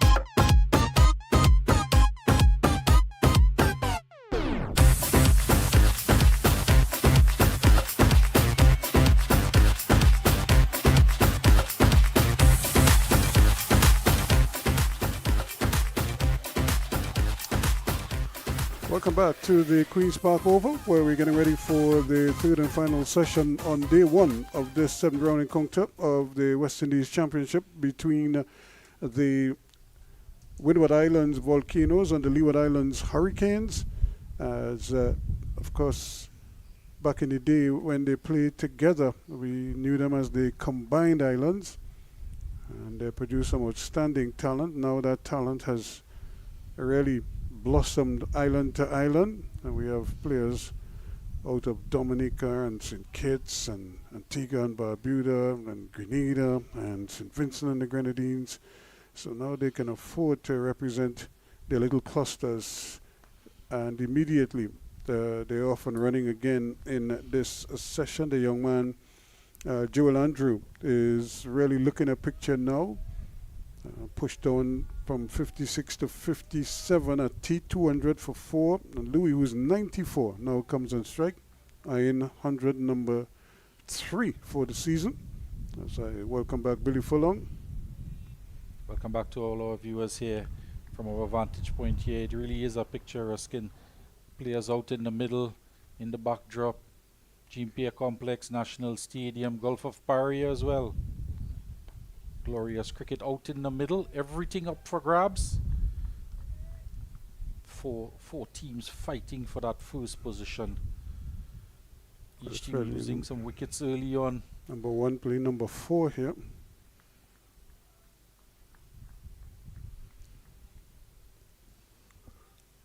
.200 up for the Leeward Islands. I think the captain, Casey Carty, standing captain for Rakeem Cornwall, missing out on this game. Deciding to bat first. He'll be happier now. Might come for a second run here. They're going to have to hurry, and they do.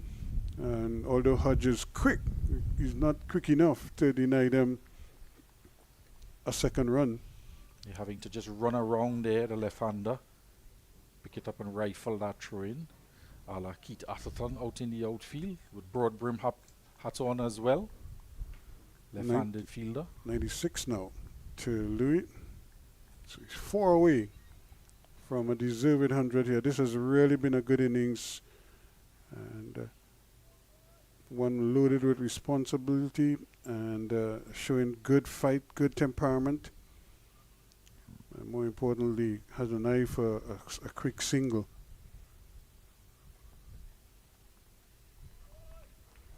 Hasn't been all his own. He's had to really dig in there. The bowlers have really tested him at times. Yeah, Lewis there, just inching closer. As I was saying, his captain, Casey Carty, would be in a lot more comfortable position than he was at the luncheon interval. With this pair here, just settling down, getting some runs on the board, putting his team back in a position that he would have wanted them to be at this point in the game, having gone into bat. Well bowled again, just coming down on it quickly. Now almost yoked himself there as he was coming forward, trying to play it on the onside. Did so in the end, but took some effort. Springer resuming after the tea interval. He just had two overs before the tea interval, called back into the attack by his captain after some overs of spin from that pavilion end, and he's a couple deliveries to settle, but he's back at it again.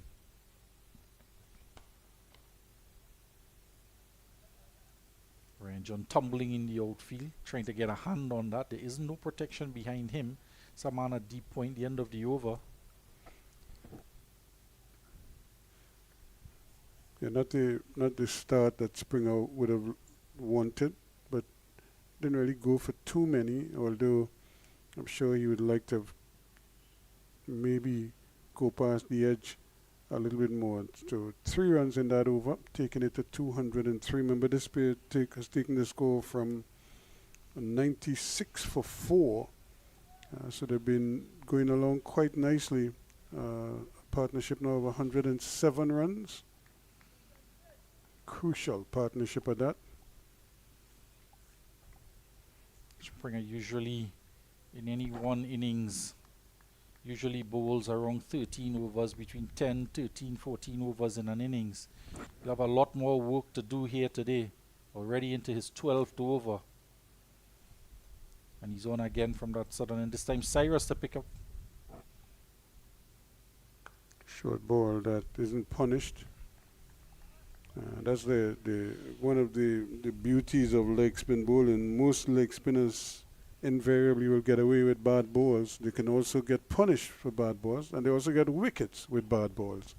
It's just one of those strange phenomenons in the game of cricket. A fast bowler might bowl a rank long hook and you get dispatched for 6 runs. A leg spinner will bowl a similar type long hop and he might hit it straight down somebody's throat, or might get bowled, miss it completely, sky it. Any number of things can happen with the leg spin, if only because the ball turns, and a lot of time batsmen tend to take their eyes off the ball and they don't watch the ball onto the bat totally. Particularly with leg spinners as well. They want to get that ball high above the batsman eye line to get him to raise his head. Sometimes a shot head in the air yields a chance, and the field is spread. Leg spinners pick up wickets caught on the long off boundaries quite frequently.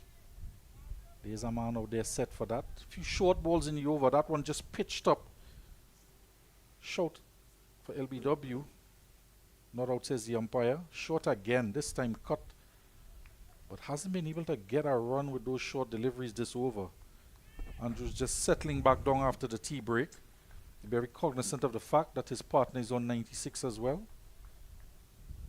I was just looking at the wicketkeeper Benjamin. He is very small.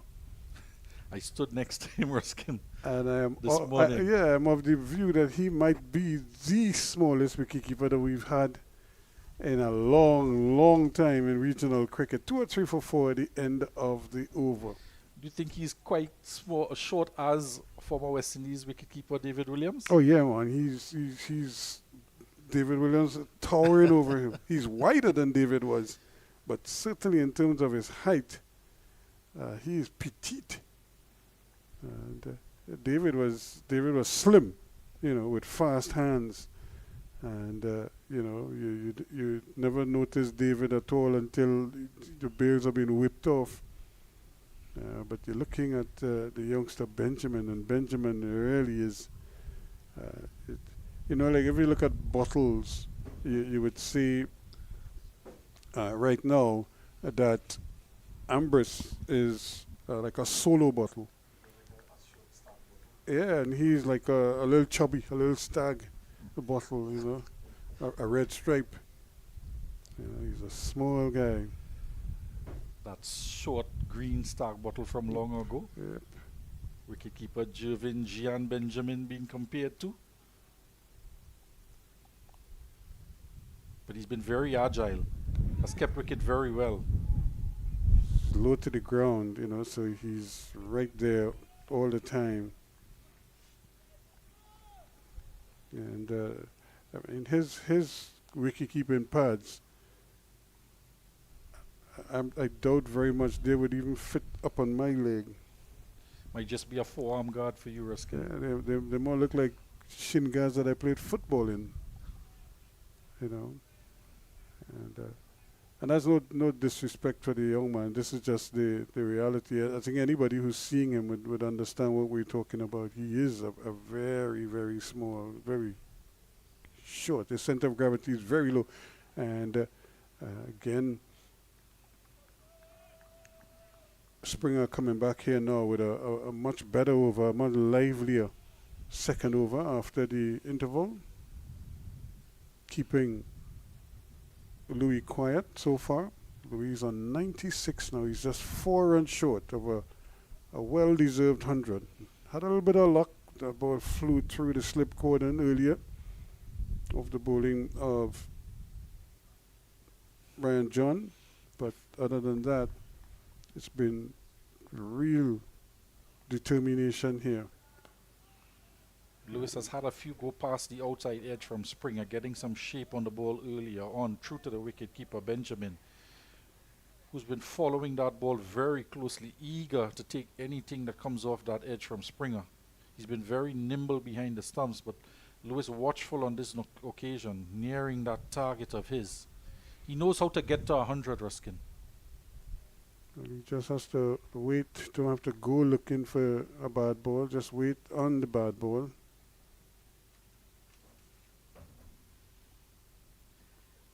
Yeah, he gets one that he really should have taken advantage of there. He really he got into position early, but he hit it probably a little hit it earlier than he wanted to, because he has a big gap in front of him, square on the wicket on the offside. He picked up the man in covers.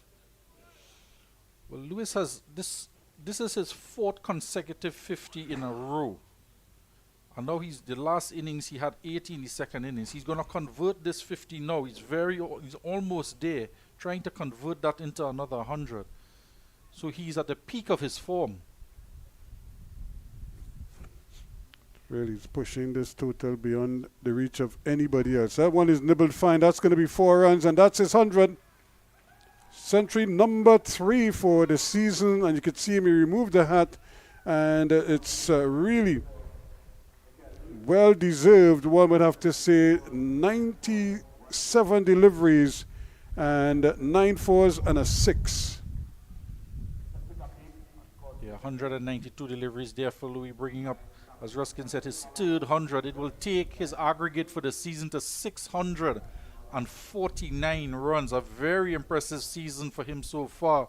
In this last round here of the first inning, notching up 100, and he's not done yet. He will want to carry on here. He's shown the propensity to bat for very long periods, accumulate his runs, put away the bad balls, manipulate the field, doing all the things that you want of a top order batsman.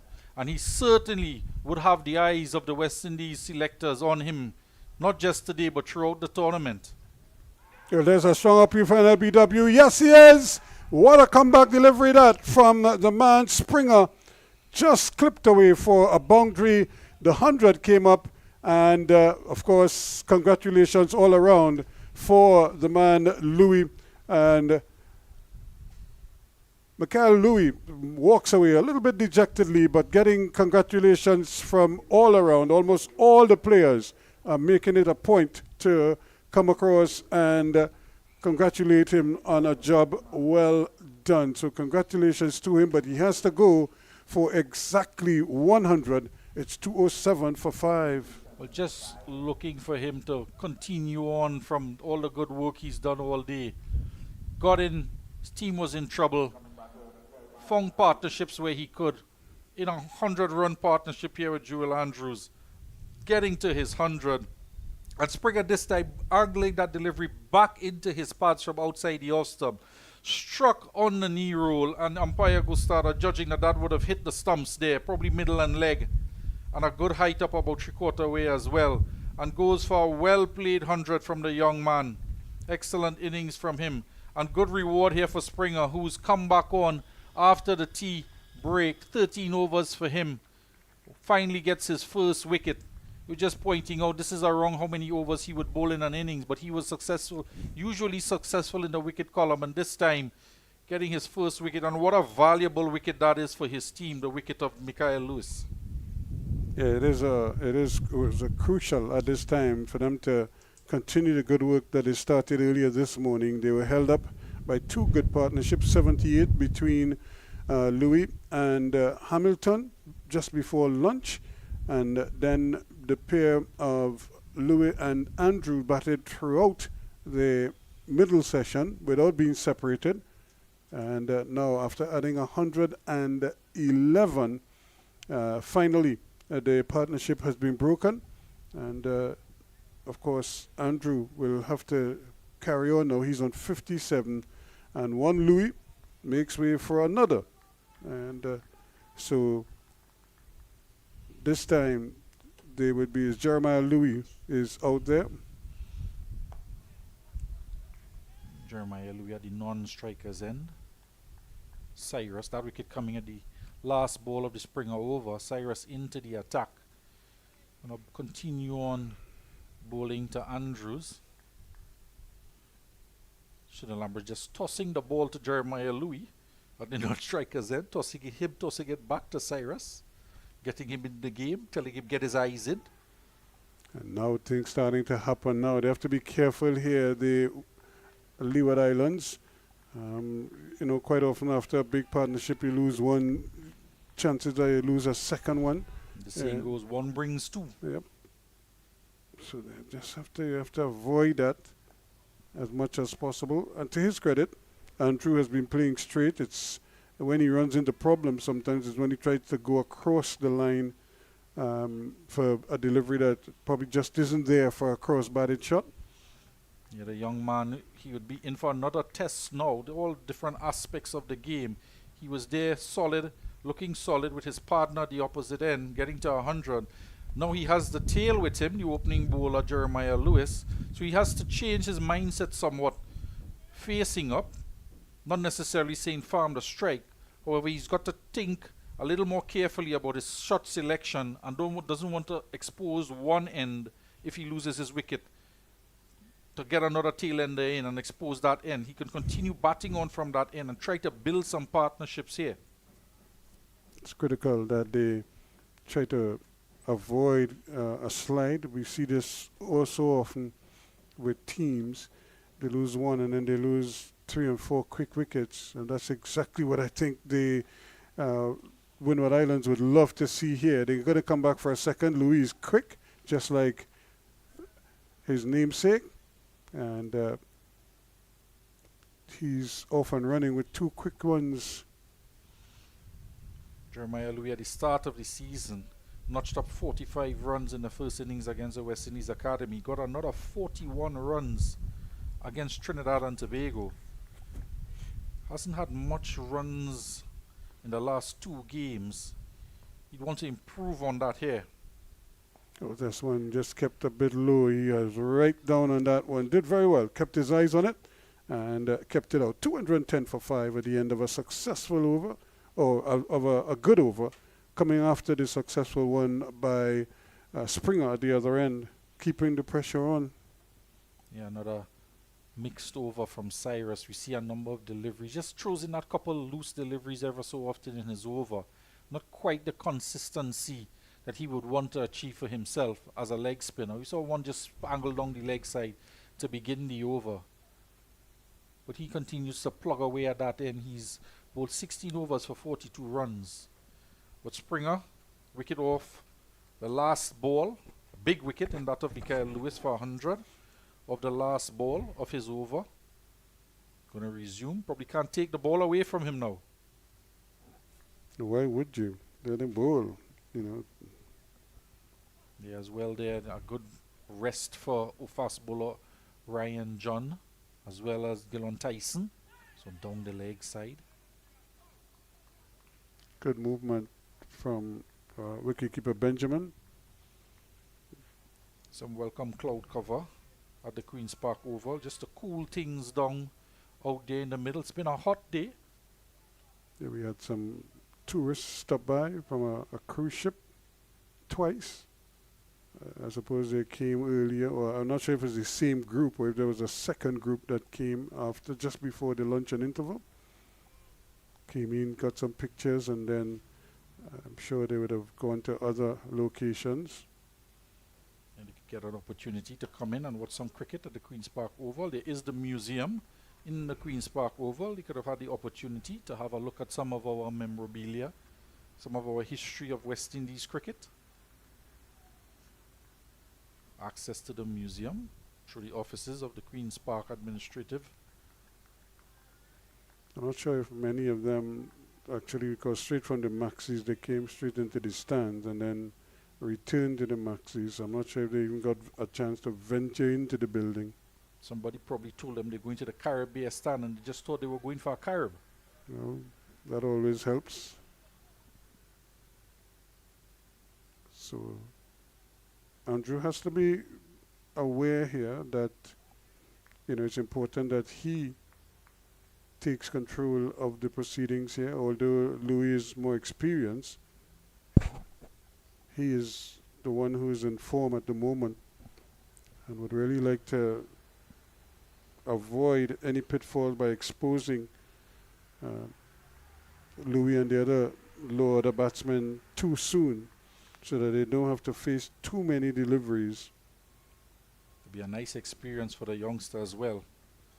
Learning as a lower or middle order batsman. A powerful drive here that nets him a single. Good stop as well from Tyson. Took it somewhere in the arm though, not very comfortable. You'll have to learn how to bat with the, tempted not to call it the tail. There's no such thing anymore as the tail end, because we find numbers 8, 9, 10, even 11 at times, very capable with the bat. And having the tail wag, 200 runs is certainly one the tail to wag here. It's a pull shot that's gone for 4. That's brilliantly played here. He was into position in a flush, and he just helped it. He didn't try to hit it too hard. He just helped it and picked up 4 down to fine leg. Joel Andrews, a short-ish man, not that short, but was angled down the leg side, just above his head height, so he was able just to swivel into position and help that ball very fine indeed. There's a man down there, Jeremiah at fine leg, but he couldn't get her wrong. It was one bounce into the fence, just under us here in the commentary box, and 4 well-played runs to young Joel Andrew.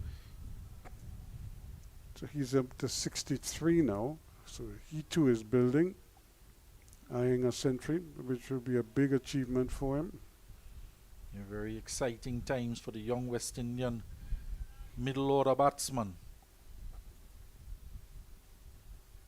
Again, given some room and hitting it hard through the offside. That's really his bread and butter. That completes the over, so he will retain the strike. It's 217 for 5. He looks very at ease with deliveries outside the off stump close to him. Possesses an excellent looking cover drive. Playing off the back foot as well, whether he's cutting or cover driving off the back foot, looks very, very competent.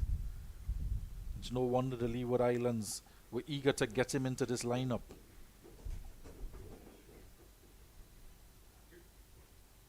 Has really played beautifully since he arrived at the crease, and has really just been cruising along. He was at one point playing second fiddle to his partner, his most senior partner, and of course the more informed Mikhail Louis, who has gotten 100, but then soon on getting 100 he got himself out. LBW to spring up, seemed to miss the ball, and now he has to, Andrew that is, now he has to take the lead here somewhat, try and see if he can't keep the scoreboard ticking over, and at the same time protect the batsman at the other end. A lot to think about for the young man. He wants to play his natural game. Jeremiah Lewis, very competent on the other end, but you just want to afford him the opportunity to play himself in. The job is not done here. It's 217 for 5. The captain would want them to go on and post close as possible to 300 runs. Get those very crucial batting points in.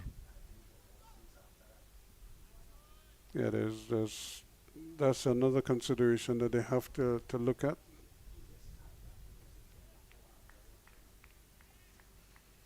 Most definitely what has decided the top 4 positions in fact on the table has been bonus points. Of course the wins as well would count. Yeah, that's what you want first. You want to get victories, and you want to get them in styles. You want to make plenty of runs, take a lot of wickets, especially with your fast bowlers, and so you're just adding bonus points to the equation. There's another appeal for an LBW, sweeping this time, not really making contact, but I don't think he was in danger there. Pitching outside leg, 217 for 5 at the end of the over. He's trying to put more power and placement and timing into that shot there with that one angle down the leg side. He was really trying to capitalize on a loose ball. Every now and again, Cyrus tends to push one down the leg side. The batsman quite haven't been able to put it away, and missing out again on that occasion. Yeah, all top 4 teams with 4 wins in the table after the 6 rounds, and what separates them really is that bonus points. A couple of them are just within touching distance of each other in the 80s.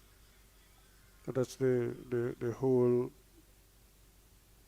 as they say, the key to the bonus points intervention is to give teams new ways of getting points on the board that could determine a championship. You have to study it to see how it will benefit you.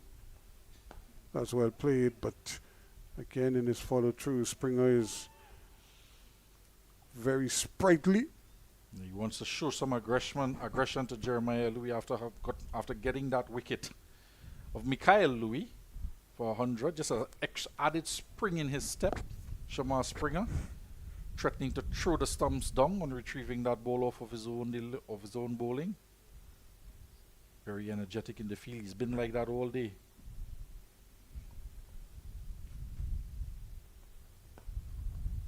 Again, fielding off his own bowling, looking to grab it with the left hand, spin around and throw the stumps down with his right, but not quite getting it in his palm. It's sticking. Springer into his 15th over of the day.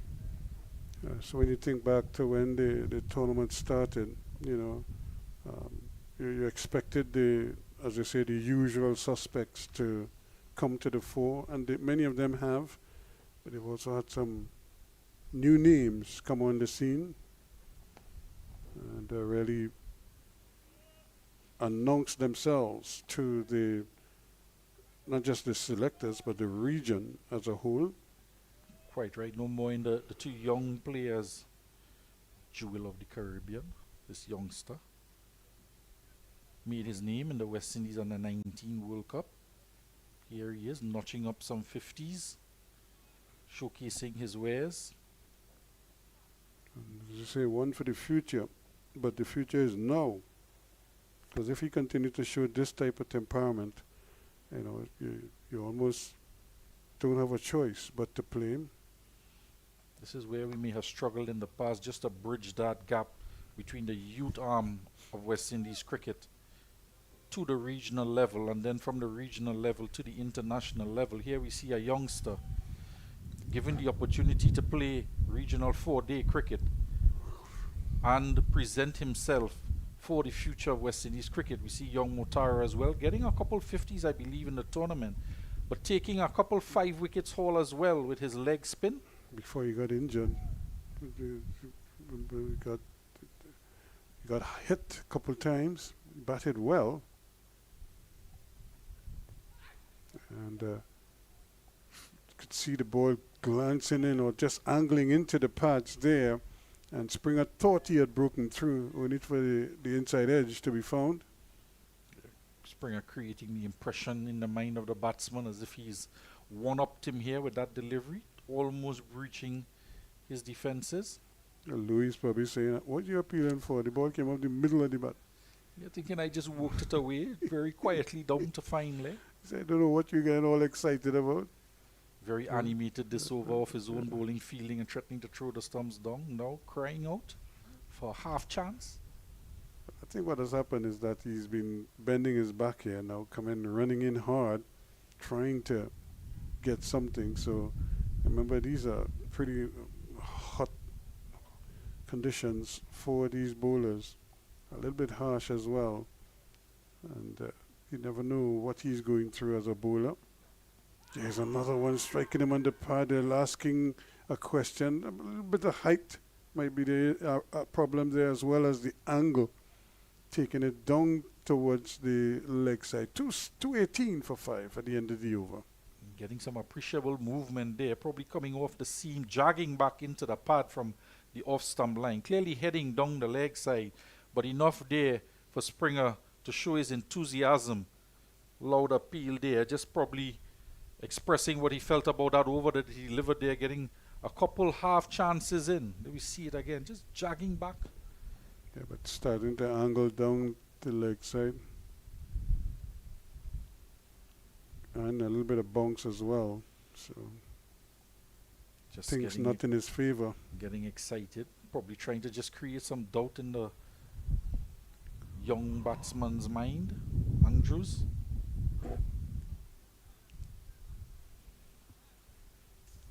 So 64 it is to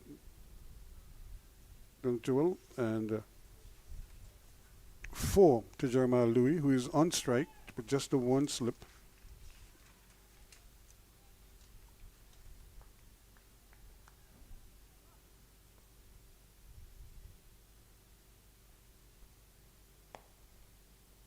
And that is careless, because he could so easily have fielded that, and then the ball just stayed down. I'm not quite sure what he was trying to do there.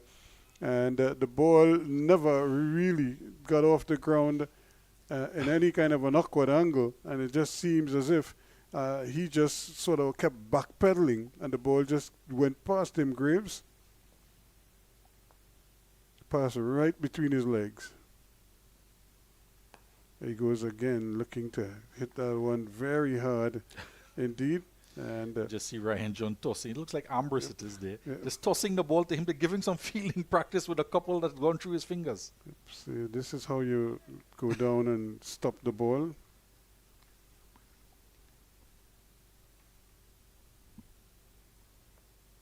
Just having a little chat with him there. He's in a key run-saving position. And this time Ryan John himself has to do the fielding. Ambrose looks at him, has a word because it's gone past him for 4. Well, The two look at each other there. yeah, he was diving, trying to overhaul that one. That one went through the gap and needed a good save. Unlike the situation before, where the ball was just pushing through there, and Ambrose was just backpedaling and then couldn't stop it. This time, you could see trying to dive on top of it to try to bring it down, but John couldn't do so in the end. Now he's being adjusted a little bit to his left. John, the vice captain today. The absence of Raheem Cornwall. Casey Carty being the captain. This one worked down the leg side by Jeremiah Louis. First slip takes after it. Slides, picks up. Swivels and throws into wicketkeeper Benjamin.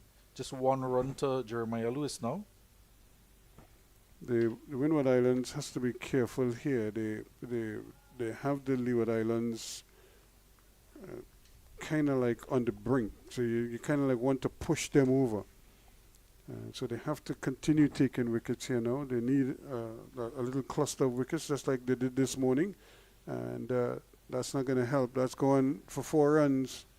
We've seen a couple deliveries just get angled down the leg side, each over from Cyrus. This one yet again angled into the leg side. We've seen Andrews also trying to put it away. Hasn't been successful. This time gets a lot of bat onto it. It's in the air. Just a couple bounces before the boundary, but that man out there, Tyson, couldn't get it wrong. He almost gave up on it. From the minute he saw it left the bat, it was struck so powerfully from Andrews. Another 4 runs to him. Pushes the score to 229 now for 5. He goes to 68. Another short ball. This one is hit in the air, straight down the throat of the man at deep backward square. Really, he had anywhere he could hit the ball. Instead, he picked out Tyson and gifted his wicket away for 68. It's 229 now for 6. Andrew always looking to pounce on anything loose. That one was another short delivery from Cyrus, but the man is set out there. He got back, pulled it in the air. And we're speaking about leg spinner, even bad deliveries get wickets, Ruskin, because the field is set for it. And it went straight to Tyson, who gladly accepted the chance. And it's another wicket down now, 6 in all for the Leeward Islands. And the knock of young Joel Andrew just coming to an end prematurely in his mind there. He would have wanted to go on and probably disappoint with it, somewhat of a soft dismissal. Short ball down the leg side, straight into the ban, a deep square leg on the boundary. Well, he didn't even need to hit it in the air. He could easily have hit it on the ground. He probably would have gotten a boundary too. but or even if he just got one, he would probably still be there batting. But it was a short ball asking to be hit. But instead of hitting it on the ground, he went for the maximum. And, well, he got the minimum. And was out caught at deep square leg there. And walks back dejectedly now. He doesn't even go to the players' enclosure. He goes straight to the dressing room. The sort of auxiliary dressing room that they're using now. Such is the disappointment on his face there. 2-9 now for 6. And I think a lot of his fans, growing fans around the Caribbean, even though you're from another country, would have wanted to see this young man go on. There's a lot of potential there. Would have loved to have seen him get 100. I myself was enjoying his batting. He was very, very positive in his approach to the innings. Unfortunately, holding out to that man in the deep. One man in the deep, Ruskin, 3 men on the onside and straight to him. As you said, he could have opted to play it along the carpet and try to get 4. But so confident the young man is, he thought that he could have gone in the air and hit it for 6. Tyson took a good catch too. He probably was saying, oh my goodness, look what I found. And picked it out of the air straight down his throat at a nice comfortable height as well. And he did a little jig after taking that catch as well. There's this one played in the air. I don't think it was intended to go in the air. He was pushing at it. However, it went over Springer's head and it went down to extra cover for 4 runs. So all of a sudden, things are starting to happen here.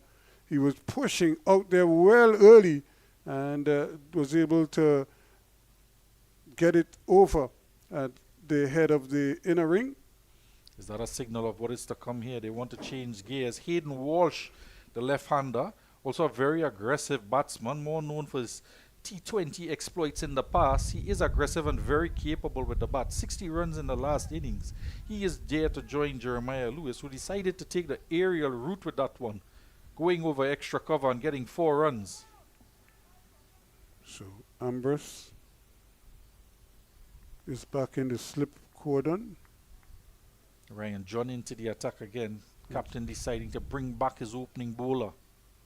Well, because he got the breakthrough and now he's thinking maybe this is where we could kind of shut the door on them here. 2 for 51 so far. John looking for wicket number 3. We've been speaking about captaincy and that urge that captains seem to be lacking to go for the kill immediately the fall of that wicket. 2 low order batsmen in and the captain decides to bring back his main weapon, Ryan John. Well, an excellent start, all from the media center end, this time from the pavilion end, replacing Springer.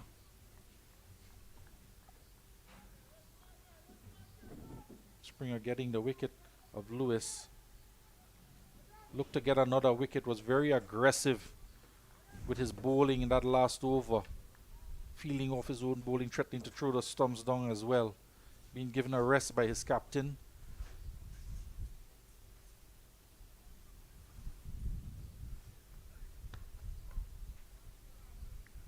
Reaching for that one, and of course Hayden Walsh Jr. has to bring all his experience to bear here now.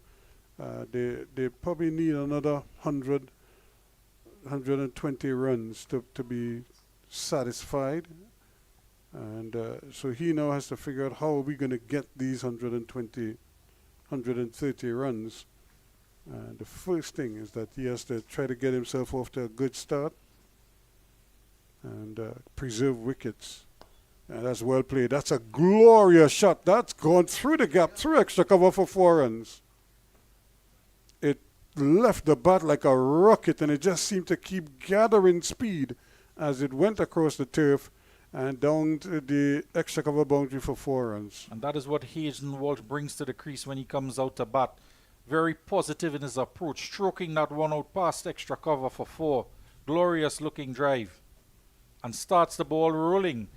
We saw one inside out shot from Lewis in the previous over, and now a cover drive for 4. Yeah, what a way. John coming back. Meeting up with 2 batsmen who want to show aggression here. Yep, the left-handed Walsh and the right-handed Louis. Two bowlers who could bat. That's essentially what they are. think Captain Casey Carty might be just trying to do some recalculations with the fall of those two wickets there, Louis and Andrews. We're talking about them trying to get to 300 by the end of the day's play. So 2 wickets falling there. Still some batting there. Walsh very capable. Going again, looking for more runs, and it's going to get a single, not the second run. And certainly a busy period here now for them as they try to up the ante, but at the same time try to preserve wickets. 239 for 6 at the end of that over. 15 to Louis, and Walsh is quickly on to 5. Well, one thing seems certain with these two. Runs are going to come, and they're going to come very quickly. Both batsmen looking to score. So they're having a little discussion, of course, working out strategy.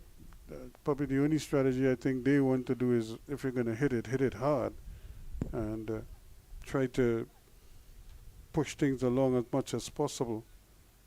But I'm sure they're thinking we need runs, but they also would like to bat out the day. I think that could be key here, because you want to bat a little time also. If you get bowled out cheaply and then the opponents go into bat and they knock off, 60, 70 runs, it deflates everything. Kind of undo what you've done in the morning session. So what they did in the morning session was not that good. They lost 4 wickets, for 96 runs. So what they needed, but they had a splendid middle session. They didn't lose a wicket. But now they've all of a sudden lost another 2 quick wickets. Well, there is a man a deep backward square for Walsh, the left-hander. A man on the deep mid-wicket boundary and a long on. So 3 men on the onside, just protecting there. So in anticipation of Hayden Walsh's aggression, with the leg spin coming into him, a left-hander. Solitary slip in place as well, just in case Cyrus throws in that googly delivery to bite the edge of Walsh's bat. Himself being a leg spin as well, would know what to look for. He has a little chat with Springer, and maybe it's a little plan that they have. And again, Hayden Walsh Jr. showing a real liking for the leg spinner. He's come out so far, everything seems to come off the middle of his bat. He's in good form from his last knock of 60. Right here at the oval. Stroking the ball quite nicely. Again, Walsh has really looked very comfortable. He's probably full of confidence given the knock he had in the last game, where he got a half century, and I'm sure he will want to shape, probably achieve another milestone. His first target would be to get his team to that 250 mark. It's 240 for 6 now. So it's all part of what this game is about. And while you had the more recognized batsmen going about it in one way, these two could go about it in their own way. And it's really about putting bat to ball. Well, Lewis and Andrews did maintain a run rate in the inning just about 3.75. It's 3.71 now as Andrew is gone. But these batsmen looking to maintain that run rate, trying to put away any bad delivery, still walk the good ones for 1s and 2s, but trying to be as aggressive as possible as that Cyrus over comes to an end. So again, the over comes to an end. It's 240 for 6. And a chance for the batsman to probably have a little chit-chat again. And we will see John resuming at the southern end. Cyrus there just having a chat with his vice-captain. Maybe concerning how long he expects to keep him on there. Maybe possibly even changing ends at some point in time. His vice-captain could have a word with the captain about what was discussed. Yeah, well, he's staying around the wicket, and a little bit surprised at that, because I thought you'd want to try and put the ball across him, but he has the ability to bring the ball back into the left-hander. So we'll see if that is what the plan is, but he has to line it up properly. Edging, a brilliant catch. What a catch that is. A well taken catch, low down to his right. Sunil Ambrose threw his body to his right, and he came up with a gem, a thick outside edge. And he was going one, he was leaning one way, then he just rocked to his right, and he came up with a blinder to get rid of Hayden Walsh Jr. He goes for 6. It's 240 for 7 now. Well, he usually stands a bit wide at that first slip. This time to the left-hander, he was a wide again. Not quite in that crouch position, but he maintained that position, pushing off of one leg, dropping down to his right, taking a low catch. The keeper didn't go across at all to get to it.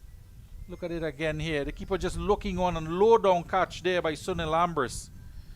And maybe that little bit of tidbit, a little bit of advice from the vice captain Ryan John when his fielding to Ambrose paid off there because he took a stunning catch. It really was a brilliant catch indeed. The kind of catch that gives the whole team a lift. In real time here now, around the wicket.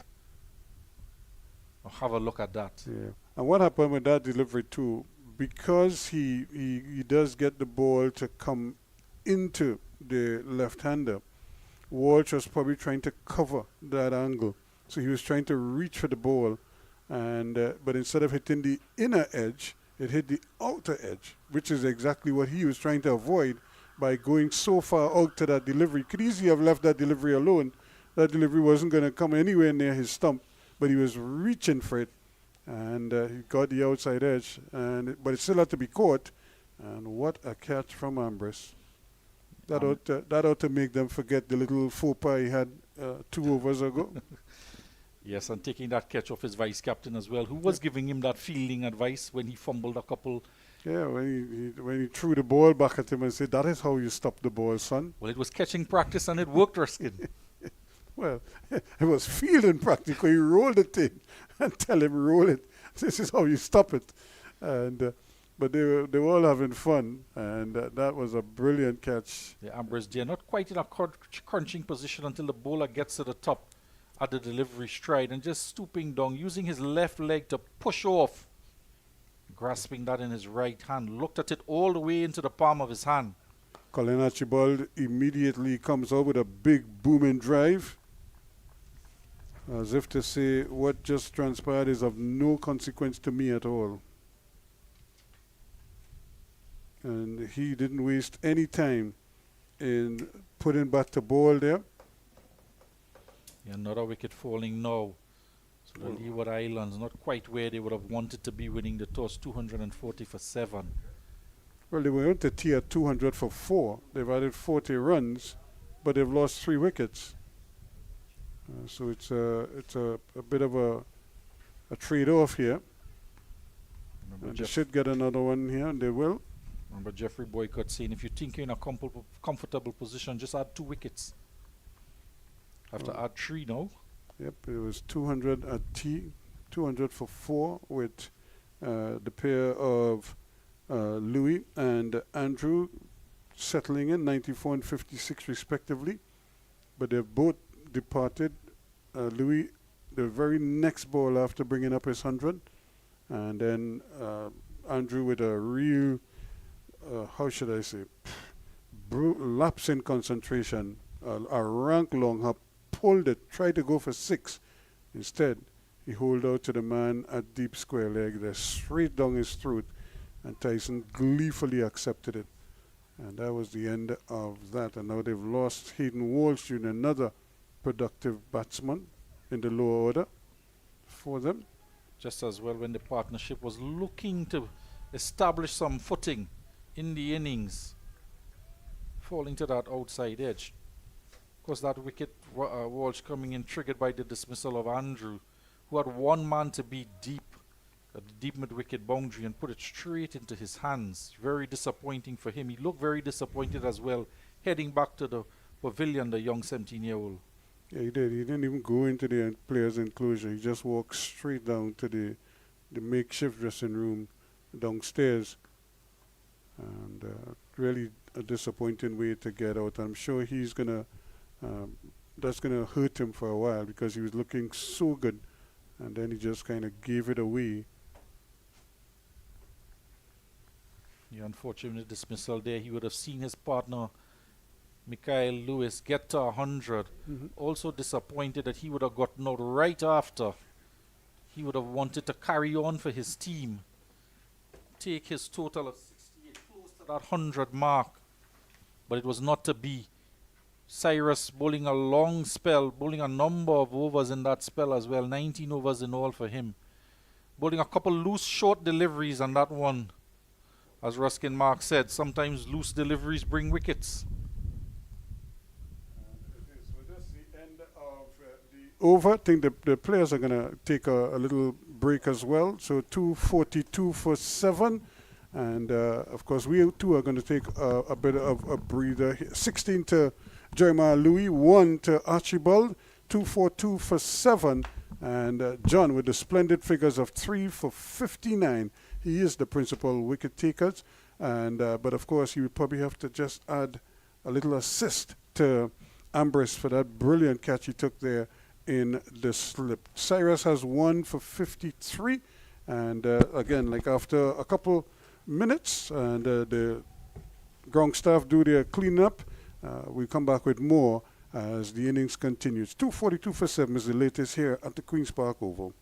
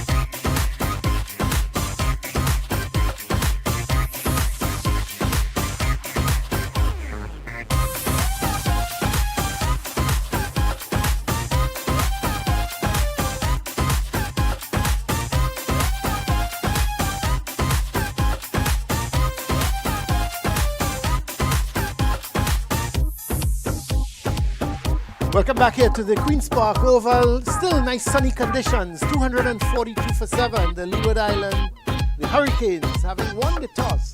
And we're in a spot of trouble at 18 for 3. And then a brilliant partnership. Well, a good partnership. I wouldn't say brilliant. A good partnership between Hamilton and Louis. Took it to 96 just before lunch.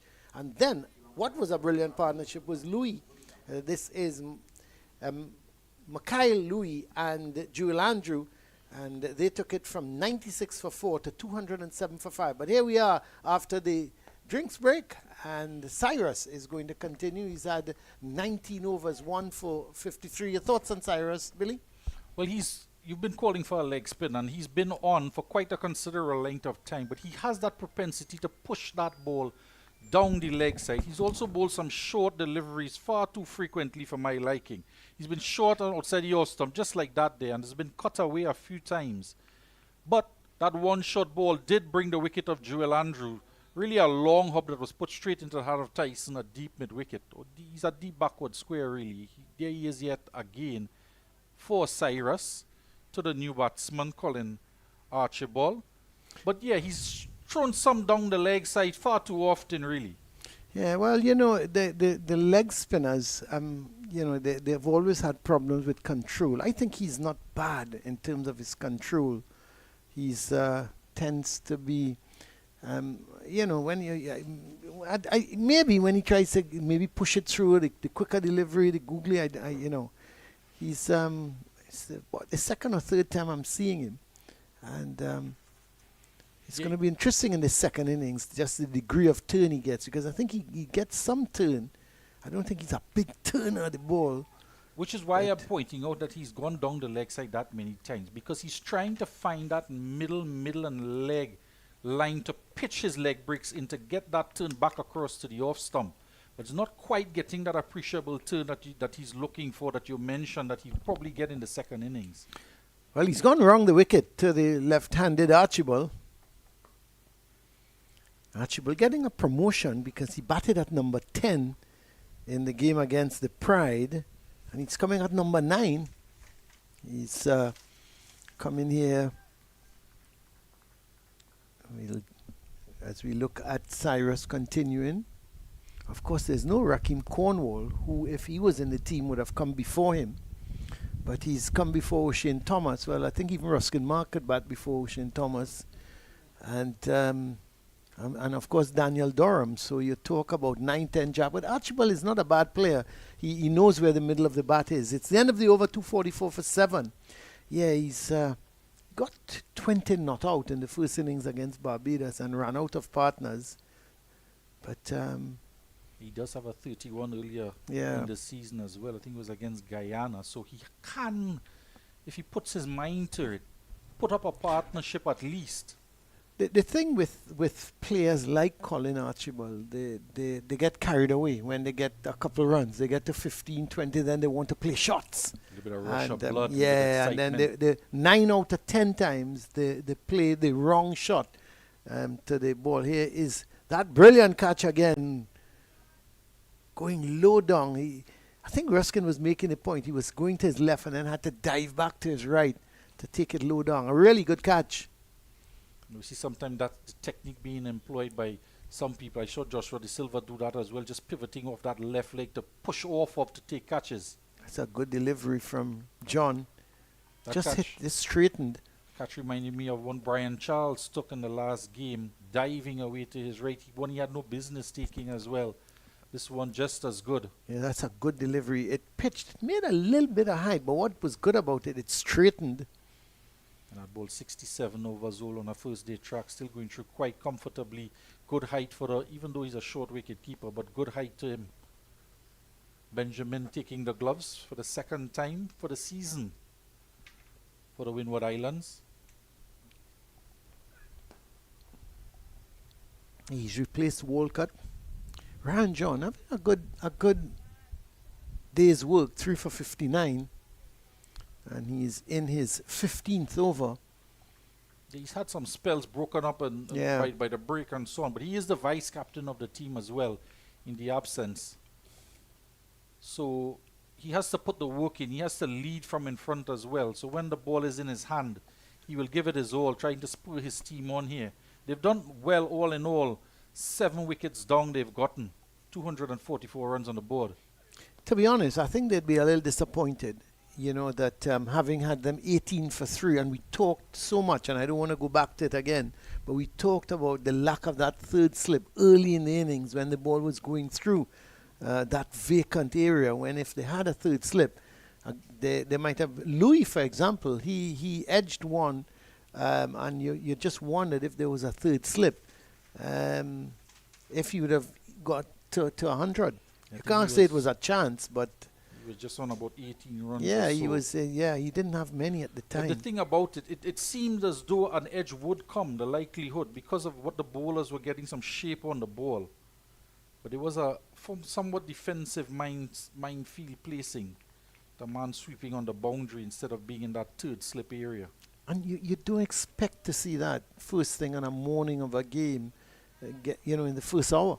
You're looking for wickets. And especially if you think the pitch has something in it. If the pitch has a little bit of moisture, you're getting a little bit of... I thought Tyson and John bowled really well this morning. And I was particularly impressed with Tyson. I pity he didn't pick up more wickets. Yeah, these two bowled a lot of overs early on in the day as well. Chance for a run out, fumble there at the mid-wicket position. Solozano, it would seem, in that position there. Yeah, it coming is. around. Yeah, it is Jeremy Solozano. He should have. I think he took his eye off the ball. He looked to see where the striker Archibald was, and once he did that, he lost sight of the ball. My cricket captain would tell me, why are you taking your eyes off the ball to see what the batsman is doing? You have one job, get the ball in your hand and get it into the wicketkeeper as fast as possible. Listen to a call from the outfield which end to throw at. Dr. Shallow is in the middle, so he is here. Ian Miles Bascom, but Dr. Shallow is here viewing this game. This is the game for the battle for the title, really. Yep. The thing about this game, I mean, it's such a wonderful tournament, and at the end of the over, from John, a single from Louis takes the score now to 246 for 7. You got 4 teams.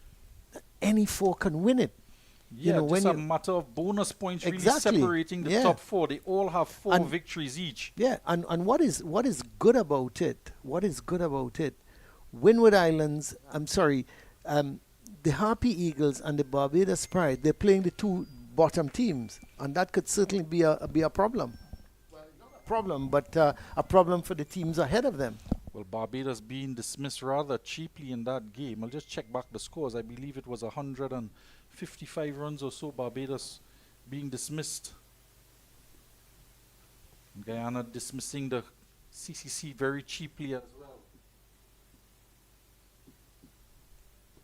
Cyrus continues from the commentary box end. Just one slip for him. He's had that fieldsman, both of them in extra cover. This one is tugged into the onside. Another delivery just angled into the pads heading down the leg side. Tyson does the fielding out in the deep. All of it was along the ground. Brings the left-hander in to strike.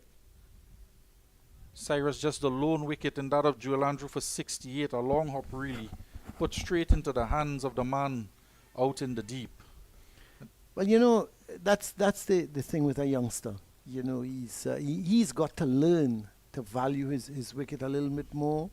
Where we were just speaking about him with Ruskin, how he needs now to shepherd the tail end batsman to try to achieve that 300 run total that his captain would have wanted from him. Yeah, but when you're young and you get to this level and you're full of confidence, and he's a confident little cricketer. We certainly saw that. Some of the shots he was hitting out there, just exuberant confidence.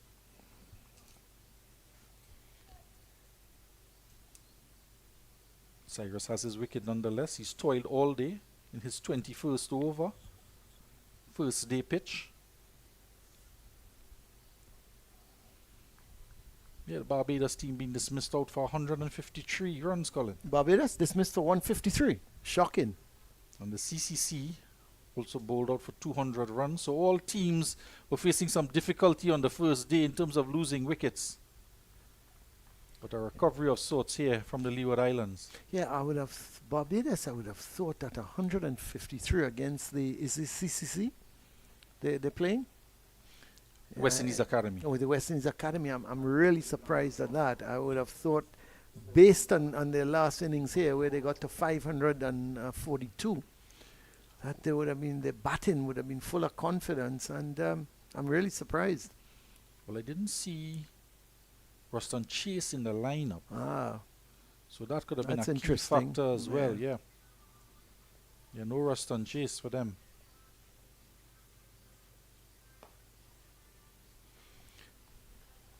Centurion, Craig Brathwaite just 2 runs to his name. Craig Brathwaite McCaskey, and 2. McCaskey opening. Yeah, both of them being dismissed very cheaply for 2 runs.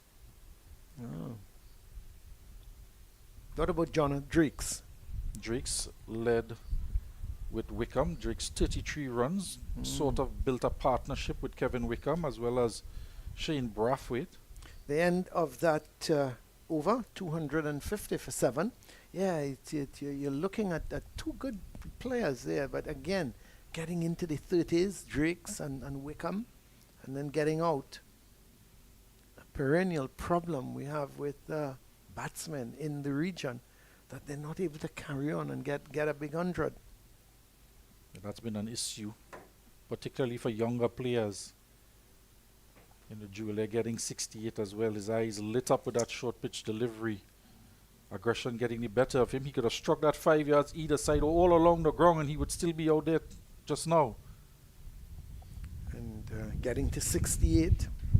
You do all the hard work. You get to 68, and then you give it away. He was also dismissed for 87 runs on Yeah. a 48 runs, so just need to exercise a little more temperament. Yeah, you got the 87 right here as well. Shot selection. You know, I put that down to youth, the exuberance of youth. He will learn. He will, you know, he's got to, you know, the elder statesman in the team got to talk to him, keep talking to him. Well, Mikhail Lewis kept talking to him throughout that innings when they were in partnership, that 100-run partnership they shared together. And he was trying to guide him through that innings where there was a little bit too much aggression or injudicious shot. Lewis would be down there in his ear, trying to counsel him through that innings.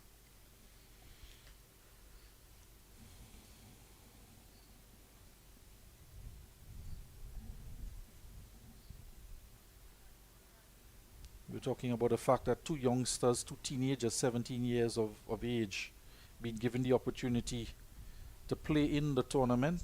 Bodes well for West Indies cricket. The talent is definitely there from young Andrews.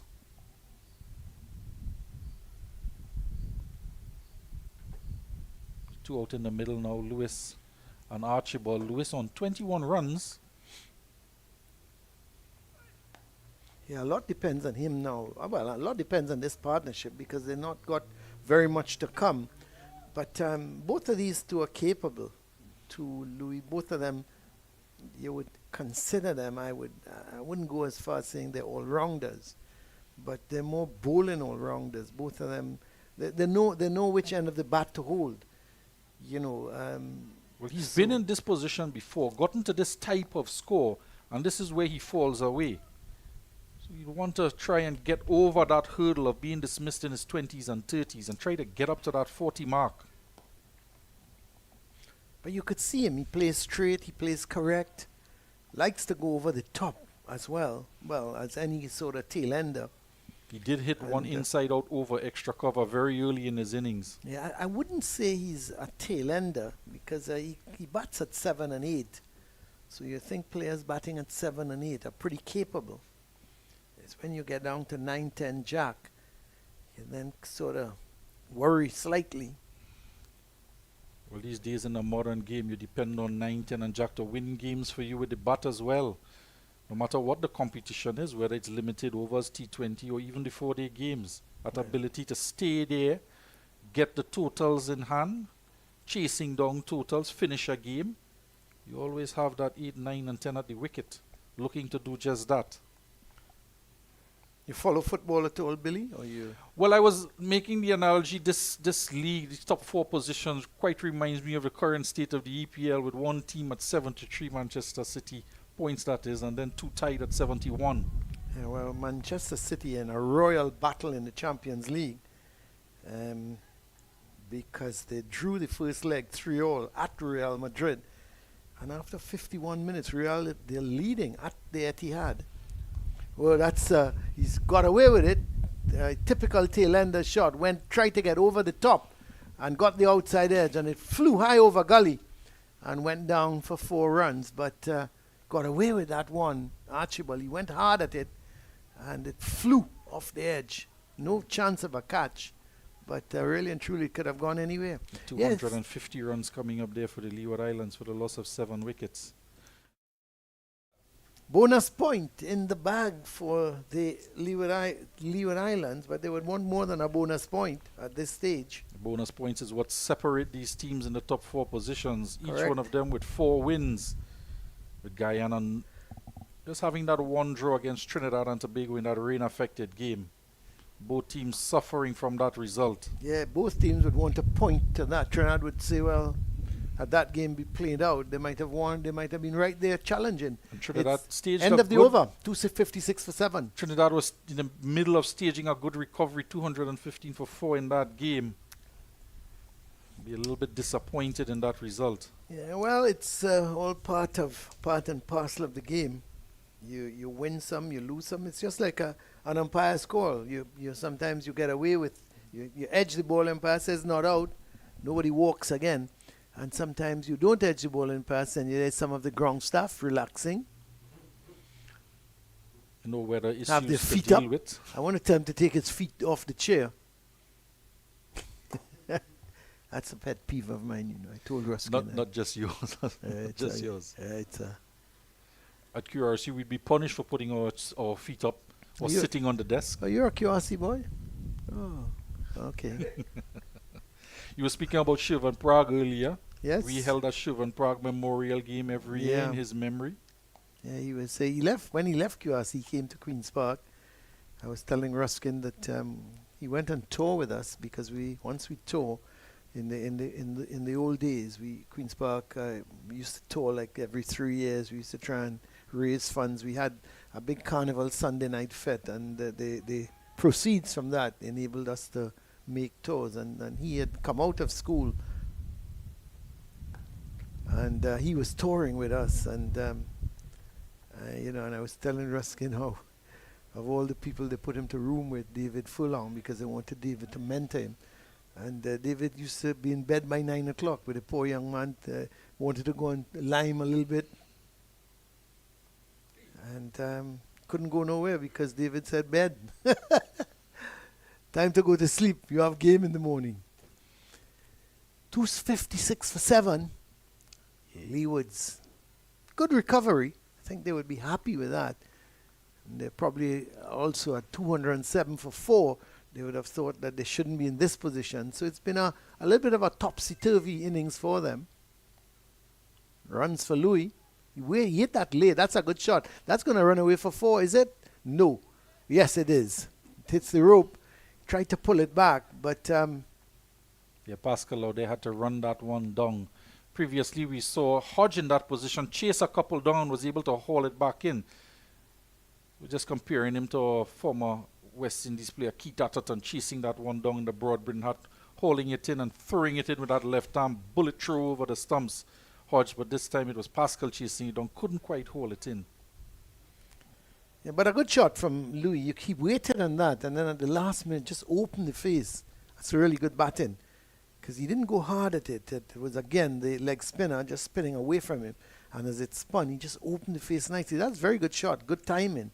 The intent as well, looking to score, turn the strike over, try and get as close as possible to that 300 runs. He's on 26. Louis. Have a couple partners to come who could stay with him.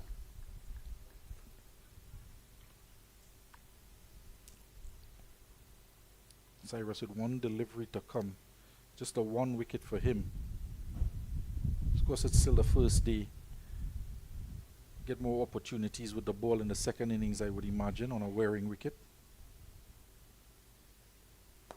Full toss. Yeah, I think he was trying to get to bowl the googly, but just pushed it through a little too quicker, and it turned out to be a full toss. The end of the over. The end of it, Louis is on 26 and batting very well indeed. And the Hurricanes, they are 261 for 7. Springer might have just done himself a bit of disservice there. Just holding back on the boundary, tempting the batsman to try for 2, and then sprinting off behind it when the batsmen were eager to challenge him, and so does something to his hip, just holding on to the side there when he was accelerating to that ball. So playing a few mind games out into the field, trying to create an opportunity out of nothing. He has bowled exceptionally well. There's him stretching out on the boundary line. He's in the shade at least, so that shouldn't be too bad. Might very well see him back into the attack at some point. The new ball is due. 9 overs time. I think Tyson is back into the attack, which I think is a good move. I think his little bit of extra pace. Don't know if he'll get that. The ball, as you rightly said, is 71 overs old. I don't think he's going to get that bounce that he got early with the new ball. Had some that bounced uncomfortably. I really don't think it's going to happen now. Just seeing Ryan John walk off the field there, emergency fieldsman on. He's the other opening bowler. Shared the new ball with Tyson. Can't quite make it out. Seems to be John in the distance, in the pavilion. It's a good shot. Interesting that he would bring... They're coming back for the second. No, Archibald didn't want it because Louis was coming back for the second because was that Solozano? I think it's Solozano gave chase and dived to his left. And the ball was almost like under him, and Louis recognized that. He wanted the second. Archibald was not interested. But I thought there might have very well been 2. Coming up very gingerly there as well, Solozano. Going down on that left knee, sliding in to do the retrieving. Just limping back into his position there at mid-wicket for the left-hander. Here's Tyson again. Interesting decision to bring him back in the 72nd over with the new ball being due. Probably just a couple overs in. Give him a couple overs, see if there's anything in this pitch with that older ball. And then if there's nothing, probably just bring Springer back or maybe even give Hodge an over or 2. Well, this I was wondering, what are his options from that end? Hodge was very expensive early on. He was taken apart, being struck for 4, 5, 6s in his short spell. He'd been hit for a 6 almost every over. And then Sunil Ambrose came on, bowled a couple overs for 17 runs. Didn't quite settle with the ball. He's not been a regular bowler for the Windward Islands. So just maybe giving Springer a little bit of rest, giving Tyson a couple quick overs. Didn't want to go back to the spinners from that end. Yeah, the thing is, you're now bowling to number 8 and number 9, or sorry, number 7 and number 9. So it's a big difference than bowling to 2 recognized batsmen. That's made, Yorker length. Archibald seemed to be going across the line. The only thing I could think is where was that pitched, because you could see him looking to work that ball to leg.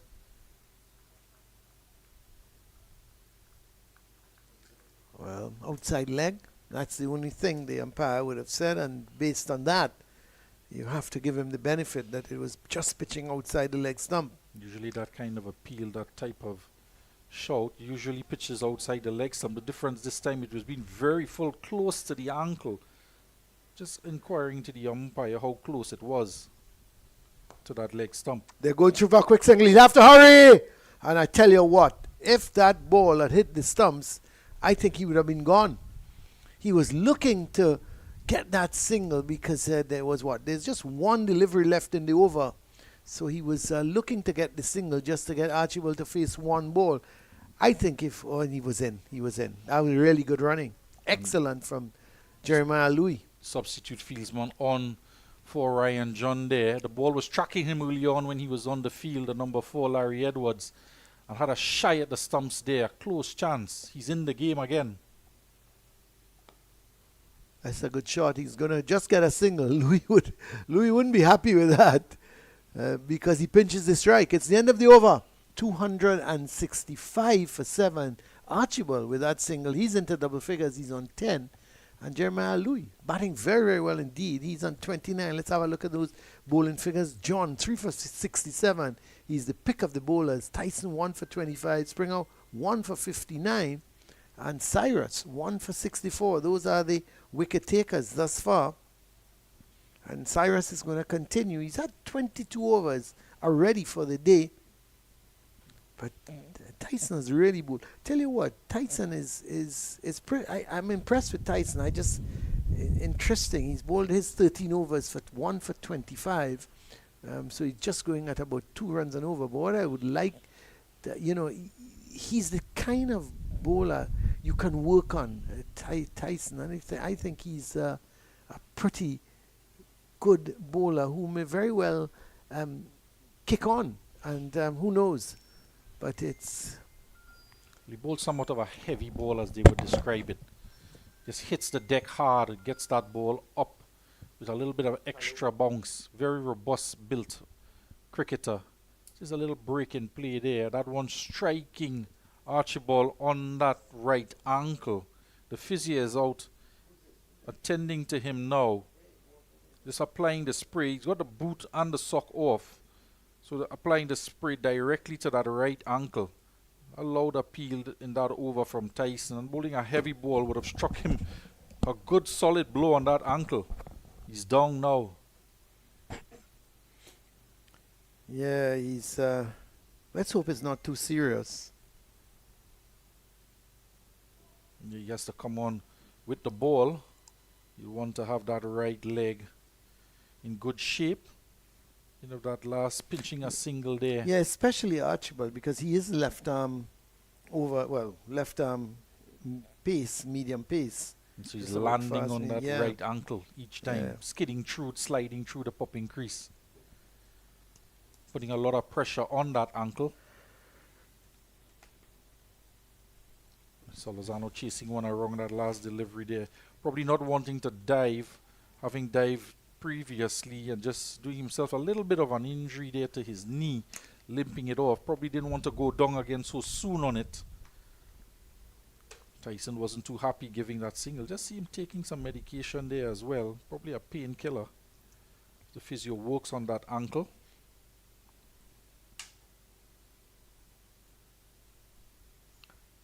$265 for 7. I think we will get to that 300 mark, Colin.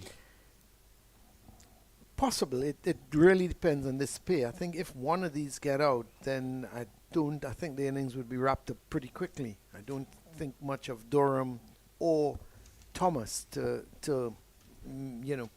get 15, 20 runs together.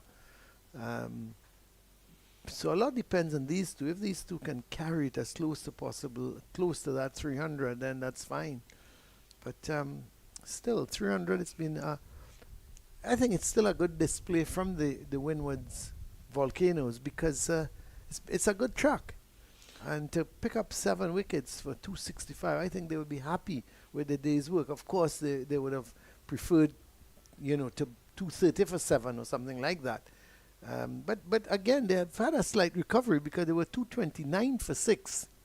So 36 runs have been added since they lost that wicket at 229. Of course, they lost Hayden Walsh Jr. at 240 for 7. So this pair have added 25 runs already, and which is excellent for the 8th wicket. Just about 18 overs to go in the day's play, approaching the 4:30 hour. Yeah, we're not going to get that. We're not going to get that especially if they take the new ball as well. So if they manage to prize out these last remaining 3 wickets before the close of play, we might well see a burst with the new ball from O'Shane Thomas. That should be interesting. O'Shane Thomas hasn't really come on as he should have. A lot of hope for him, but The one with huge prospects for West Indies. Fast opening bowler. Could well get him to that 150 kilometers per hour. Extracted a lot of bounce off the wicket as well. Remember him bowling quite a few deliveries that just went over the batsman and keeper as well. Well, he's got it away from the man at point. It's just going to be a single. I don't think they're going to chance the second. He seems to be bowling a lot of googlies to the left-hander. He's around the wicket. There is a slip in place. And trying to maybe get it into those bowlers' foot marks there. Trying to see if he could get the ball to misbehave. Create an opportunity on the first day for the leg spinner. Right-hander on strike now.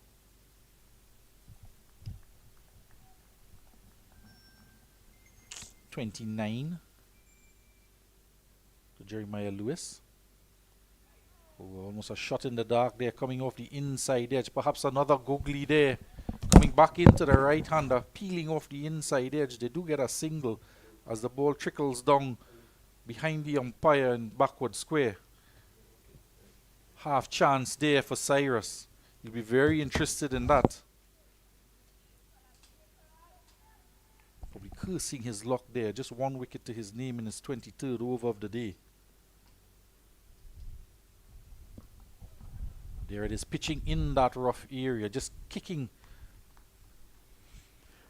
I tell you who the Windward seem to be missing is the off-spinner.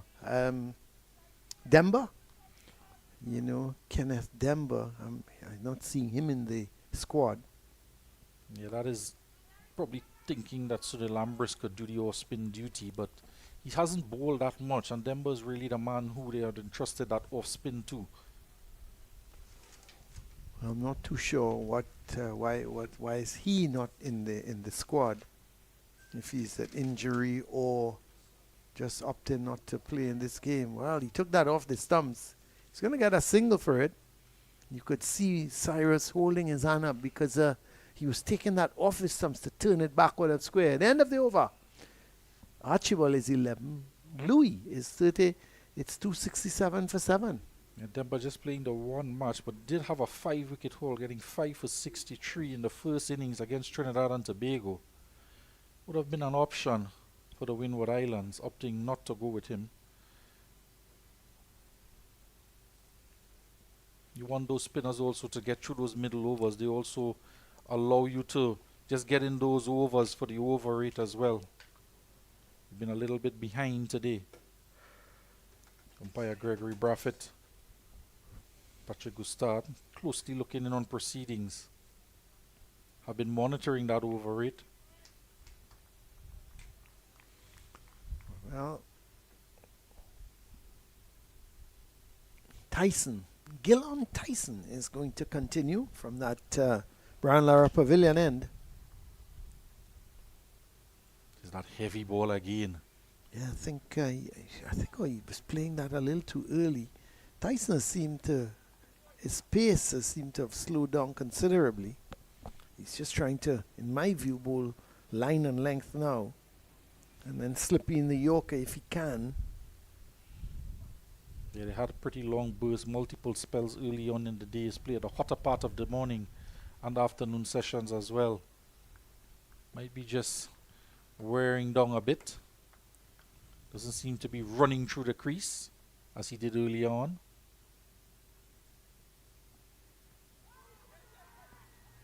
Trouble here. Well, good sense prevailed in the end. Louis realized that Archibald was in no way thinking of a single. He called for it, Louis, when he realized Archibald was nowhere thinking of it, and then he started to go, let's have a look. So he plays the ball trying to turn it to leg. He's not looking at Louis. Louis starts to the run. Archibald now sees him, so he decides to run, but Louis realizes at that point in time it was suicidal, and he sent him back. So a little bit of a mix-up. They have a chat, a little bit of a mix-up there in communication. I'm sure that'll be sorted out pretty easily. Yeah, he wasn't quite aware of where the ball went, seemed to be looking around for it. Meanwhile, his partner, the non-striker, then was running down the wicket, trying to rotate the strike, trying to get a single. All wells at end, well, no run out. So, Ruskin Mark, the two English teams are in trouble. Manchester City, they're losing 1-0 to Real Madrid at the Etihad. And Bayern Munich, they've just scored against Arsenal. So 1-0. So if these results stay as is, Man City and Arsenal could be out. It wouldn't stay that way. It wouldn't stay that way. His Lordship, Ruskin Mark, says it's not going to stay that way. Well, Okay. Real Madrid have been well known in the past to come back in the second leg of games, surprising those. Whoa, that's a poor shot. A well bowled from Tyson, though. Give him credit. He induced the hook. There was a man at the deep backward square leg. He shortened it to Archibald and said, well, go ahead and hook. Now, Archibald really was looking to take that from way outside the line of the off stump. The height was also a problem and never got hold of it. And in the end, the ball just basically lobbed up to mid-on. And Archibald makes his way back to the pavilion. Not sure who took that catch, but he goes for 11. May have been Edwards there, the substitute. Was it Edwards, the substitute? If he's still on the field. But I think he is, and he would have taken a comfortable catch there. Interestingly, Tyson just pulling up with that dismissal there, just holding that right calf. We did see the physio. Yes, it does look like Edwards there taking that catch. The physio was on for him earlier, just applying some medication to that right calf area. And then again, yet he just hunching over as that wicket fell out in the middle there. He's standing mid-pitch, just grasping that right calf area. Nonetheless, the wicket goes. Yep, 267 for 8. That he went for the hook. And all he succeeded, mishit it, of course, and just went high in the air towards mid-on, who took a very comfortable catch in the end. And a deliberate short pitch ball, tempting the Yeah, lower order he batsman to fetch it outside the off stump. Managed to get a bottom edge on the bat. Lofting it up in the air, an easy catch for the man at mid-on. yeah, it is the substitute Edwards. Yeah, Archibald goes, caught substitute Edwards off the bowling of Tyson for 11. 267 for 8 now. And it brings Daniel Durham to the crease. So left-hander after left-hander, because you had Walsh. He was replaced by Archibald. So the left-hander, and now Archibald is replaced by Durham. He's a left-hander. And the man to come, O'Shane Thomas, is also a left-hander. So they've got 5 left-handers on this Hurricanes team. Just looking at Sunil Lambers there, just asking if you want to get that second slip in or that gully in, skipper. Athanase look at third man. You are into the tail now. Tyson getting another wicket for him. Walk down the leg side. Springer is there. That's not a good line. Not when you're bowling the first delivery to a man coming into bat at number 10. Particularly when Ambrose is asking the captain to come into that second slip or gully position. Yeah, but whether or not you got a bowl at the stumps, that's the important thing. When you see your tail enders come in, especially your talk, and I love to refer to them as 9-10 jack. When you got that, you got to bowl at the stumps. You cannot be giving them free runs. Most definitely. You don't want to get him off the mark and also get him off of strike. The man who's been in there, Louis, on 30, more capable batsman. His eyes already in. He's already set and batting well. Gets an opportunity. Well, he's going to get a single. And I think he's going to get the strike. Right? Because is it the end of the over? It is. So not a great delivery to end the over from Tyson, because you really wanted to get at Durham. You wanted you wanted him in strike. Just wondering that you use that short pitch ball again to keep the batsman at that end so that you'll have a chance to bowl a Durham at the other end. But two badly lined deliveries either side of each batsman down the leg side for the left-hander and the right-hander, giving away an easy single. And really and truly, he hasn't bowled badly. You know, those two deliveries, the one to Durham and then the one to Jeremiah Louis, probably his worst two deliveries of the day, because generally he's bowled a good line, he's bowled a good length. Just tiring maybe also trying for a little bit of extra pace.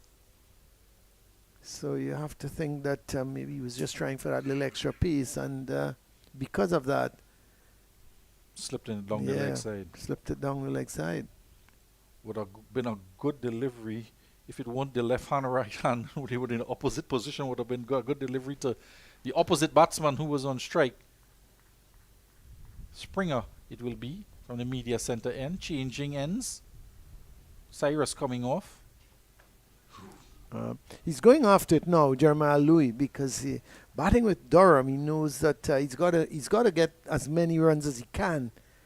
So he's taking on Springer, because that ball was just back of a length, but outside the line of the off stump and leaving him, and he was still trying to drive on the up.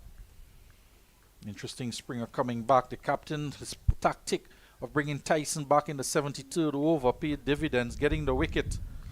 And now we see Springer being brought back into the action. Changing end as Tyson is operating from the end Springer was at, the pavilion end.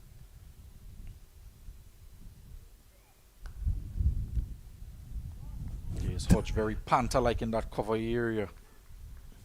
Well, Ruskin Mark, I want to say you know your football, but I'd also like to say you're also very lucky, because Manchester City, they've equalized in minute 76. And that young Belgian guy, you know him? Kevin De Bruyne. So it's 1-1 now. Should be very interesting, the last 14 minutes of that game. Of course, the UEFA Champions League. That coach Ancelotti always has something up his sleeve coming down into the depth of a game. Well, the Manchester City fans will tell you that Pep Guardiola also has something up his sleeve. Saving Kevin De Bruyne for this game. Missing out on the game over the weekend. Yeah, that's... and if you play fantasy league, you'd be most upset. Because sometimes you put Kevin De Bruyne in your team and all of a sudden he's on the bench. Yeah, this season you're just wondering if he's up for the transfer window. The amount of times he sat out games, coming back from injury. Attacking midfielder for Manchester City. Very exciting football going on in the Champions League. I would think it should be interesting, but always at the Etihad, it's difficult to see Manchester City being beaten. But of course, Real Madrid are a team full of talent. But talking about full of talent, we're here at the Oval, and the Hurricanes are trying to get up to 300, 270 for 8, and Daniel Durham is there. He is on 1, and he would want to stick around with Jeremiah Louis, who is on 32. Didn't have a good game against the Barbados Pride with the bat, did Louis, but certainly has come good here today. And Springer has picked up 1 for 60. We're talking about when Louis entered into the 20s. This is the area that he needs to be cautious. He usually gets to that 20-30 mark and then loses his way somewhat. As a task on hand yet to do, you want to get his team as close as possible to that 300-run target. Well, I think he'll be forgiven today if he tries to up the ante and tries to get after the bowling and falls victim to maybe a shot that he's trying to, I wouldn't want to use the word manufacture, but a shot that he's trying to play that may not be the right shot to play at a particular ball. He was thinking of the single, but it was not on because it's the end of the over, and certainly even though Durham might have been thinking of it, it certainly was not on. There was a 12th man coming on the field.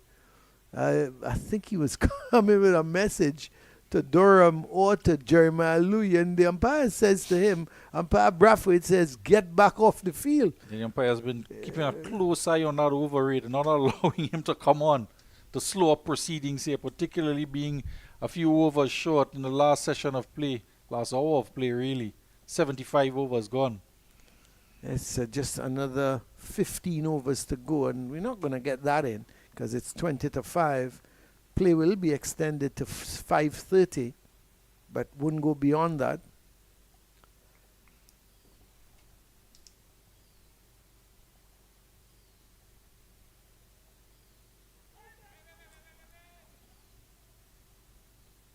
Not too sure what's happening between Louis and Durham, because Louis was thinking of a single. You wouldn't want to be running a single off the first ball of an over to expose Durham.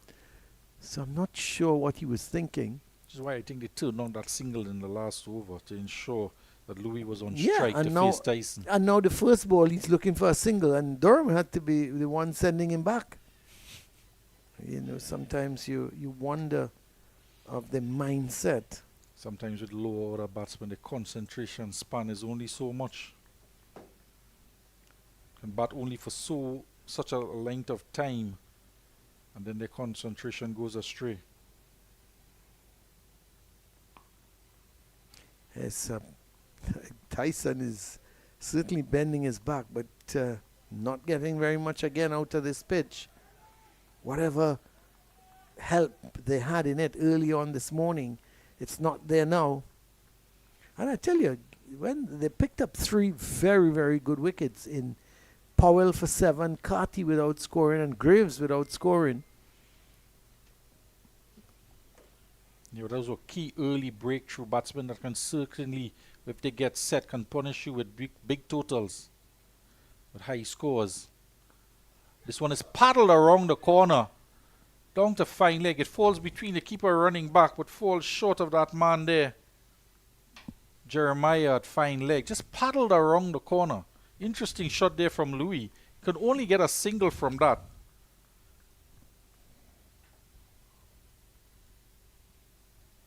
Not quite sure what his intentions were there with 3 balls left in the over. Perhaps that's why a message was being sent out to him. Some guidance about how to shepherd through the rest of the innings.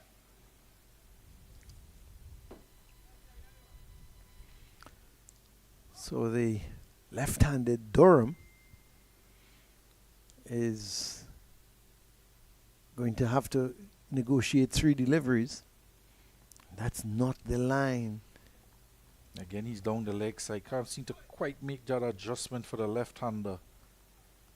He seems to be bowling well with himself as well. Gillon Tyson. He did have that right calf injury. Doesn't seem to be showing any signs of it affecting him right now. It pull up at when he got that wicket of Archibald, but you're right, he is not quite the follow through we saw him with earlier in the day. Understandably so. Durham looks pretty comfortable with the faster bowler. He had problems with Roston Chase, the off spinner. Got him out twice in the game against the Pride. So you're just wondering if maybe a little bit of spin might do the trick. Spin requires you to use your feet that much better.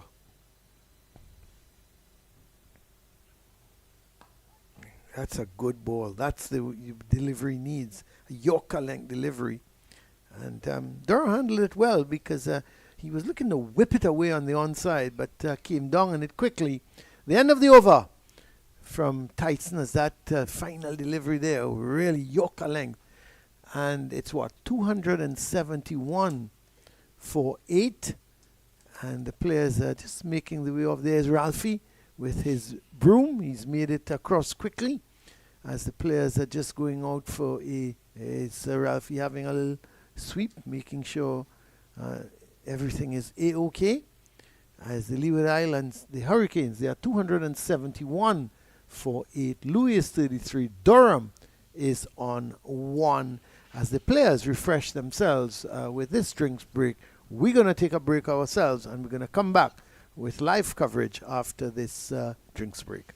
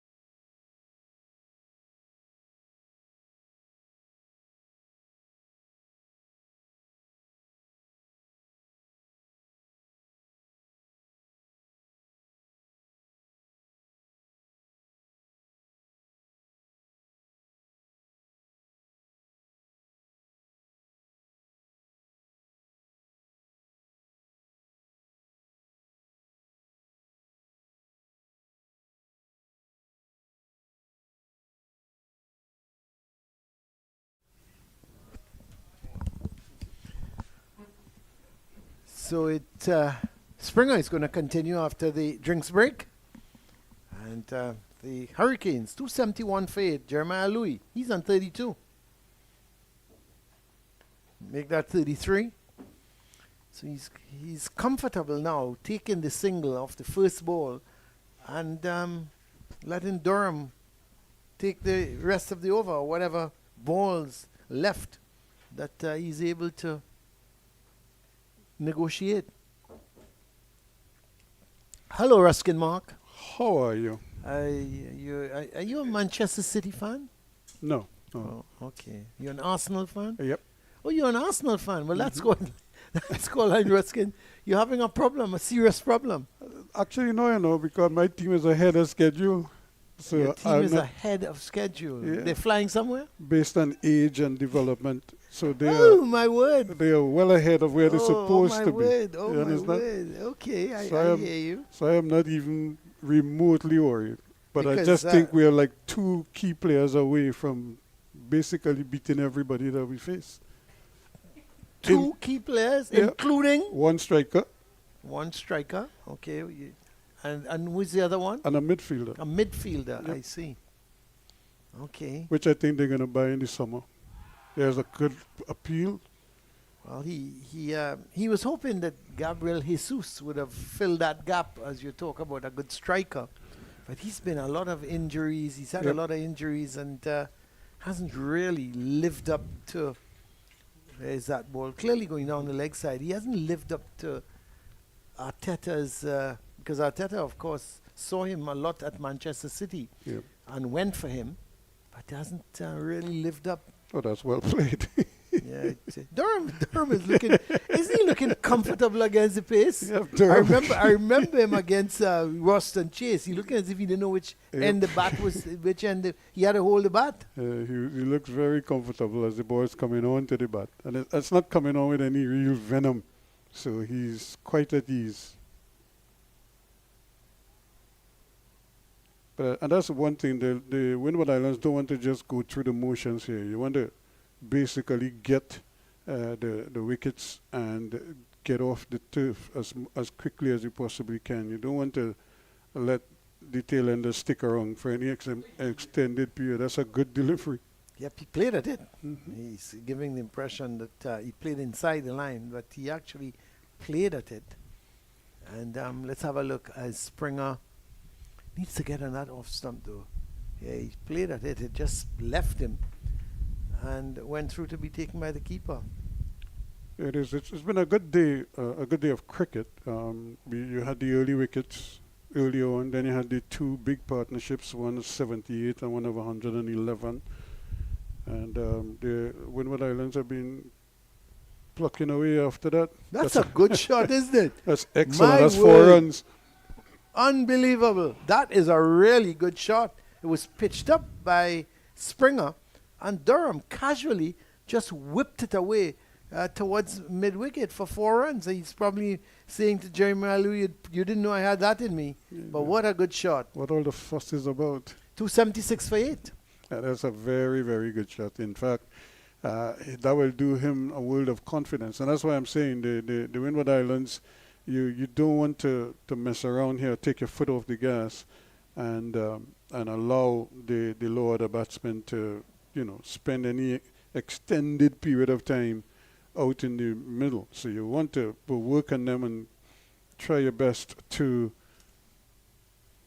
get them. Now 77 overs have been completed, so I suppose he's eyeing the second new ball. And but you're bowling some of your key men now when you're still 3 or 4 overs away from the new ball. When in really he should be bowling his spinners here, just to try to wheel through these overs and give your faster men a new ball when they're fresh. That's again not a good delivery. Well taken by Benjamin. He was diving a long way to his left, where maybe a leg slip would have been. It was a really good take. But Tyson, I was making the point that Tyson seems to be bowling well with himself now. I think Just he has about a- medium pace. I think he has a calf strain or something. He got some treatment earlier, yeah. and I don't know if he's just not at full throttle. Clearly, he's not at full throttle. He's really just using his shoulders here to deliver these balls. Not really setting it up and trying to bowl as quickly as he was earlier. But I think right now he's really bowling well within himself, and because I think the injury or whatever it is, whatever discomfort he's having, is really affecting his rhythm.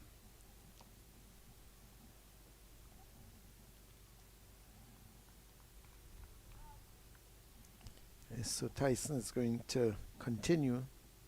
Wrong the wicket now to the left-handed Durham. And again, you need to keep it away from that Midland leg. He seems to play that shot very confidently, just flicking it Off his away. legs. Yeah. Because he doesn't have to work for it. It's right there. So he Yes, just and brings he's the a- bat He's in a line. tall man, isn't he? Yeah. But if you start it outside the off time where he has to kind of make a decision whether to play or leave, then that requires a different kettle of fish from him. Still on the pads and Yep. This is not good bowling. He needs to get back on that off stump line. Ruskin, I'm going to tell you the result, but you have to promise me that you're going to take it like a man. You're not going to cry. You're not going to. it's 1-0 Bayern Munich. I didn't want to tell you just so Ruskin. I wanted to break it to you gently. I mean, you want nothing to ban. I didn't want to tell you that, Ruskin. I wanted to break it gently to you. No man, it's 1-0. When you consider the last time we went to Bayern, we lost 6-0. Okay, I hear you. That's a huge improvement. That's a good stop from Springer. Because it was going to his left quickly. It was a good shot from Louis again. A short. I think they gotta look at somebody else now. I think Tyson is spent. Yep. Because that was short, and Louis had all the time in Watch the out how world. he's, and watch just- out how he's walking yeah, back. had all the time in the world just to open the face of the bat. Good stop by Springer, who ran quickly to his left. And Ryan John, I don't think he's on the field, is he? No, he went off So earlier. he's not on Yeah. the field. Springer has had a few overs from the Jerry Oh, Gomez look here, I Media think Center. he's back here now. Where is There's he? him with the ball now. Oh, yes, he's at mid-wicket, Ryan John. That's right. So you may have to look at him, because I really think Tyson is a spent force. And Ah, it, will well. be, it will be interesting. They're going to take the single because, again, he can't move. That's the problem. He's really struggling. And it's the end of the over. That's not what they wanted. 281 for 8. Louis is on 37. Durham is on 6. And is it going to be, let's see, who is going to pick up the attack from the Jerry Gomez Media Center? And there's the scoreboard, 281 for 8, the NGC replay screen scoreboard. The important thing there, of course, is the 78 overs. Yep, just 2 overs. Yeah, but you're not But going to give who- you're not going to you can't give give it to Tyson a new Tyson, ball. so you have to give it to either of Springer. Well, you have John and Springer. Those might be your two options with the new ball. And really and truly, he should have been bowling his spinners now to get these overs out of the way as quickly as possible. So I think he's really missing a trick here, because he's bowling Tyson. He's basically bowling him into the ground. So Manchester City and Real Madrid 1-1, and they've gone into extra time. That should be very interesting. But this is where Manchester City could be a problem for a team like Real Madrid, and in the sense that Manchester City, they tend to get stronger as these As the games day go go on, on. Yeah. They tend to get stronger as they go on. So it's going to be interesting to see. How many more trophies does Pep Guardiola intend to win? I think by give him now, credit, if you though, really check back to all his years, he has about 45 trophies. Yeah, you really have to give him credit. I mean, I'm not a favorite of Pep Guardiola, but what the man has achieved, you know, in every country that he's gone to manage, Yep. there's something must be good. You think he can come to Trinidad and Tobago, Ruskin, the national team? Yeah, but then how are we going to pay him? I don't know. That's a good We question. might have to sell the Oval to pay him. Or the Casey Crawford Stadium. Something, you know. Yeah, so it's Runs badly lined. That's four. Yep, it's not. That's gonna it's go- not- that's and gonna worse, go away. because he can't even chase it. Yeah, well, yeah, He- but from the time it left the you bat, know. it was racing across, Yeah. badly lined But from what I don't Cyrus. understand is what is he doing on the field still, you know, because he clearly isn't 100%. So you might as well take him off the field and let him get treatment immediately. You know, because if it's because I remember the physio coming on and rendering assistance to the back of his calf, Yeah. his calf muscle there somewhere. And so better you get him off the field now, let him start the treatment. You know, you have those little pulse machines that's better. That's a good line. That's a good line. That's a good line, a good length. And, you know, he's obviously saying, and what I like about it, he's giving the ball a little bit of air. So he's saying to Jeremiah Louis, well, you know, go ahead and hit me if you want.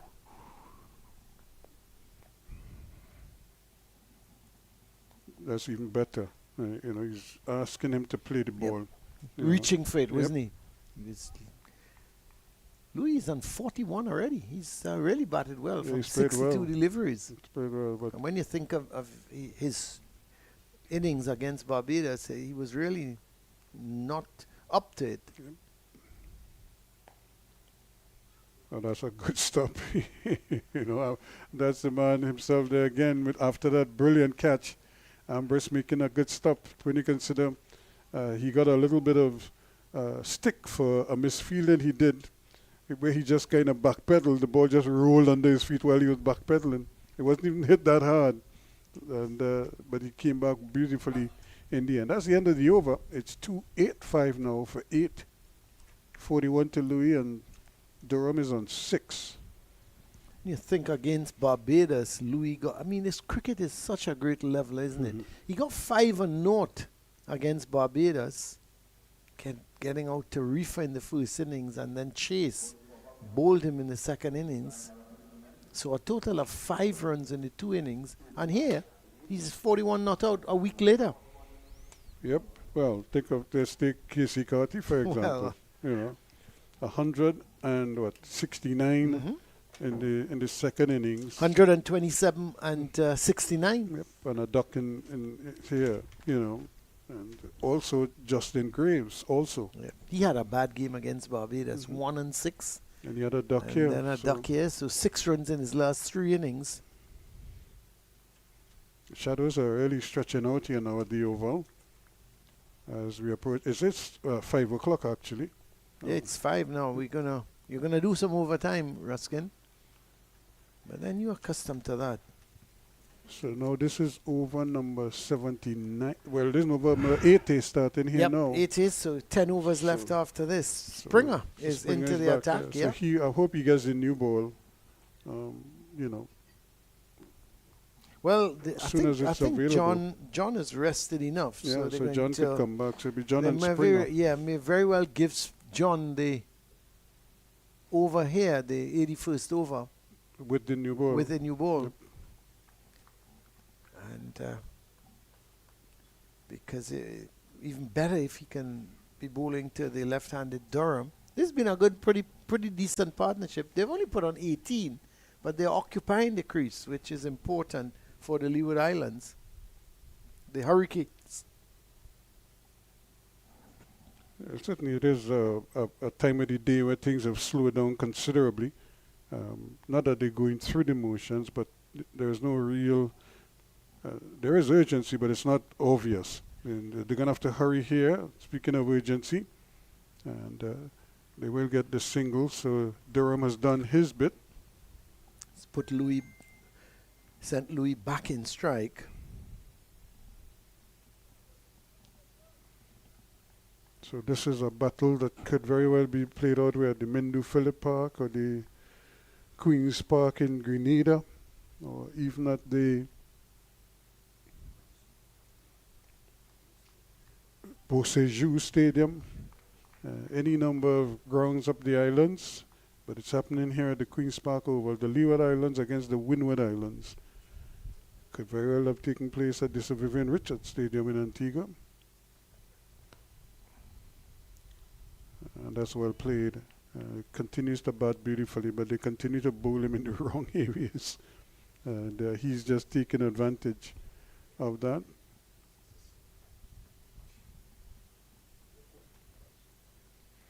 Were you surprised that Cummings was named Cricket of the Year? Not necessarily. I mean, you know, He's won a lot. He's won a lot. And he's performed as captain. Certainly a man that continues to grow, because I think when he got the captaincy, you know, too many people really expected him. There's a bumper, this is in the air, but it's going to land safely, it's going to run close to the boundary. Oh, that's a good save there to cut it off by Jeremiah. But he also had good support coming behind him as well. Kevin Hodge was quickly around in support. So that pushes the score now into 288 for 8.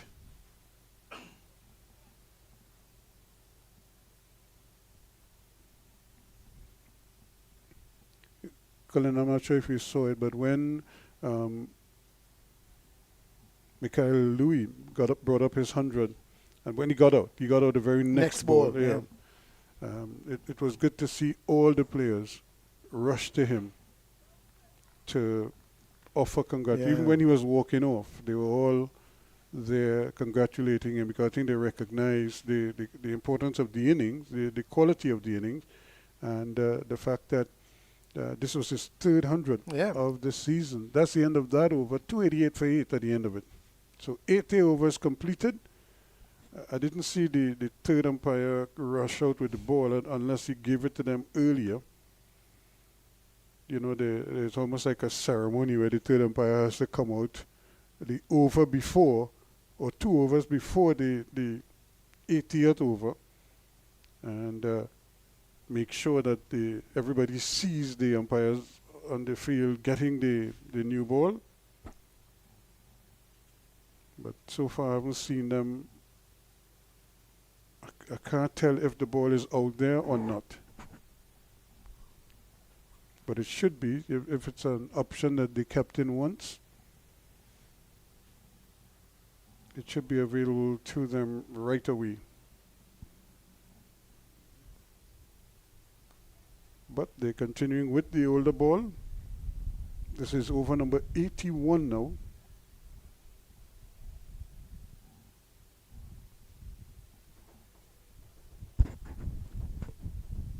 So a day that started in brilliant sunshine is going to end in brilliant sunshine, more or less. We've had a really good day, another full day of cricket. And Durham is looking better and better with every delivery faced. Yes, he is he? Not in any problems at all. Yeah, the thing is, there's a deep backward square leg, there's a deep mid wicket, a deep mid on. I don't think he's going there, but they just can't seem to prevent him from going. That's a great shot, and the umpire might have robbed him of a boundary there. That was hit really hard. Just couldn't get his foot out of the way. Well, he's taking a little bit of a walk. Yep, that must be a painful blow too. But you know, I'm not too sure, because Gregory Brathwaite, he just stood there the ball was driven, and he never even took evasive action until the very last moment. And by then it was too late. Yeah. But it was another good shot. Very well played from Durham. That's asking for trouble. It hit the bat on his shoulder. I think it hit the bat. Yep. Yes, he's making his way off. That was another brilliant catch. This time it's Ryan John, not Ambrose. But the ball seemed to. Let's have a look. It back of the bat, and look at Ryan John. He was going to the left. He was heading behind the keeper. He was almost going towards leg slip. He was going and to he had retrieve to dive the ball. back. That's another very brilliant catch. And let's have a look again. back of the bat, and look at Ryan John. Suddenly he had to stop and dived back and took it one-handed. That's a really excellent catch. And it's the end of Louis. 43. Yeah, for 43? Yep. Very well played, 43, I might add. 289 for 9 now. And O'Shane Thomas is the new batsman. Yes, O'Shane Thomas, big burly character, is coming to the crease. I think Durham is taller than O'Shane Thomas, but I don't think he's as broad, Ruskin. You're a man, you're a muscular man, you should know. I'm the Schwarzenegger up here. Yeah, you should. But I'm looking at Thomas is a little broader, but they're not much. They're not much in to distinguish between them. No, they're different. O'Shane Thomas is taller and he's wider. I think so. Yeah, his muscles are thicker as well. Yeah. He's just bigger. Yeah. But check the thing. Check the batsman with the wicketkeeper. Yes. Yes. Shortstop. Even when O'Shane Thomas is in batting stance, he's taller. Yeah, when he bends down, you can't see the keeper.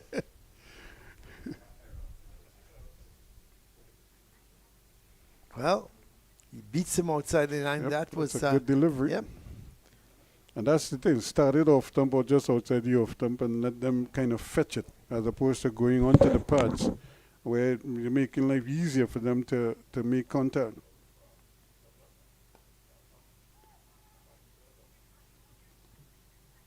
So that completes the over. That's the end of the 81st over. And at the end of it, it's 289 now for 9, with O'Shane Thomas yet to score and Daniel Durham on 8.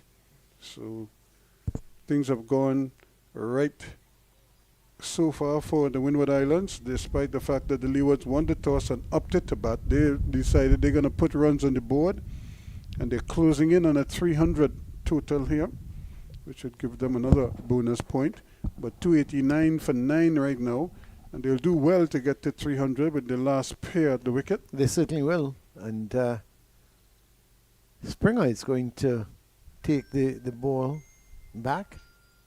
He's going to continue from that southern end. Or the umpire is, I'm not quite sure what he is asking.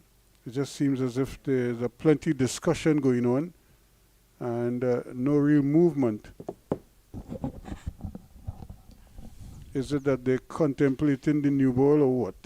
Well, I don't think it's necessary now. You've Yeah, picked we up, have you've the picked last up, pair. yeah, and you've picked up Louis. I could have. Well, if Louis was still there, I was thinking, well, maybe. But you got 10 and 11 now batting.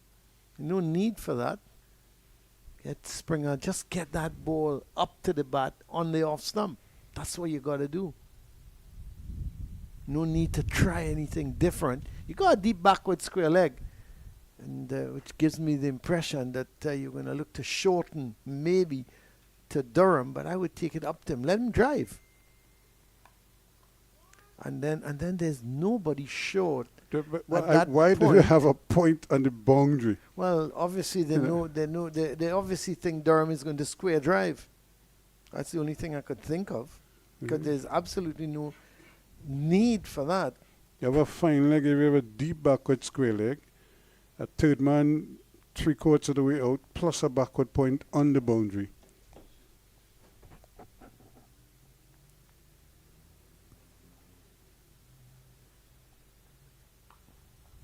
Well, that's just anyway. I suppose if you bring in the man to stop the single and it goes past him, you'd say, well, maybe he should have been out in the first place. But you're bowling at number 10, and you're bowling with a deep square point on the boundary.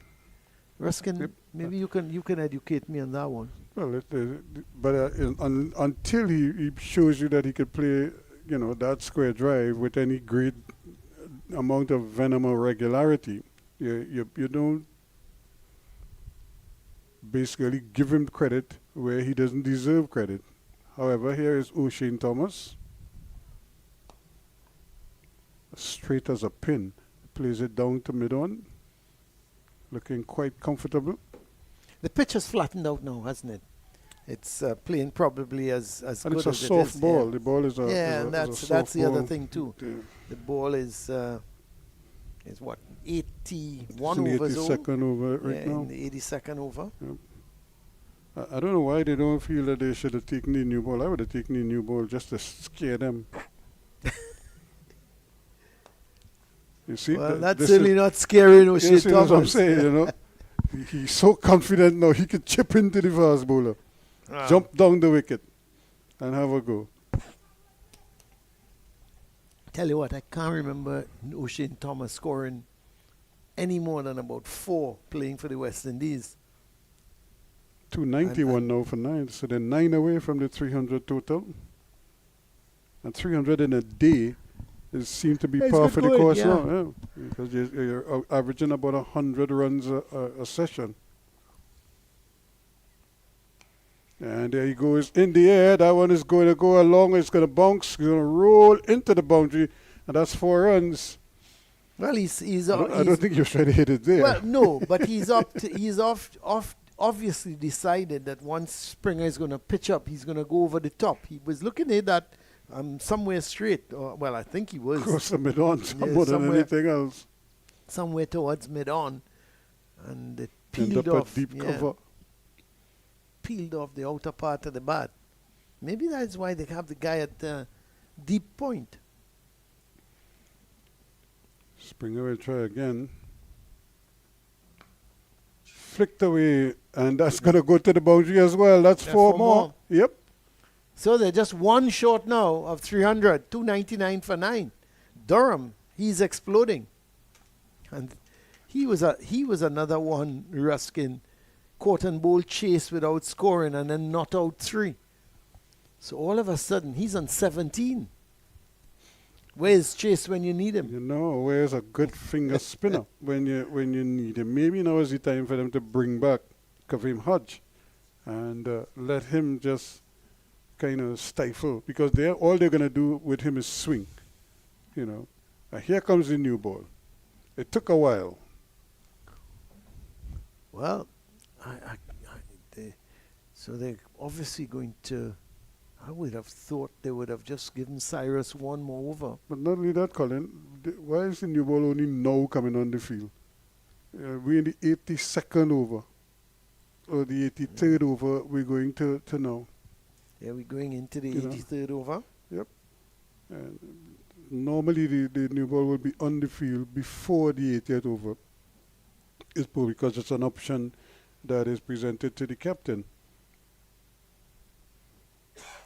So we'll see if they might just bowl 1 more. They're taking it immediately. Yeah, they've taken the new ball. And Is it Kareem Hodges going to bowl the new ball? Strange, strange development.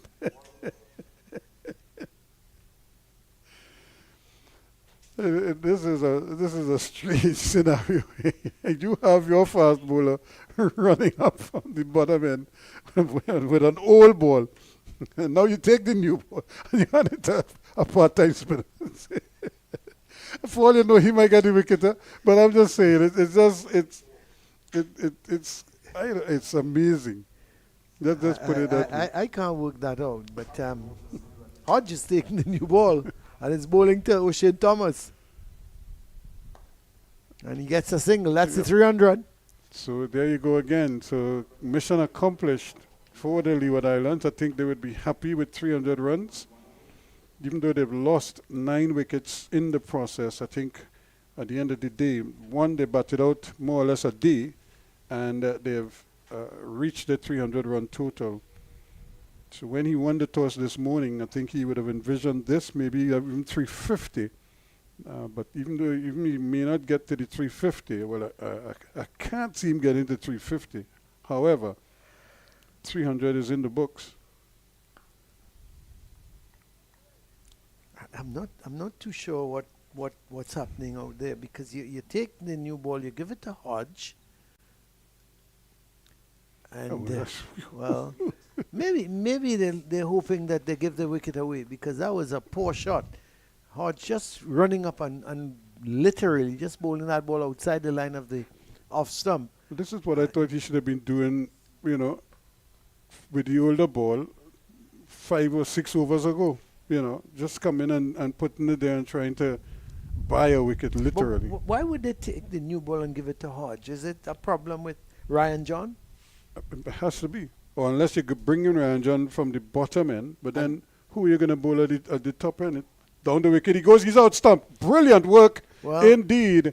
And the new ball worked. you understand. You now understand why they gave the new ball to Hodge. Because O'Shane Thomas has absolutely no patience and just came down the wicket, had a huge swing. And then, of course, the 301 is up, so they decided that they've had enough, 301. So a brilliant Is- bit of stumping there by Benjamin. Yep. And Thomas goes for 2. Yep, and Durham is not out on 18. So 301, all out. So O'Shane Thomas having a tremendous swing at that. He missed Well, I everything. tell you. That could very well be the end of play, Ruskin, because we're just about coming up to 20 past 20 5. past 5. So 10 by minutes 10, for break. yeah, That's half yeah. past 5. And they so won't go much. They won't go Yep. beyond that. No, really. they won't. So 82.5 overs completed in the day, and so it'll be interesting to see how. yeah, but even if when you look at the time, it's 20 past 5. The play is extended to half past 5, and there's a 10-minute break in between innings. So that means it will go. It will, even if they have to come back out, they're not going to come back out at half past 5. No, so it's the, It is the end of play for today, and so the Leeward Islands, after they won the toss this morning and opted to bat first, and they got a brilliant 100 from Mikhail Louis, 100 before he was LBW to spring at the very next ball. And Kieran Powell basically gifted his wicket away, and he went for 7. Then things started to happen. Casey Carty went for a duck, the stand-in captain. Justin Graves also went for no score, but then Jamal Hamilton linked up with Louis, and they put on 78 runs before Hamilton was unfortunately run out just on the stroke of lunch. A brilliant piece of fielding and throw by Hodge to run him out at the striker's end. But they went to lunch at 96 for 4, and then after that, Joel Andrews joined Louis, and together they posted 111. In fact, they batted through that middle session without being separated. They went to tea at 200 for 4 with Louis on 94 and Andrew on 56, just having crossed his half century. But then after that, again, things started to happen once more. Louis departed for his 100. Then Joel Andrew, who was batting superbly, picked out Tyson down a deep square leg from a rank long hop from Cyrus, and he hit it straight down his throat. He went for 68. Jeremiah Louis came and he played well for his 43. Hayden Walsh was out to a magnificent catch from Ambrose that slipped for 6 off of John's bowling. Colin Archibald also played well before he lobbed up one and was caught off the bowling of Tyson. And then, of course, in the dregs here, O'Shane Thomas was the last to go, out for 2. Stumped by wicketkeeper Benjamin off the bowling of Hodge for just 2 runs. Hodge ended up with 1 for 29. Springer had 1 for 76. John, though, was he and Cyrus were the more successful bowlers, and no doubt we'll be looking forward to seeing them in the second innings to see what they have to offer. But as it is right now, the Leeward Islands would probably be satisfied with 300 and, well, I'm seeing 300. 301? I saw 301 originally. No, yeah, I'm seeing 300 it's now 300. So, yeah. We'll have to double check that to make sure that that is in fact the correct score. But it is 300. We will stick with 300 for now. 300 on the board, Colin. And at the end of the day, I think both teams could be satisfied with where they are. Yeah, I although, think- although the Windwards probably felt that they could have reduced this total probably by 40, 50 runs. Yeah, I would have thought so. At 18 for 3, the Windward Islands were totally on top at that point in time. And if I was the Windward Islands captain, I would be pushing here to my players to say, look, this team shouldn't get more than 200, 225. But I thought at a lot of times that the attacking intent of the Windward Islands was not there. We talked about the lack of a third slip, balls being edged and going. So Louis, for example, got 100, but he played a couple deliveries that went through a third slip. If there was a third slip, you have to think that that he might have gone earlier. Andrew came in, he played well for his 68, and Hamilton was carelessly run out for 34. But then Andrew came Colin, in. before and you got know, to why are they 68. marking the wickets and everything? They're going to resume play? Well, it looks so. Yeah, because I'm they're surprised. they're rolling the wicket and they're marking the grounds. Yeah, I'm very surprised at that So because. they're going to come out for 1 over, 2 overs at maximum. Well, I mean, I'm not. Yeah, because the play should end at 5:30. Now, if they're going to come back out, it They'll means be play coming is going back to close to 5:30. Well, they're going to come back at 5:30. Now, is it that? Do you now play 10 minutes because of the the changeover. the changeover? Do you say, okay, well, they're 10 minutes, so we have to play those 10 minutes and thing because, yeah, I mean, it's still sunny and bright. There's no problem here with the light. Mhm. You know, it's bright, it's very sunny, and the players are warming up. And Yeah, yeah, they are the coming ground back. staff, they're Yep. marking the crease, they're rolling the crease. So we're going to have a couple overs. It's a very uncomfortable time for the openers. You know, so it's very strange, but that may very well be the rule. Yes, it is. It's a little bit unusual, really, to see, because we've done games already where similar situations and the umpires just call play, because of the time factor. However, they believe that with maybe 5 minutes to go before 5:30, that they could get an over, possibly 2 in, and but we'll see exactly what the scenario is here. But it's 300 all out for the Leeward Islands Hurricanes after they won the toss and batted. And the Windwards will probably face 2 overs in the dregs, as they say.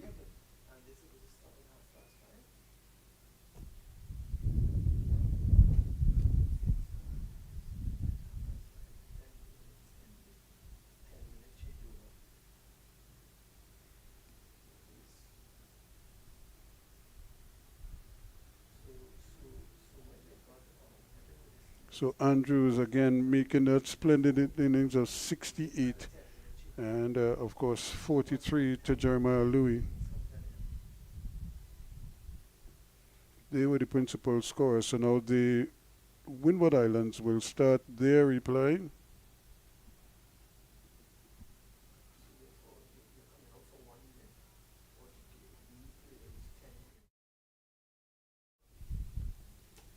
So the teams are just getting ready. So as soon as they're ready to come back up, we'll come back with play in the second innings of this game. The first innings for the Windward Islands as they reply to the Leeward's 300 all out.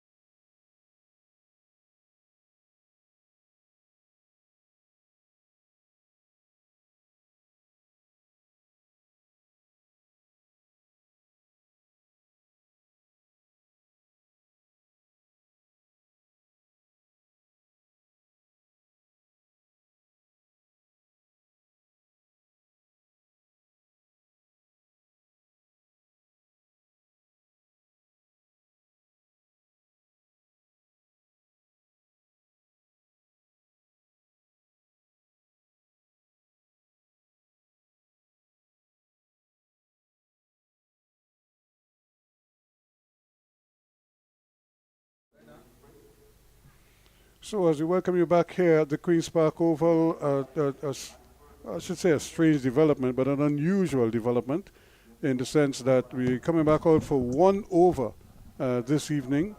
And I think the explanation is because the innings ended at 5:19 as opposed to 5:20, with the 10-minute allowance for the changeover, it means that there's 1 minute that is allowed because play would have cut off at 5:30, and the clock, the Colin Murray clock at the Oval is saying it's in 5:29. 5:29. Yeah. It means that we will have 1 over at least, well, at most, I would I think. think 1 over. Yeah, 1 over. Because what there's a 3 over changeover, so that would take it to 85.5. So we basically had 86 overs left. 86 overs in the day completed. Yeah. So you now have 1 over. So we're gonna just end up with 3 overs short in today's play. So, and it's tell that you. man Jeremiah Louis who's going to open the bowling. I tell you what, Ruskin, this you as an opener here, you really gonna hide into nothing, are you? Because you just want to say, okay, I'm gonna keep my wicket intact. Look at this, 4 slips on a gully. That's right. Go on the attack. Then they've got that man at fine leg and a wideish mid on. Well, that's why they call it the game of cricket. Jeremy Solozano. He's come out with Stephen Pascal. Or Stefan, is it? Stefan, not Stefan Stephen. Pascal. Stefan Pascal, not Stephen. And Jeremiah Louis is the man who is going to bowl this 1 over.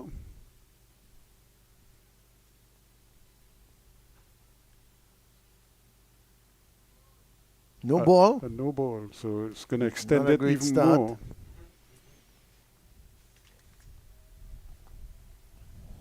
Yeah, he must look up and see the 4 slips on a gully and trying for extra pace.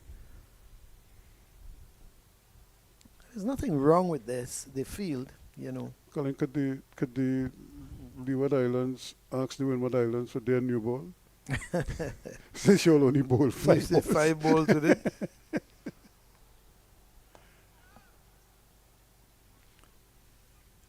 But it was so unusual to see them take the new ball and then give it to a spinner and say, bowl that. But he did get the wicket. That's the important thing.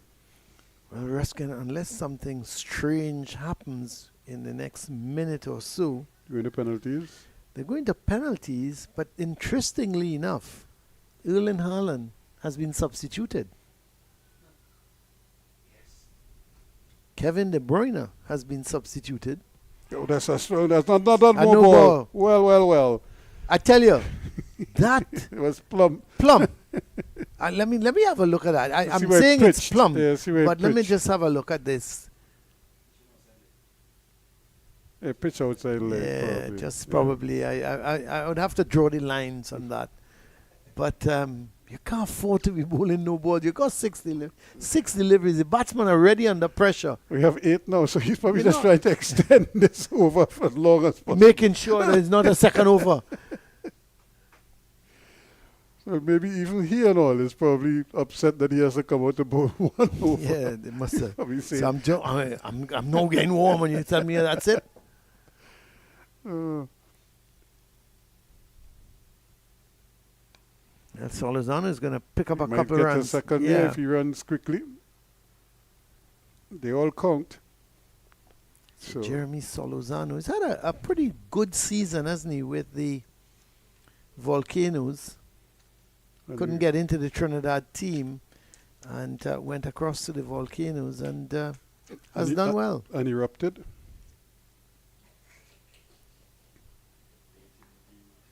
Ruskin, you don't think it's a little too late for that in the day? I mean, I know you may not think it's late, I was but just asking a question. If the best thing to say is that he went to the Volcanoes and he erupted with runs. well, he's going to pick up another 2. This is bad line from Jeremiah Louis. He needs to take that ball. You got 4 slips, guy. You're not looking up. You got 4 slips on a gully, and you're bowling the ball on leg stump. So what the captain is going to do now, he's going to Take a man out to leg gully He's going or to take something. out the gully, and he's going to move a man across the mid-on onside, yeah. and push the mid-on towards a backward square for bowling, for bad bowling, basically. Because you got 4 slips in a gully and you're bowling ball in the leg stump. It doesn't make sense. And Jeremiah Lou doesn't have the, he should be able to control it. That's better. But still, You shouldn't be in that he shouldn't be in region that at zone. all, Yeah. If anything, you want to pitch off stump going across the left-hander. And if you want to bring it back from there, fine. But don't start it. You Leg can't start stump it or leg middle stump, stump. middle and leg. That's good for Solozano. He would like that. He's going to appreciate that if you're going to pitch the ball there to him. Because he's going to look around too and he's going to see the 4 slips basically. That's it. better. Yeah, and he's That's out. the ball. Brilliantly caught at slip there, straight in the lap of Kieran Powell. And he goes jogging off the field. That will end the day's play. And Jeremy Solozano goes, caught Kieran Powell off the bowling of Jeremiah Louis. It's 6 for 1. And you have to feel for Solozano because it's he was on a hide into nothing really. 6 deliveries, he had to go out there, and it begs to wonder maybe they should have opened with a night watchman because it's really you're going out there and all you have to really do is try to defend. Runs don't matter. You just need to keep your wicket intact. Was a really excellent delivery from Jeremiah Louis. That was his best delivery of the over. In the 5th, well, he bowled 7 balls in all, but the 5th legitimate ball, pitching just around the off stump, left Solozano. He had to play at it. You can't blame Solozano. You may say, well, he should have left it alone. I don't think so. Let's have a look. I think it was a little too close to the off stump. Yeah, well, maybe. He was reaching for it. Got the outside edge and went straight into the hands of Powell. And the Volcanoes 6 for 1 in the only over. Well, still a ball to be bowled, but the players have come off. Now that's really tough on the Volcanoes. They have not ended the day really well. They started the day well by picking up those wickets, but I think they've lost. To be honest, they've allowed the Hurricanes to make maybe about 50 runs too much. I thought they were a little too defensive at times when they should have been all-out attack, and and they gave away runs to the Volcanoes and to the Hurricanes, and they eventually ended up with 300, which is a pretty good score. That's the kind of score that will lift your bowlers and will say to your bowlers, okay guys, let's come here and really put the batsmen under pressure. And they've already, you have something to defend. So they've already picked up 1 wicket, so they will be feeling very comfortable tonight. They'll go back to the hotel, they'll put their feet up, they'll examine the day, and they're gonna come back tomorrow fighting because they got to get an outright victory. Yeah, this is it. So the game really takes a dramatic But it's nicely turn poised, here. isn't it? It took a turn here, not the best turn for the Windward Islands. However, they still have another 296 runs to get, or 94 runs, because they're resuming at 6 for 1. And so the game interestingly poised here now, and it sets up day 2 quite nicely. So we hope you could join us for that from about 10 in the morning as we get ready for play on the second day of this game between the Leeward Islands and the Windward Islands. And who could have asked for anything better? It's interestingly poised at the moment, and that's the way one would have expected it to. So on behalf of the entire team, we look forward to your company again come tomorrow. Enjoy the rest of your evening, and we'll see you just before 10 tomorrow morning.